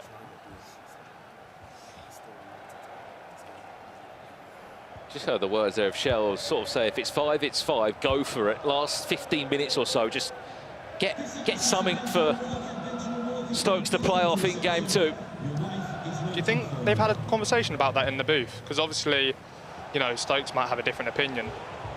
He might say, keep it 4, I'm feeling confident. It's a difficult one, isn't it? There's a lot of personnel in there. Yeah.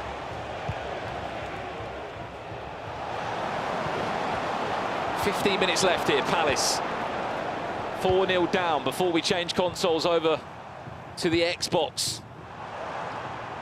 At the moment, Nick Snebb is feeling very confident. He is oozing with skill moves and all the perfect animation so far with the likes of Marcus Rashford. The ball's just sticking to his feet, still Marcus Rashford now. I mean, we have some very good experience playing against Nick Snebb in our time this year in other tournaments. Yeah. So. Some funny moments happened too, yeah, in the last game. So hopefully, you know, that can, well, at the moment, look like it can push us across the line, but Tom Lees is going to be a very, very tough player to break down, especially with a 4-goal lead. I mean, how is it for you two? Because you were in the same group in the FC Pro Open. You quickly forgot about that and went like, we're going to team up for the ePremierleague. I'll never forget, he actually rigged me really badly that game. After the game, he told me, I'm sorry I rigged you, so different day I'll win that game and we'll make top 3. I could win the World Championship already, but yeah, he cost me everything. If you played again today, who would win? In practice or in a tournament? Because in practice... Yeah, practice is different. Well, yeah. Mark just said he lost... I mean, Zizinho is a...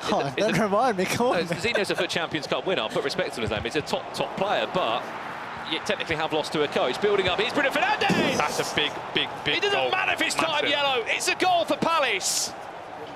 If you're Stokes, you've got to crack a little smiley. I mean, you're just... He's been given a leg up. This is what he needs. That's the perfect goal for Stokes to go into the second leg with a bit of confidence. Well, there's one.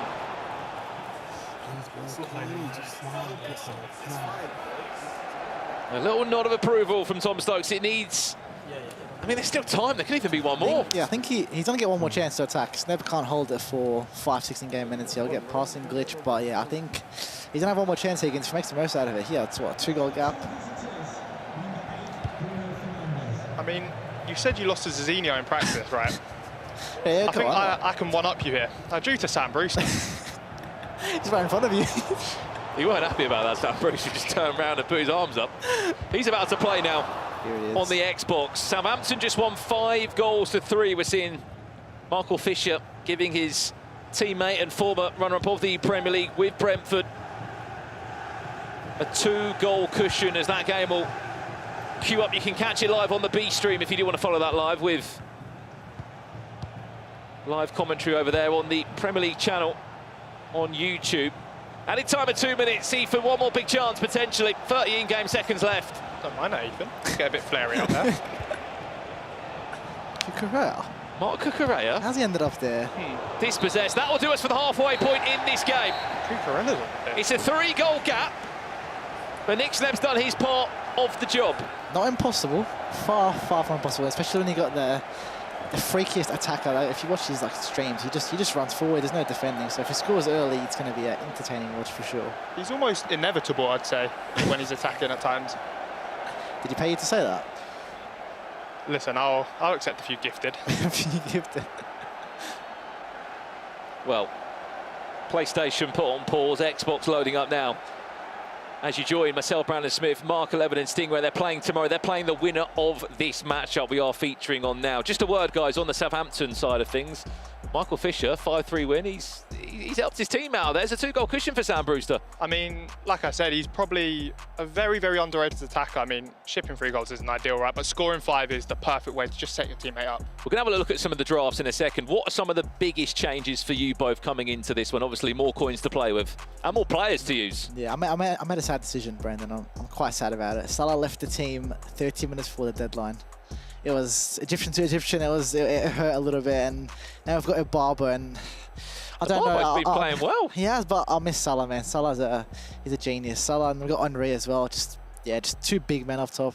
Let's have a look at Tom Stokes' drafted squad. Again, chat, you can see this at home as well. Let us know your opinions on it. Right back seems the conversational point with all the teams, Stingray. Who was your right back coming into tomorrow? Coming into tomorrow, my right back is Trent, and like Mark 11 said, he made a last-minute decision. I made 11. He made a lot. It was bad. We didn't know what team we was rocking with. We've stuck with one, and you know what's the issue? No Didier Drogba. And just the process as well. When did you lock in your teams? Literally 30 minutes before. 30 minutes before. Yeah, it was quite. I'm usually like a lot more calmer. I do it like a days before, but this time was it was a fine line. Well, look, Trent Alexander-Arnold has been used in every single player's drafted squad here. Marcus Rashford was pretty incredible for Nick Sneb in that last game. We'll see how Tom Stokes is liking to use him. People saying about, why is Victor Barber in these teams? He actually had a spell at Watford during their time in the Premier League. Even Doumbia featured in a few teams as well from a time he played for Newcastle United. They caught me off guard as well, a lot of these players. But team of the year, Thierry Henry. He seems like a popular choice. He's in your team, right? Unfortunately, I'm not a fan of him. He's just there to just score. I don't like him. I know people that can like move, get a bit jiggy in the box, but he can't do that. He just turns and shoot. But he scores a few, so I can't complain. Henry fan? I mean, he's just probably the best finisher and best runner in the game. Runners, that's what I mean. We're talking about runners. We're playing a football game. Let's have a look at Tom Leese's team that he's going to be putting up in his next matchup. Of course, there's a bit of love to a certain Spurs player in there, in Ledley King at the back, his for birthday hero item. Other than that, I mean, Cole Palmer comes into this one. Barbo features, both got the same right back of Mike on. I mean, Ledley King is interesting to me. It looks like they've still, they've put the fun in the ePremierleague. Tom's still doing #house challenges with Ledley King at the back, but it's an interesting choice. Look, he hasn't conceded the goal yet. You're right. Let's see how this goes. Let's jump into it live now. This is the scenario. Spurs have got a 4-1 lead. They hold this out. They play against Ipswich Town tomorrow in the quarterfinals. They could be on for another one. There's Thierry Henry. May have been just a runner there and not a goal scorer, because that was a pretty terrible red time shot. But for Tom Stokes, the pressure's on him. All the eyes are on him. A 3-goal cushion that could be wiped away. There is time. There will be chances, and it's all about who scores first, in my opinion.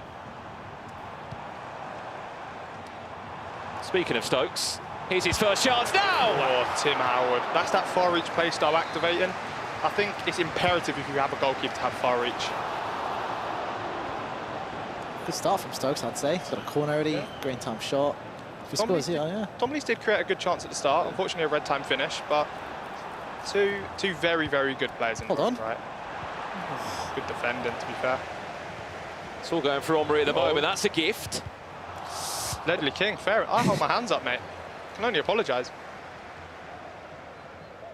Rashford taking Mike on for a spin there, and eventually Trent Alexander-Arnold will bring a bit of calmness into possession for Spurs. Stokes is a vicious press, doesn't he? If he doesn't want you to get out, you're not getting out. That squeeze. Well, he's going to have to be even more aggressive though, right, Mark? Because... Well, he can't get more aggressive. His whole play style is aggressive, so he's just going to play the same way. Great. Keep an eye on the back post there. I think with Stokes having to commit men, especially the fullbacks, Tomlins is going to have a lot of time and space here to just exploit the gaps.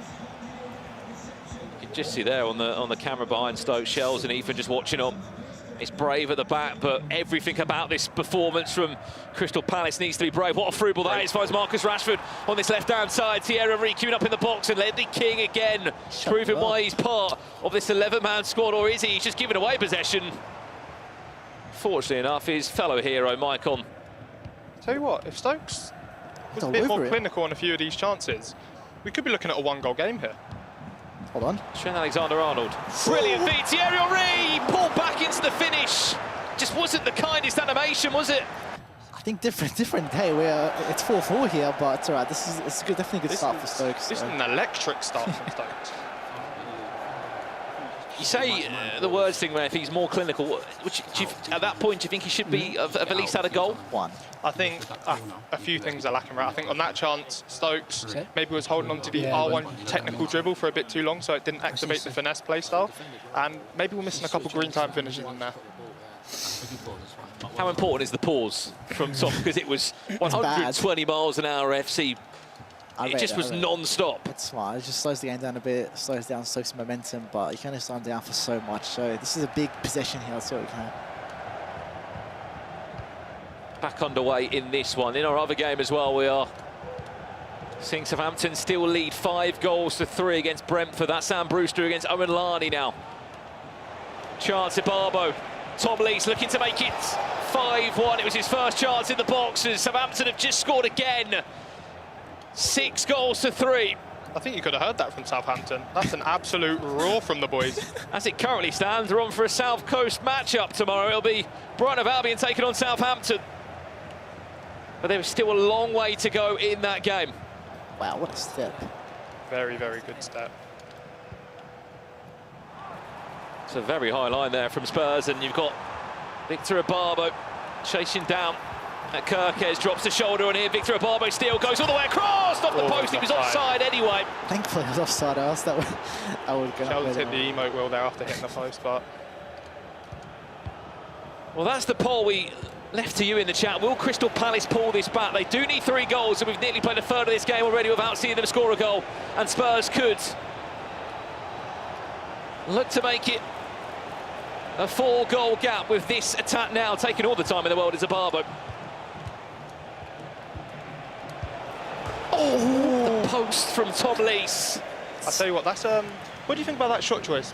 Do you think he should have taken the shot there? I think maybe the play style didn't pop up above the head, but I think he finessed it. It was just a bit of power. Bad finesse, yeah. Henry. Salah scores that, I think, yeah. He won't be doing that for you though, Mark, will he? He's not in your team. He's going to be just watching from the crowd, it's okay. Uh-oh. Great squeeze from Tom Lees. These are the gaps though where Tom Lees needs to make the most of it. We give Stokes a lot of credit for his squeeze, but Tom Lees is another man with an incredible press on him when he wants. Terrible touch there from Maicon. We'll give Tom Lees another route into the box. Marmouche. He's going to fall back. Oh, hello. Ruben Diaz is doing keepy-ups in the box. That's cool. Update in the other game, we heard a roar. Why do we hear a roar? Because Sam Brewster's back at his best in the ePremierleague, 6-3. See, it's a massive shame he's not using Cantona. Obviously, that was his, beloved card back Chance in for Stokes. Penalty shout waved away. It was a huge sort of scoop turn from Thierry Henry. And now it's become end-to-end FC between these two as we approach the closing stage of this first half. Tom Lees is doing incredible to take any bit of... Look at the amount of Spurs shirts there again. It's another big win from Stokes. Some huge last-ditch tackles. He needs to go before half here. 3.5 is tough. Could be 4. Look at the chance, look at the space. What a tackle! That's confidence in your player to slide there. You get that wrong, it's a red card and it's pretty much game over. I mean, we saw that with the Aston Villa game earlier. Free kick on the edge, 120th minute. What a counter-attack this would be for Tom Stokes. From a last-ditch tackle to a huge chance all the way across the Barbo. Lovely step overs, and it's an even bigger block from Tom Lees. Corner to come in now. Sure. Which goes all the way back to Maicon. Cannot lose the ball here or be in for an unbelievable counter-attack. Time green finesse, that one blocked. What a counter-attack this could be. Look how high that Crystal Palace line is. Keep an eye on the far-hand side. Huge switch of play, finds Marmouche, and it's... Well, watch the back close. Yara on a one-to-one. Should play for last year. Yeah. I think he's got the legs. That's something that I really wish I was intelligent enough to add into my game. Just killing any sort of... No added threat. time. It's a crazy half, I must say, and it's 0-0. I think if you're Tom Lees, you take that, yeah. No, could be no 1, goals 2, 3 conceded there. is obviously massive in a blockbuster thriller like this. Yeah. How have we got out of that half, gents, without a goal? That is crazy. I think even both teams could have scored there, but I think Stokes would be pretty angry with that. He had a lot of chances there. They're the sort of games you look at, right? You just don't believe it's 0-0. Apologies for any savoury language there. There's a lot of stress on these players as there's a chance to make the quarterfinals tomorrow. So much prize money on the line, so much stuff. Yeah, I mean, you've got stuff. the potential World Championship spot, potential eChampions League spot. I mean, they're things that any player aspires to compete in. How good is it if you get a World Championship ticket in March? I mean, what about January, Brandon? Oh, what's wrong with him? What about Seriously? January, Brandon? What's That's wrong true. with him? Yeah, nice. I mean, so you're just helping out Mark then, really, are you, at this point? Listen, I need to have that over me. I got you here. Okay, yeah, well, we'll see. We'll see what happens. I got your Champions League on the line too, so. Hey, buddy, don't do nothing like that. Right, we're jumping back in. 45 minutes for Crystal Palace to keep their ePremierleague alive. It might be over now if they can find a comeback here. Spurs 5-1 up, 4-goal cushion. Hey, Shorey, that's for you. That's for you, Shoz. Is that directly off kickoff? The best way to start the second half? It is, yeah. Good old kick-off goal. You can kind of kill any momentum that Stokes is building. We heard him say in the goal as well, that's for you, Shorey. He's also in a knockout game a little bit later on today. Tell you what, though, these hashtag house boys are sensational at FC, aren't they? Why don't they just team up? If they're both just so good and they made it this far, just team up and it's perfect, no? Maybe next season. Let's see how they get on and finish this year. There could even be a world where they match up in the final of the ePremierleague as Crystal Palace. Tell you what, a few more of them, and we're on for an absolute humdinger of a game. What a word. Humdinger, what a word. Find that now. It's just, I don't know, there's a buzz about it, I guess. There's a buzz. Well, he's had to wait 49 minutes for this chance. 3-goal. Fantastic use of the low-driven shot there. Gap up. He would do his absolute best to close upon. It's a game that we just have to appreciate as well between two huge names in the FCC, and they've both won in the Premier League in their career. Alongside a list of titles. It's a shame they, unfortunately won't have the chance to defend their title, really, after the track the boys are done with them. Oh, it's Palmer, what a save. Timmy. That's that play stop. Got to stop this. Got to score here too. Update in the other game. How is Southampton getting on? Are they on for a 7th? Yes, they are. Barbo. It's absolute cruise control. Sam Brewster. Let's jump back across the split second. This could be a chance for Palace. Marmouche. Unlucky. Kirkes just snatches the ball. I tell you what, if Spurs come out of this game alive, there's going to have to be some statues built. King. Maybe one for Ledley King. Yeah, King and Kirkes deserve one. Haaland made a couple very nice last-ditch blocks for Tom Lees in that first half as well. Just give them all a statue. Uh-oh. Keep an eye on Palmer, who's just offside there. Oh, Still offside, forget Cole Palmer. It's the Thierry Henry show, round the goalkeeper. Gee, that's a hard handshake there. Come on. Well, he didn't stop running, did he? Thierry Henry. Spurs are on their way to a quarter-final. And it looks like they're taking on the tractor boys.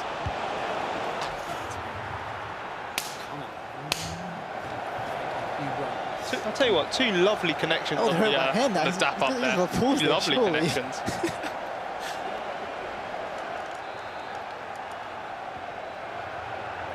How important is it in this scenario, in this format, that even when you can see just one goal, you go back down the other end and get another one and just restore that cushion? Perfect. It's the only way to describe it. It's just you finish the game now, 4 goals in 30 minutes. It'll be quite difficult. Unless.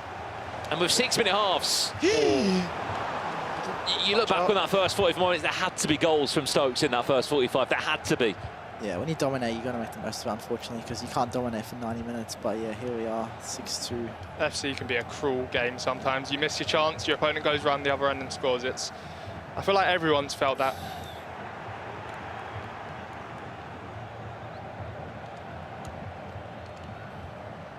This is maturity. Yeah. This is something we need to learn. It's something you need to work on, because you don't pass the ball to your CB, so it's quite concerning. Is game management not a strength of? No, definitely not. Not at all. If I could game manage Brandon, let's just say we'd have a few more titles to the name, other than having to thank Fuma. But it's very aggressive, but very, very confident defending. Well, we could also see potentially the start of a comeback. Owen Larney, Petr doing a little 1-2 there with the striker. Still 3 goals between the two sides there. Locked in. Oh, just off the mark there from Cole Palmer. Well, we said, is there a comeback? Maybe there isn't. Sam Brewster has just made it 8-4. We could be looking at Southampton v Brighton of Albion in another quarter-final. We are slowly but surely losing a handful of Premier League teams here. Dare I say it's game over, Mark? Yeah, unfortunately we're 15 minutes and it's going to be hard from here. Borderline impossible, but yeah, it's a shame, really. It's a shame to see my Footwiz boys go out, but yeah, someone had to go out, unfortunately. It's just, you look back on that first 45 minutes, there had to be just one or 2 goals on the side of Crystal Palace if there was a chance to any sort of comeback. Tom Lees.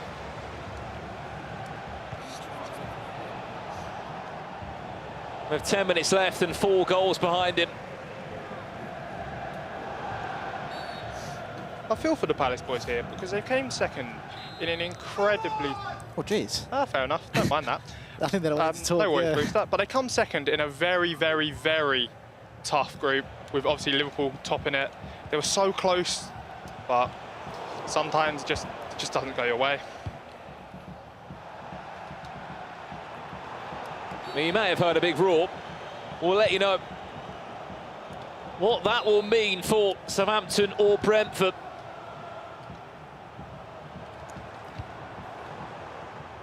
And it will just be a case of seeing out the latter stages of this game. Those are all the bounces that you need to go your way. Heads it off from Stokes. He's given it a real good go, but unfortunately just not been able to claw it back at all. That was the roar. Sam Brewster, 9-4. I mean, they're going about their business quietly, Southampton. I mean, say quietly, they were quite loud, but... Yeah, I mean, but I feel like they're a massive... People aren't talking about them. I feel like they're a massive... Hello. That's going to fall. Oh. Or not. I'm not sure if he knows precision shooting's on, but it's unfortunate. Don't say that. We'll play him tomorrow if he just hits you for 10. The issue is I'm playing him as well. And I can only apologise. Oh, and first, Mark, what are you doing to me? Well, tomorrow, gents, you won't just have, you know, maybe the hashtag force behind you. The whole world. Or the GC Army. You've got maybe a handful of those FC players that have done the Timo Werner SBC as this finesse comes in. Because if they beat you tomorrow, Timo Werner will get another +1. Yeah, I'm sorry to let Timo Werner complete us down, but you're looking at a force to be reckoned with here. People asking about other upgrades as well. Joe Gomez, Matoma, McAtee. As Spurs make it 7-2, congratulations, Tom Lees, Nick Snebb. They're on their way to a quarter-final. Very, very well played from both of them. Nick Snebb to obviously, you know, get the initial lead, but Tom Lees really took any bit of venom out of the game that he could, and it's a very good win. It's the perfect combination of the two performances there. A 4-1 lead in game one. You pass the baton to your teammate and say, look, you go and do your part of the job. Good team, bonding vibes. It's perfect, really. Can't ask for much more. No stress, no nerves. But just briefly back to the point, sorry, McAtee, Matoma, Gomez, they will be potentially upgraded tomorrow because those three teams are in the quarterfinals. Full-time result there. Crystal Palace will be eliminated from this year's ePremierleague as Tom Stokes and Ethan Higgins will fall short against Nick Snebb and Tom Least. That means that Spurs take on Ipswich tomorrow. Looking forward to that game, gents? I mean, I'm always buzzing to compete. Yeah, he loves it, yeah. I absolutely live for games like this. What are you expecting from them? From them, Snebb, me and Snebb always have fun games, so whoever's casting our game will have lots of skills, goals, some bad defending, but yeah, it'll be a joy to watch, I can promise you that. Well, final 15 minutes here, Southampton 4 goals in front, 9-5 they lead in game 2. Could be on for a 10th goal in the game. Oh, Sam Brewster! He's cooking! Game, set and match, unfortunately for Brentford. I mean, look, they was also in Palace's group, a really, really tough group, and they performed really well. I believe, something was missing. You know when you can tell something's just not clicking on the day? Talking of clicking though, Sam Brewster, sensational at you, son. Well, people may have forgot that a handful of years ago, Sam Brewster in 2022 was a runner-up in the Premier League. He was representing Brentford, where he actually took them to their furthest ever run they've had in the Premier League. Now he's going to be sending them packing out of the tournament. We mustn't forget as well, the only ever official ePremier League MVP. Sam Brewster. Yeah, I mean, fair enough. Stop it. I'd like him to stop it, actually. It gets really annoying having to praise him. He's just doing phenomenal. What was that? Take a touch, bro. Take a touch. I think he was bowling for a strike there. Yeah, I've seen him bowl. He's hitting the gutter any day of the week. Here we go. Please, someone clip that. He knows what it means, and that's all that matters, because he's just scored Southampton's 11th goal. They will take on Brighton and Hove Albion tomorrow. It's only the 79th minute. We've got 10 minutes to add on the goals. Let's get a tally going. I mean, I want to see what celebration Sam Bruce has got next for us. True, come on. If he pulls out the Kazenga Loa backflips up off the stage. Oh. Hello. Ooh. So lucky. That's a bit of you, that skill. A little Elastica, yeah. Well, following this one, we'll be seeing Fulham taking on Leicester City and Everton after their last-minute winner in extra time. Heading into that huge last knockout round. Hold on. I just realised I play Snebb tomorrow and I told him that bicycle kick.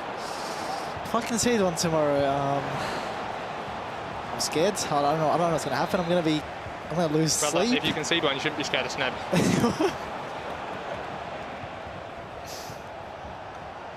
I mean, obviously, we've got... Pin? No, come on. That's desperate. That might be one of the worst penalty shouts I've ever seen, but... Trying to give him something. Maybe over in Aussie, that's a pen, but... Yeah, that's how we win everything. We just pay the refs, that's right. Hopefully we can do it tomorrow. Yeah, we'll give the rest a paycheck, don't worry. Obviously, you know, we've got an ePremier League champion in our corner in Zach Moore. What do you think of him, Mark? I think... Hold on. Oh, my. Save, Timmy. Zach Moore... See, Ariel Reed had an absolute blinder in these last 15 minutes, by the way. Yeah. Bit of sportsmanship. Oh, nice. That's so cute, That's guys. adorable. Only time of 3 minutes. I think they'll shake hands now. That's job done.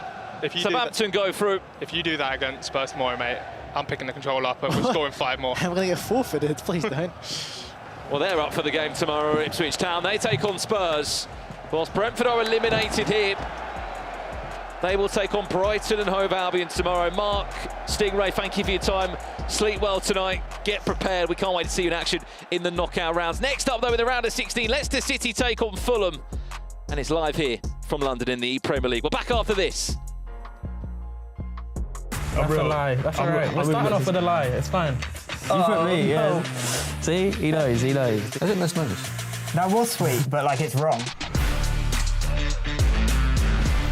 3, 2, this is easy. 1. That's me, I'm real. Just... Oh, come on. But this is easy, right? And it's him. I mean, I think you've got to back yourself, I suppose. It's a technicality, but it is him, yeah. Win is win. It's a good job we're on the same team. You've got to back yourself. Yeah. Okay, yeah. 3, Okay. 2, 1. I want to go me. Really? Yeah. That's me, I'm real. I'll give you credit. Me. What? Yeah. Absolutely. Absolutely not. Did you say you? Yeah. I've coached before. I'll give you that one. Yeah, I'll give you one. I needed one. I wasn't ever giving that one up. I've had way too many years in the game, I'm real. I know everything about anything. You asked me to coach you most tournaments. That's because I'm always in them when you're in them. Whoa. I don't mind coaching. Don't mind it. Have you ever coached anyone? Yeah. When? Moving on.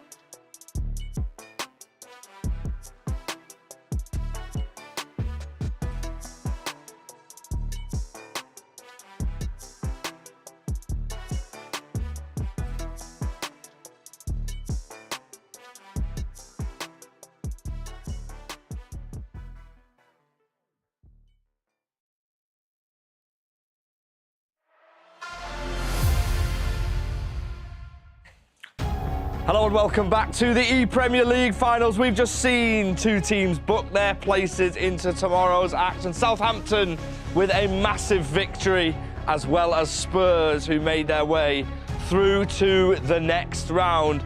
All to play for into the round of 16 tomorrow. And I am stood with two players from Southampton, fresh from their victory. First things first, how are you feeling? Yeah, much better. That one was much less stressful than our first game, although Michael might be the most stressful watcher I've ever seen. But yeah, we got through that one a bit safer, which was nice. You do look like you are playing the game when you're not playing the game. How does it feel to be spectating? That was the worst 15 minutes of my life, I think. I know we're into tomorrow. Yep. You're playing Ipswich. No. Brighton. Brighton, yeah. Brighton indeed. Out of the group winners, are you happy with that one to be playing them? I mean, either way, it's a hard game. I'm friends with Mark as well, so it's a bit of a bitter, sweet pill to swallow, kind of, because on paper, maybe you'd think Ipswich or Man City or Liverpool maybe a little bit better, but great players, great team, and friends with Jaden and Mark. So yeah, I've invaded the Scottish national team for that one. It's those three and me. So. It is. Let's look. We're looking at some of the highlights on the screen right now. I mean, those celebrations as well. Sometimes when you're scoring goals and stuff. Did any of the celebrations mean anything? The ones that we saw. I mean, he was. Oh, that's the strike, mate. I've got the bowling celebration on. So that is the bowling celebration we saw from you. I wasn't much in the mood to say. Yeah, I was still stressed. 6 goals up. I mean, look, it seems like you've got so much chemistry together. Of course, you've been here before.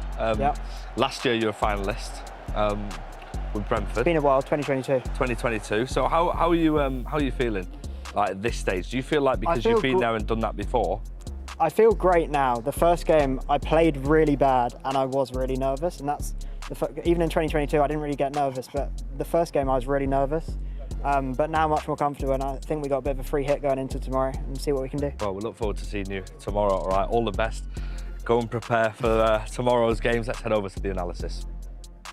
Thank you, FG. Great interview as always. I'm joined by Redlac at the analysis. We're going to go through a goal that happened in the one of the previous rounds anyway. It's the free kick last minute, Everton up against Aston Villa.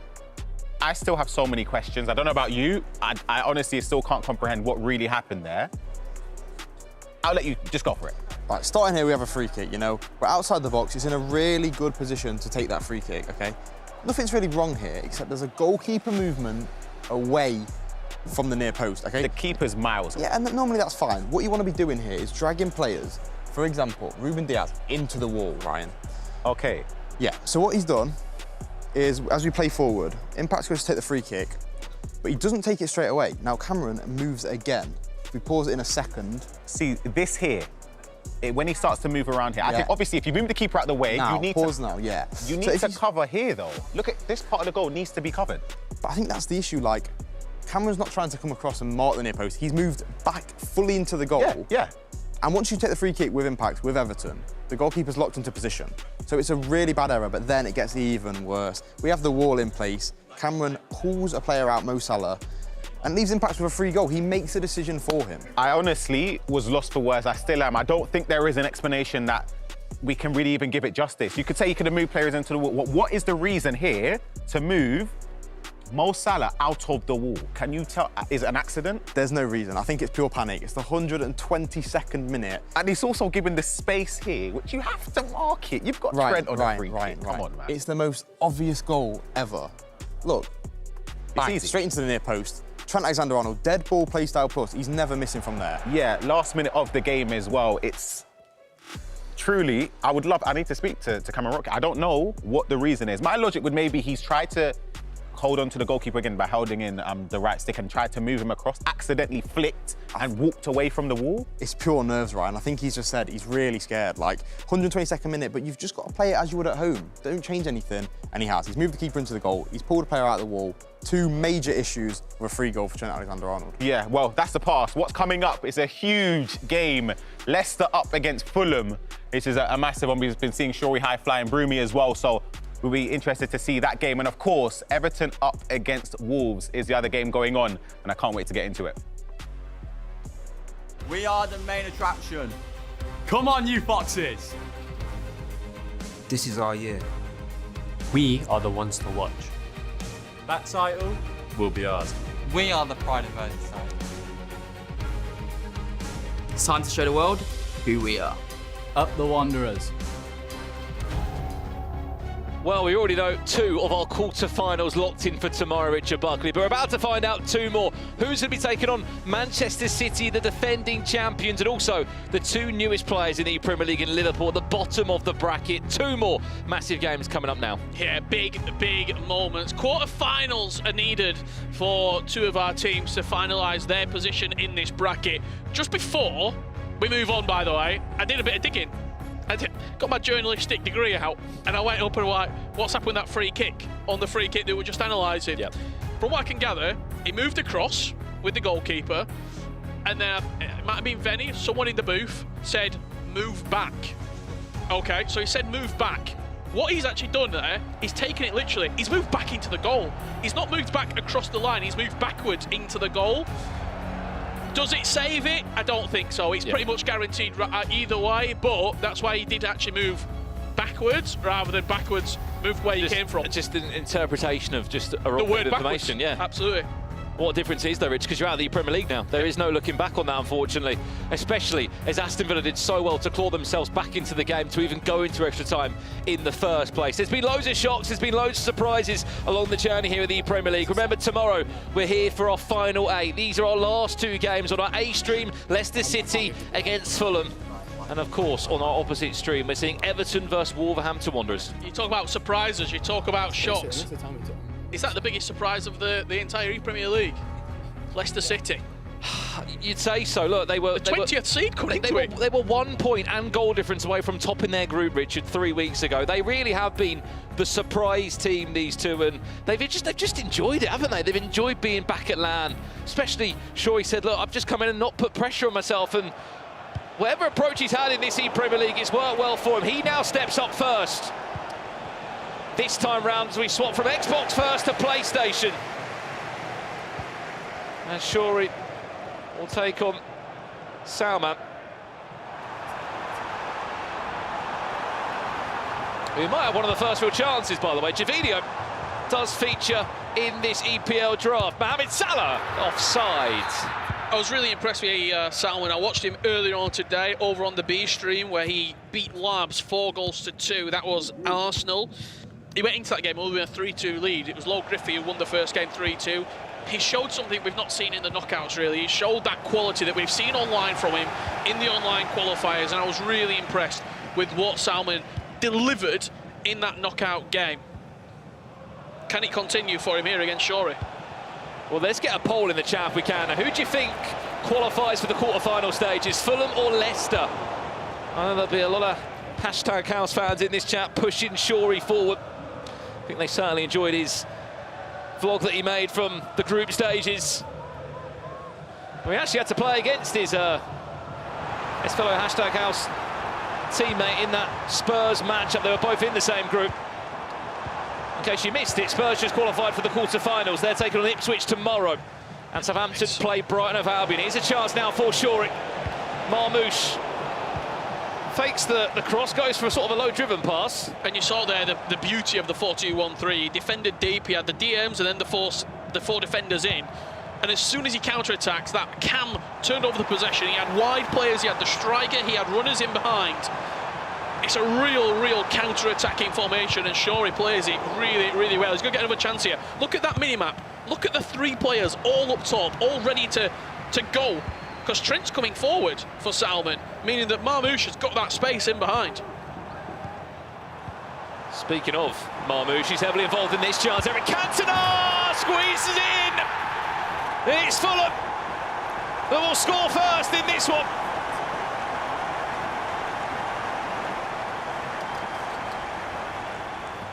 Salman has created chances in the opening 17 minutes. Cantona goes across goal. Really convincing finish as well from the Frenchman. It's a real hard one to get in that area because sometimes you're guessing sometimes. Do you go for the near post and predict a bit of goalkeeper movement, or do you just back yourself and go across goal? There's a lot more of a power player, Cantona, rather than a finesse sort of player. So you think it's either going on near post or just direct with velocity across the keeper. Well, it's not his first rodeo, is it? For Salman as well. It's his 3rd time in the Premier League. The 2 times he's been it before, he has represented Burnley. First time wearing a Fulham shirt. And it might be his best ever run in the Premier League if they were to win this one. Not just £5,000 guaranteed between the 2 players, but a spot in the final 8 tomorrow.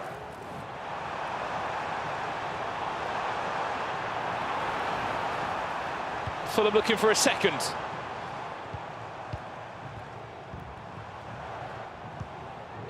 It's nice, really crisp passing around the box. The pick and pass play style coming in trumps as well in those areas. Again, it's so clean and effective work. What a goal. What a goal that is. Must be 10, 11 passes, direct, emphatic, everything with a purpose inside the box. Salman Ahmed, that is superb FC. On no doubt the biggest of stages. Everything's perfect, and you said it right, here it can start. Might not be on everyone's starting 11, Richard, but if you know how to use him, you know how to work him. He's just scored 2 goals in 5 minutes. Update over here. Marmouche. Ensuring that Wolves go 1 goal to the good over there.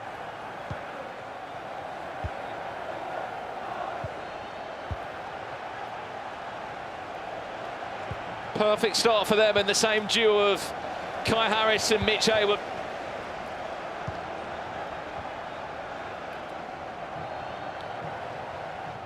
Sure, he got all to do. He's been 2 goals down before. He has, but this feels different. Salman has been very good this first 30 minutes. Well, someone else who's been very good when it comes to the ePremier League, Richard Buckley. He joins us now on commentary, Mark Marley, alongside Tex, the most capped player at an ePremier League. He's here every single year, representing Brighton Hove Albion. We spoke to his team earlier today, Jayden. Mark, you've seen who you're playing tomorrow. You're playing against Brighton Hove Albion. As Fulham coming for a third, they've just got a third. Incredible. How are you looking forward to that game tomorrow? Yeah, I can't wait. You know, obviously we've waited the full weekend, watched the games today, and yeah, I'm just ready to go, to be honest. Has it been a bit irritating today? You've been here since about midday. But we're getting on to the later hours here in London. 9 hours you've been here for. How has those 9 hours looked? No, I actually enjoy it. You know, you let everybody else stress about today, and yeah, just chill out. We've enjoyed watching the games as well. You get to pick up some stuff that's obviously working in games, so no, I've enjoyed the wait. It was safe to say, Richard, he couldn't really chill out in last year's final because he had a ridiculous game in the ePremier League final. Yeah, I mean, when you look back, we've got a pause at the moment in this game. When you look back at that, there's been a couple of finals for you in the EPL. How do you reflect back on this tournament as a whole? I mean, you've got so close on a couple of occasions now. Yeah, I mean, it's my favourite tournament. Obviously, it's the one you look forward to. It's the one I want to win the most. You know, I would choose this over 99% of the other tournaments. So I just hope we can go all the way this year. How do you feel coming into it with Jayden? Obviously, you two have it's a great duo, friends off the pitch, friends on the pitch. When you look at, I'll go for the other 3 quarter-finalists with you, Ipswich, Liverpool, City. I'll ask you, where do you see the toughest competition coming from? I mean, I've got to say Ipswich because they're on our side, but yeah. You know, Manchester City and Liverpool are obviously some of the best players in the world. But listen, we back ourselves. We're not always, you know, favourites. I don't think we're favourites to the top group to a lot of people, but we're confident in ourselves, and that's the main thing, really. Is there still that little bit of you want to get back at Man City from last year? Yeah, of course we do. Well, the best part is, Rich, that can happen. Yeah. With the bracket. I'm hearing there's been a couple of goals in the B stream. Well, should we check in then? See his impacts in action, getting one back, but then coming straight down the other end. Wolves. Talk about this Wolves duo as well, because they've been around the block. Kai Harris, Mitch Hayward, they've played a lot of ePrems together. They're not the name on the tip of the tongue, but where do you sort of see them? I think they're always like maybe behind us, the second, you know, most underdog story. Everyone says Wolves. Even last year, we played Wolves in that quarter-final. There was only 1 goal in it. Honestly, it's not a team you want to play in the groups or the knockout stages. Well, sure, he will take that one. It's a way back in the game. It's a grateful bounce back. He said he needed it. He did need it. We'll see it again quickly on the replay. It came from the original shot from Omri, and as good as he's been with his feet, that was such an easy tap in. I mean, look, just a quick one as well. You spoke about duos that may be underrated. You could even argue that was Southampton to a degree. Michael Fisher and Sam Bruce. So that duo's got a lot of experience when it comes to ePremier League. What are you thinking about that? Is that the team you didn't want to play out of the 4, or did you not really care who you played in the quarterfinals? I think it was the team that we probably expected to play. Obviously, I know Michael very well. We're Scotland teammates, have been for years. So, yeah, we've actually played a few times in this competition as well. But yeah, it was the team we expected to play, and yeah, to be honest, we didn't Hold really that care forward then. second, Mark, because we've just seen 2 goals in 3 minutes from Shorey. Come on. He loves that first time through ball pass, Richard. He's had it a few times. I think he might be the best in the building at that first time over the top through ball. It's even when it's been nerfed in the game, he's still got it down to an absolute T. And after looking 3-0 down, Mark, he's back in the game going into half-time. He's one of the only players that is consistently doing it from his wide players. Usually it'd be the number 10 or maybe the other striker that's doing the first time through ball. I mean, I played against him in the group, so I've been on the other side of it. I want to ask you about that. Obviously, you've played against its Leicester City side.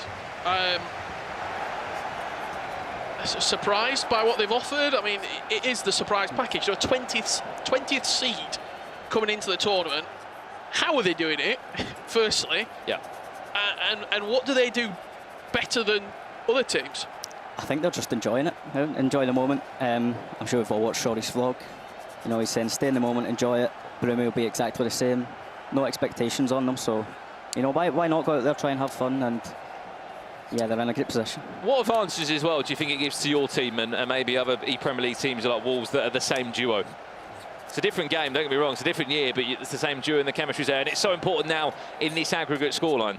I think when it changes to this format, like you say, that team spirit, honestly, it plays a massive part. See the poll as well there, Mark. Surprised by that? Just edged by Fulham? Or have people just voted them in 3-0 up? A lot of Shorey fans in the chat as well that would be getting that Leicester City vote up. 2 massive goals. Just 5 minutes before half-time. You go down 3-0. It feels almost catastrophic. You're going in at 3-2. The game's there. Big save. Another rebound as well from Erling Haaland. They're all fighting for the badge, aren't they? Haaland there just got a block on it of his hip. Had no right to stop that shot.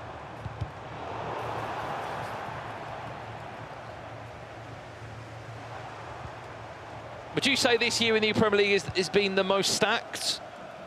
Yeah, I would say especially with you know, Manu and Lex coming into the league and a few other players. Yeah, probably in maybe the last 3-4 years, this is the most stacked overall, definitely. Obviously, a lot can happen, Richard, but there's also a world where we could be seeing Man City Liverpool in a semi-final, in a match up to decide each Champions League spot, which in itself is it's big. It is really, really big.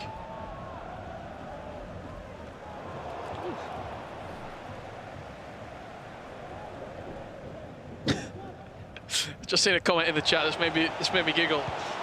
What does he say, Brandon? It says, Richard Buckley, try not to mention Leicester 20th seed challenge level if possible. Have you said it a few times? It's a story. I love the story. It's a story. Did you know that they've come in? But they have played ridiculously well, and look, it might not have been expected. 20th seed club coming into this. 20th seed. 2-0. Only 20 teams who are playing.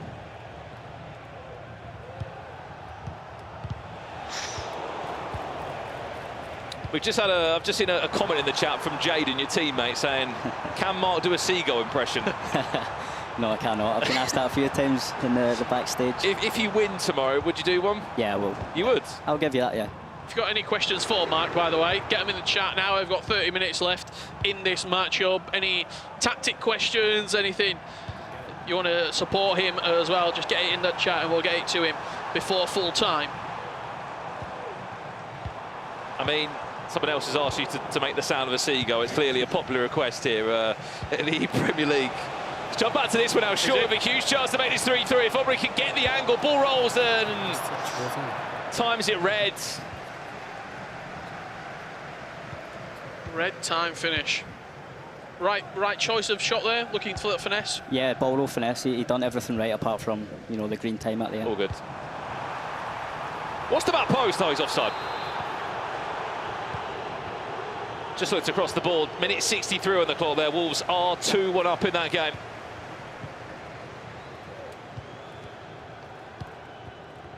This is a message for Owen Kennedy. Owen, happy birthday from your friend Jonathan Fish.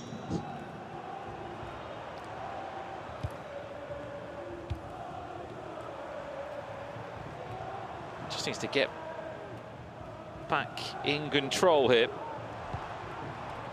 He's done really well, Salmon, just to sort of take the sting out of Shorey a little bit in the last 10 minutes.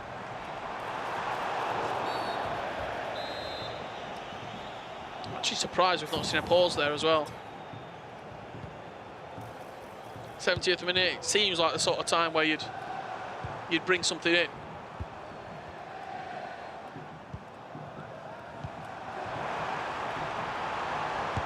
Chance for Ness!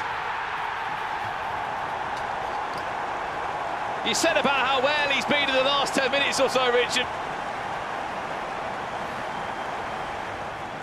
We'll speak about that for just dealing with the pressure and then finding the fourth. Absolutely, it's just all about momentum in the game. It felt as though this is the way it was swinging, Mark. Shorey was getting chances, that finesse, that red time shot. Salmon took that as incentive to sort of just take it down a peg or two the game. Yeah, Salmon's done very, very well to, kind of weather the storm a little bit, accept the position he was in, and I mean, now he's got that 2-goal lead again, which I'm sure he'll be trying to see out for his teammate in the next game. It could be straight down the other end. Henry, hold that for. Shorey makes it 4-3, pulls himself straight back into the game again.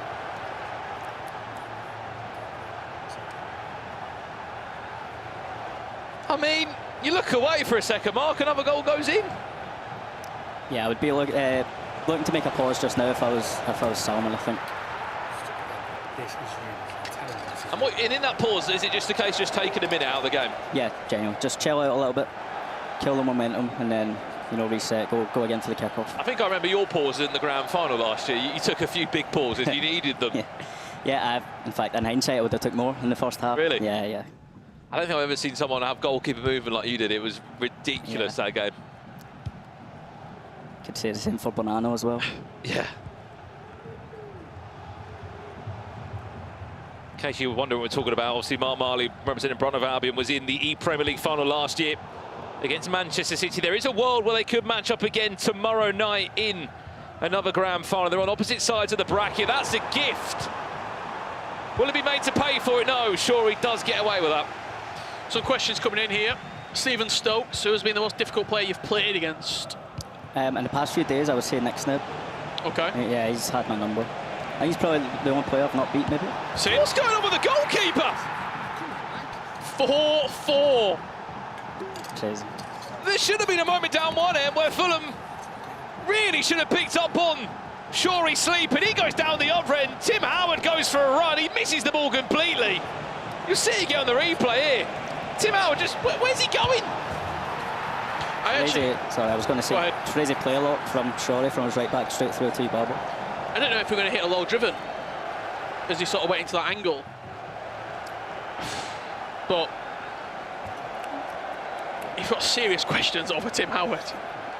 Just enjoying these little celebrations that Shorey's given us every time he's pulled back a guy. If you're sitting there on the opposite side of Mark and you're watching your team have a 2-goal lead on 3 different occasions and you're thinking, how are you not leaving a game with at least a goal for me? And in the back of your mind, you're a little bit frustrated. Yeah, it's always going to be on your mind, but, it's not the mentality that, you can't take that into your game. Such an important team element now in the Premier League in the knockout stages. Aggregate scoreline comes into play. As we'll shift over to the Xbox following this one. Back to you, Fulham. Back to you, Salmon. Oh, 5-4, what a game! It's a fantastic bit of play. The extra pass was so good. It really is. It's pretty much come straight from the kickoff. That pass into Gervinho, the extra pass into Cantona, and that first time just offload. Is he seeing that before he's even passed the first pass in? I think so, yeah. They recycle back, and he even shot the right way as well, which isn't always easiest to do when you get in that position.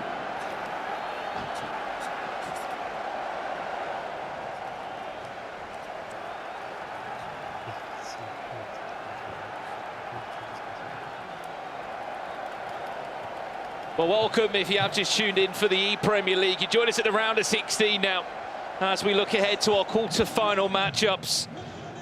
In the £100,000 tournament, we are in our last round. Fulham lead 5-4 against Leicester City in game 1. On the PlayStation, it has literally been a case of I score, you score, Richard Buckley. There's not been a chance for the game to really have a lead. And we've still got another 90 minutes to go after this. This is only the first leg of the tie, meaning that Broomy and Low Griffey will take over the mantle of whatever score this finishes at and see if they can do what they need to get Fulham or Leicester City into the quarterfinals of the ePremierleague 2025. This looks to be a Fulham win, a 5-4 victory, a slender lead that Salmon will take Low Griffey into the next round. That's huge. A 2-goal cushion for Fulham. And fair play to him as well, Salmon. 3 times he's had a 2-goal lead and thrown it away and still been able to come back and then restore it again, Mark. It just goes to show how strong mentally he is to keep fighting back against Leicester. How's he done that? It's a perfect finish type again on the Trevella, but like you said, yeah, his mentality's been crazy in this game. Sure. You'd think it would have flipped the other way, Richard. When it goes 4-4, if you would say who's going to go on and win this game, you'd probably go Shorey. Yeah, you would, yeah, definitely. Well, if he are new to the Premier League, every Premier League club has 2 different players. One plays on the Xbox, one plays on the PlayStation. And it's an aggregate scoreline across 2 games, which will determine who goes through to the quarter-finals. Fulham have just won the PlayStation side of things, 6 goals to 4. There is going to be an Xbox game now that will shortly follow. But for Shorey, for how much work he did to get back in that game, Rich, he's going to feel hard done by not to leave with anything. I mean, yes, he's left with scoring 4 goals, but it's still a little bit of a task to do for his teammate in Broomy. Even 5-4 feels better. Of course. It feels like a nice, not a nice result, but it feels like you've handed over with a real game to go for. What Broomy has got given now, Mark, is a real uphill battle. Yeah, Broomy will be looking to score the first goal. Speaking from personal experience, me and Jaden, I always say to him, if I'm going to lose, I'll try and make sure it's by 1 goal. Yeah, if you don't know Mark Marley as well, played in every single ePremier League as of late. He has playing tomorrow and he'll be playing against Southampton. This is his team that he's using. If you're unfamiliar with the ePremier League rules, you get 13 million coins to use on FC25 Ultimate Team. They can be used across a handful of players, icons and heroes that are former players that have played in the Premier League. And this is your team that you're using tomorrow, Mark. I've got to ask, 4-1-2-1-2? Yeah, I'm just rolling back the years, yeah. Javinho comes in. He's not on everyone's team. I mean, it seems like a barbo of all of them will be used. A few players have maybe used Dumbia, but not loads of faces have used Javinho. I think coin for coin, might be the best player in the Premier League. I was actually, he surprised me when I used him in practice how good he actually was. Cole Palmer, team of the year, off the bench. Are we going to see something a bit different here? Is Palmer actually going to start, or no? He's definitely off the bench. Yeah. Why so many coins on a bench player? Just in case some things. You don't like Barbo or Javinho, just saying. Nah, yeah. We'll see. Keeping cards close to the chest at the moment. Maybe just the odd game. There's a bit of inconsistency. Bring on Cole Palmer.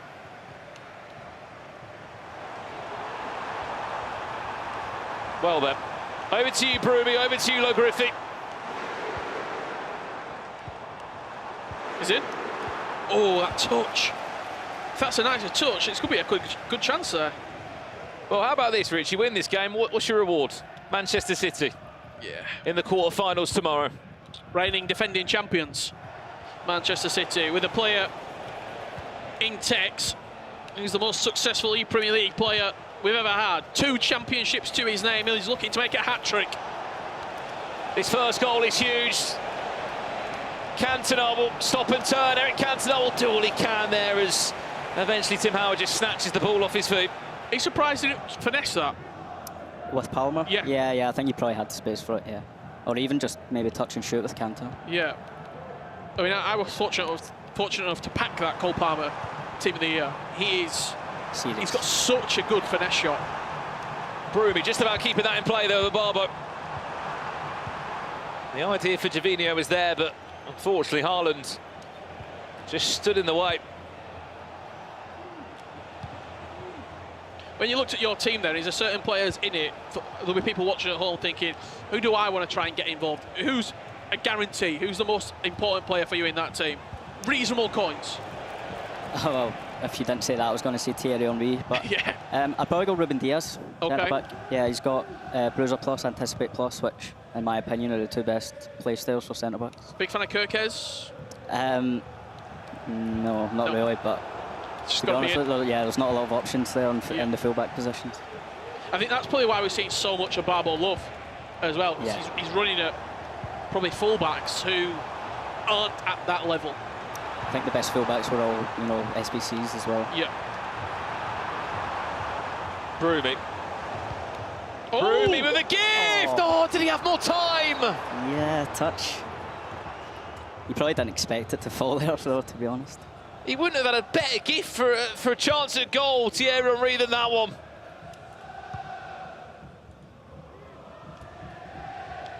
I mean, going back to your point, left-back-wise, you are sort of really stranded for options, are you? Kirkes, a team of the week, Lewis Skelly. Ashley Cole? Nah, not good enough, no. Well, let's have a look what is happening here between Everton and Wolves.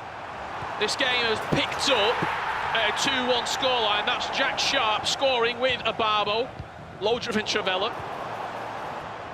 And right now he's taking on Mitch Haywood, in which that tie is 2-2 between Everton and Wolves. There is a world, Richard Buckley. Obviously, we know it's a draw at the moment, where Everton, who were bottom of the group 3 weeks ago, 1 win from 8, could be playing against Liverpool again. They were both in Group C. It'd be a Merseyside derby quarter-final. I mean, we talk about teams who didn't play well in the group. Well, look at Spurs. They finished 4th in the group. They could have finished bottom if results had gone against them in that final game of the group, and now they're in a quarter-final. I think ultimately, after the performance in the group, these were the games that really, really mattered. Yes. So I think we expected Tom and Nick Sned to turn up. Especially by their own expectations, for sure. For sure. Tell you what, Broomy has started the better here, 26 minutes in. I was about to say the same. I think he's played well up to the box. Yeah, maybe just decision-making in the final third. I think he has played well. Just that final third. Well, we asked you, will Leicester pull this one back? It was a tight poll, 56% of you saying that they will. For them to do that, they need 2 goals, and we've nearly played a third of the game already. Winner of this plays Manchester City tomorrow in the quarter-finals. Long ball over the top. Is he onside? He is! It's a gaping goal for Thierry Henry! That's the goal they needed. That is the goal Broomy needed. To give himself a sniff, to give himself the belief. It's a long ball, it's direct, Mark, but it doesn't matter. It's a goal that Leicester City seem to love. Yeah, that first time through the ball. Drink water, Okazaki, Vardy.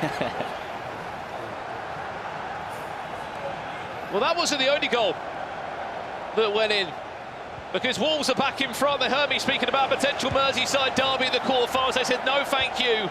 We want to be in the top 8. There's Mitch Haywood, a veteran in the ePremier League, up against Jay Sharp, another veteran in the ePremier League.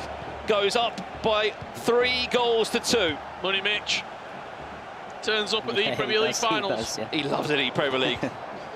Not as much as you, Mark, but he certainly loves an ePremier League. Broomy scored 1. Does he fancy 2? Barbo cuts back inside. Henry blocked there. But still, possession in the Leicester shirt. The ball just sticking to the feet of Marmouche. This side of the pitch where Lewis Skelly is, I'm thinking, if I'm Leicester City, to get that ball to a Barbo every single time. I think you could say the same for both wings, to be honest. Yeah. They're so fast. How do you grow such a majestic mullet? I don't think that's to me or Brandon, Mark. Shout out power player, Motherwell. How many years worth of growth? 1 year, actually. I started it before ECL. Question coming in there, other than Jaden, who's been your favourite ePrem teammate over the years? I've only had one other teammate. Favourite coach? Oh, Adam Ryan. I miss him shouting behind me. Well, he will, but I'm sure he'll be shouting behind you tomorrow still. It might not have been his weekend for Bournemouth, but he was still here amongst the best 40 players in the ePremier League. Fulham desperate for a goal here before half-time. I mean, that sums up the half that we've seen from Low Griffith. Broomy, full of confidence.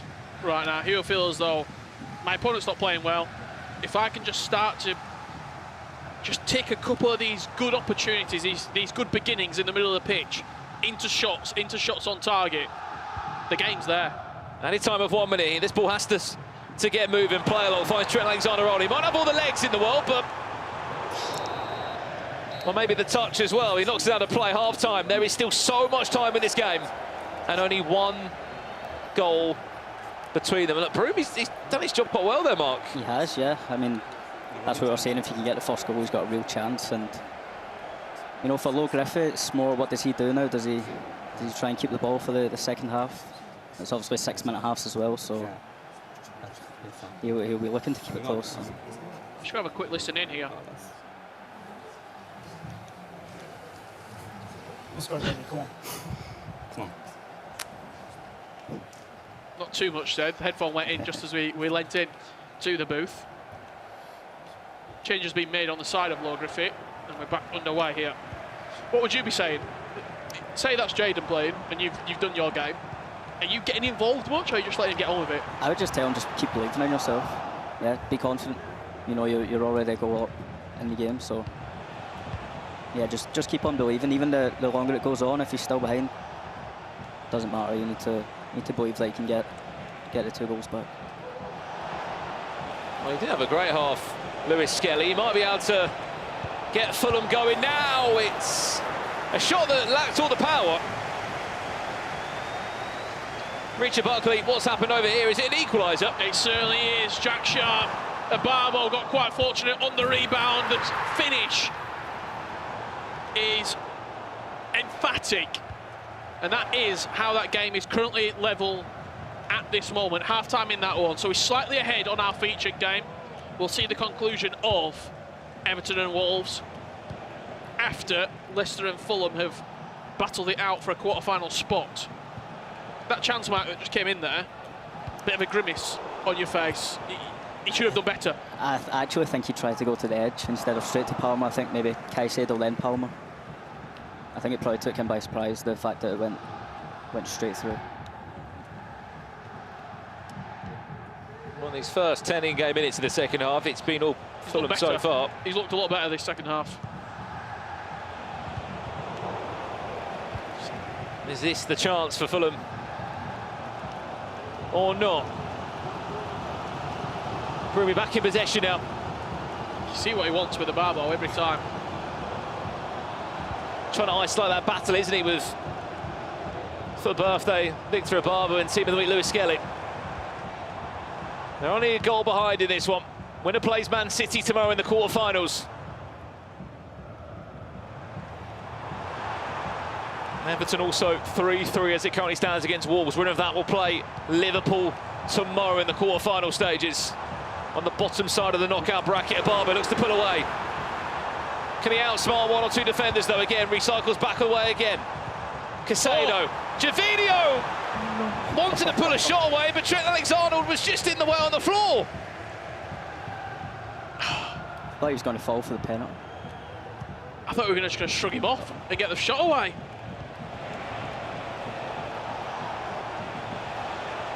Palmer's got the running of Kirkes. Should he decide to go down the byline? Just offering a couple of options inside there. I haven't really seen a proper chance at all in this game. Lofted ball, defended well by Moises Caicedo.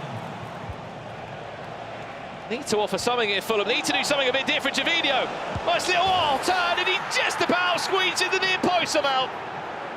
You can tell that he's not wanting to be super aggressive defensively, so he's just standing off ever so slightly. The goalkeeper movement, a fraction over to the near post. Talk me through this goal, Mark. Yeah, beautiful reverse elastical from Javinho, and like you say, the goalkeeper movement. I think a lot of players are moving the goalkeeper across with the new driven shot play style. So yeah, I think you'll see a lot of near post goals going this weekend. It's time to just go for it. Yeah, he has to. Yeah. Nothing to lose. 20 minutes to keep Leicester City dreaming in the Premier League.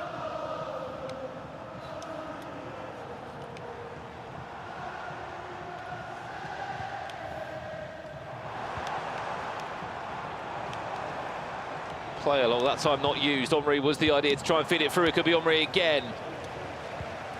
It's a well-timed tackle. That wasn't the only goal that's gone in. His Wolves that have found a fourth. We are here in Gervinho, able to give it back to Henry. It's the near post again for Mitch Hayward.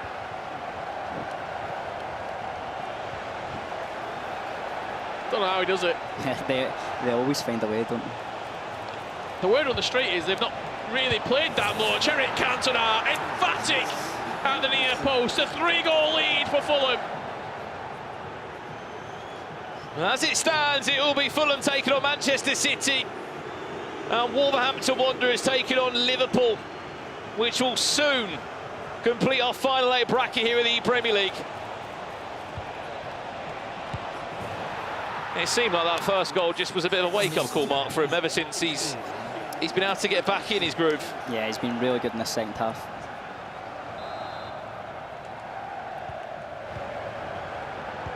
It's a big arse, Rich. It really is. It's going to be perfect, almost. Perfect FC from here on out for Brumi. Every single second ball, every single second bounce has got to go his way. Has to score from this. It's the short one. It's going to be pinged in around this area. That Trevella angle. There's it one! certainly is. There's enough time here. A moment of magic for the Foxes. You said it has to be perfect, Richard. 2 more of those and we're laughing, but it's still... It just dropped off him. He just didn't really press him until it was too late. Come on, mate. 2 more, is what they're saying in the booth.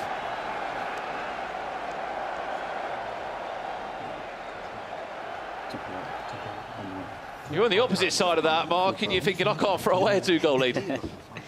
Yeah, you're just telling yourself, just play it minute by minute, keep the ball, play for your throw-ins, play for free kicks. You know the team press is going to come in, so maybe get a few long balls in there as well.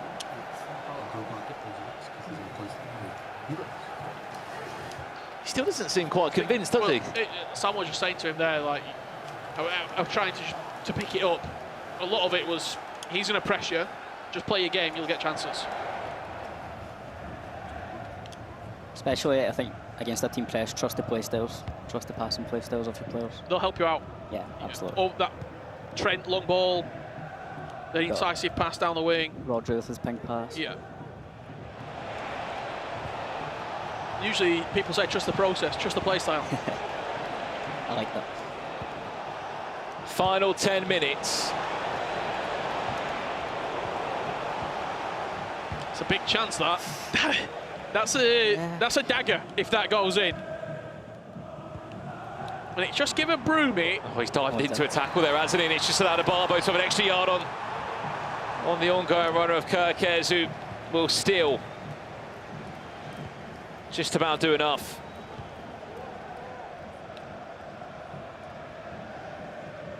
He will take time out of the game. 5 minutes gone.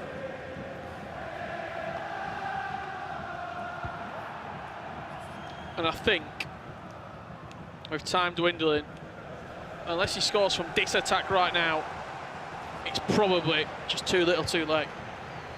Especially with it being 6-minute halves, I would be very surprised if he gave it away now. I was going to say, is it an equaliser? It might be the nail in the coffin over on this game as well. Mitch Hayward still showing he's got it. I was just about to say, the word on the street is that both of them, they've not played that much. Yeah, I think you could tell when you first practiced against them as well. You can see them getting better and better, obviously, the more they play over the week. But honestly, they're inevitable. They always make it through. Chance to get one more at the back post, doesn't need it. Any time for 2 minutes. Unfortunately, the dream is over for Leicester. What a tournament they've had regardless. They've been everyone's favourite team to watch. It's been the underdog story.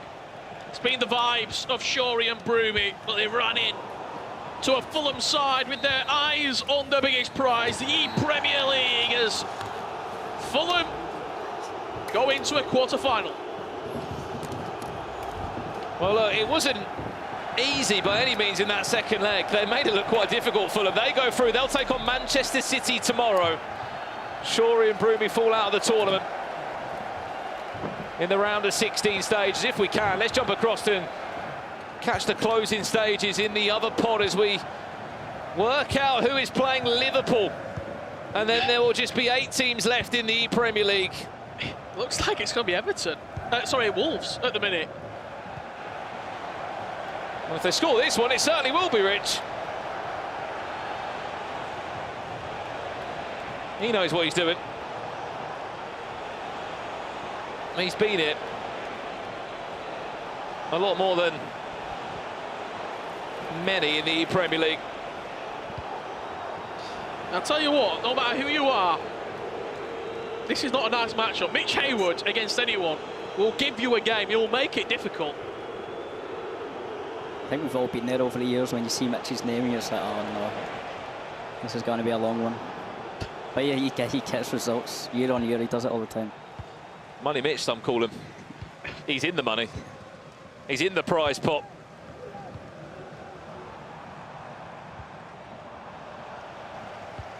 Eight minutes left on the clock. Him and Kai Harris will be going into the quarter-final stages tomorrow. Credit where it's due to Everton as well, by the way. Only one win in the group stage as they came through, gave us a dramatic ending. Oh, what a game. Game of the day. Everton versus Villa, game of the day. Well, as it stands, it looks like this for your final 8 in the Premier League. Ipswich will take on Spurs in one of our opening games tomorrow. It's a South Coast matchup between Brighton of Albion and Southampton. We just saw Fulham do enough to take on Manchester City tomorrow. And our bottom matchup in the bracket, the last one in the bracket, we'll see Wolves take on Liverpool. The duo of Lex and Mane Bature, the 2 non-UK players with huge name status behind them and trophies.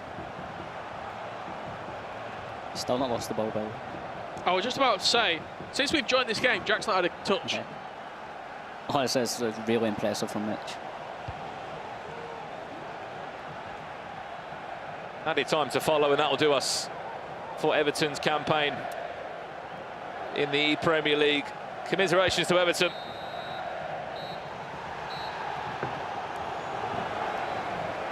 And that duo, dangerous. Oh, back there again. I mean, I love the fact that you look across the duos that are in the knockout stages. A lot of them are the same from previous years. At least 3 of them, including the man that's next to us now, Mark Marley. Mark, final words before tomorrow. Just a simple evening for you. Back to the hotel, relax, and then just all eyes on tomorrow. Get in nice and early, get a few practice games in. Yeah, literally what you said. Yeah, chill out tonight. Maybe do some analysis on the Southampton boys and get in early, get some practice games in, then we're ready to go. Mark, it's been an absolute pleasure. Thank you for joining us. Thank you. In this game. Wolves, again, they don't disappoint at ePremier League stages. They're there. Mitch Haywood is up there with all those consistent players year in, year out. For 2 lads that apparently didn't play much, Rich, they look all right. Yeah, they do. They do look all right. They are in the quarterfinals, as we said. They'll be taking on Liverpool tomorrow. Our bracket is filling up slowly here in the Premier League. We've lost 12 teams today who will be going the full way tomorrow to pick up that huge lump sum of cash. I believe we have got an interview ready with our very own Ryan Purcell, who's catching up with that Fulham side who have just qualified themselves to play Manchester City tomorrow. Yeah, that is correct. I'm joined by the Fulham team here, just qualified to the top 8. How does it feel? That game was nerve-wracking, right? How did it go for you? Well, it was nerve-wracking, but I'm just super happy to just get over the line, and I'm just so happy right now. I know I'm not showing it too much, but I'm really happy. No, I can imagine. Speak to me about watching the game. Instead of playing first, or obviously, sorry, playing first, you have to oversee that second leg. From experience anyway, I found those games more nerve-wracking than actually playing. Yeah, no, I was nervous. I bit into my hand warmer so many times. So, yeah, I mean, I know he's good at holding leads, so I gave him a 2-goal lead. I knew, like, eventually he's going to grow into the game, and he did, and took it home. Yeah, is there a preference, though, if you could start or finish the legs, what would it be? I do like having control of the final outcome. Okay, that's fair enough as well. Tomorrow, though, you've got a game against the current reigning champions in Manchester City. Is there anything you're going to do to approach that game, or is it just more of the same?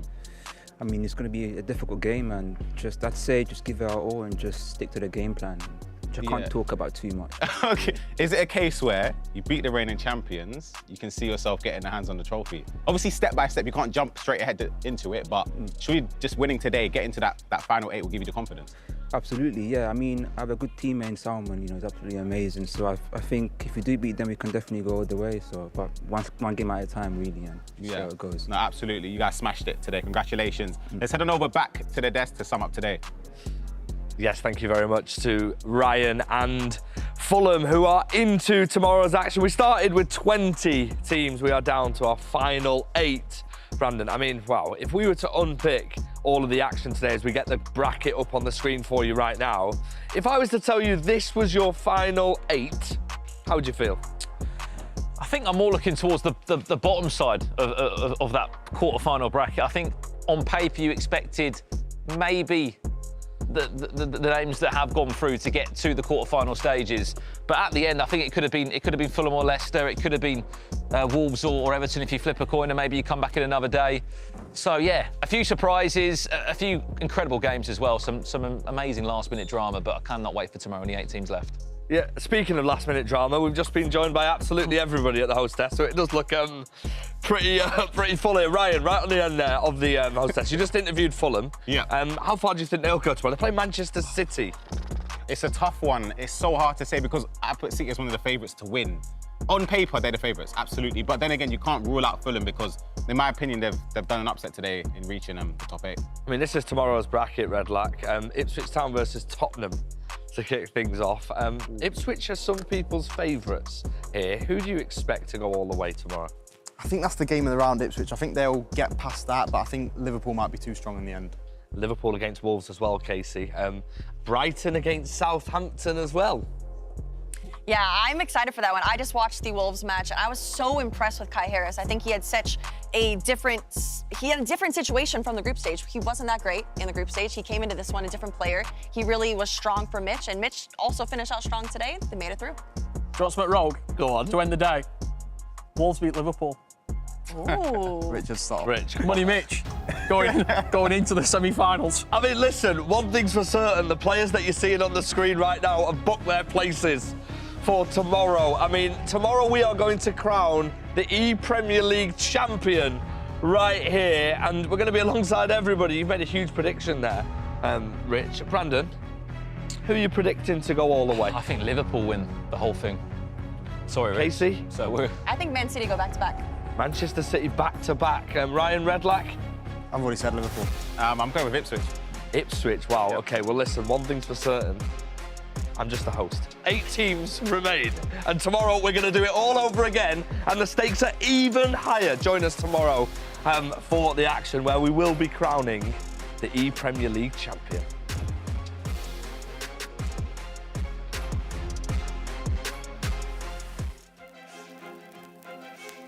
Hello and welcome to the ePremierleague final. Now it's all about knockout football. Trent Alexander-Arnold finds Cole Palmer into it. Barbo times it green to Rashford.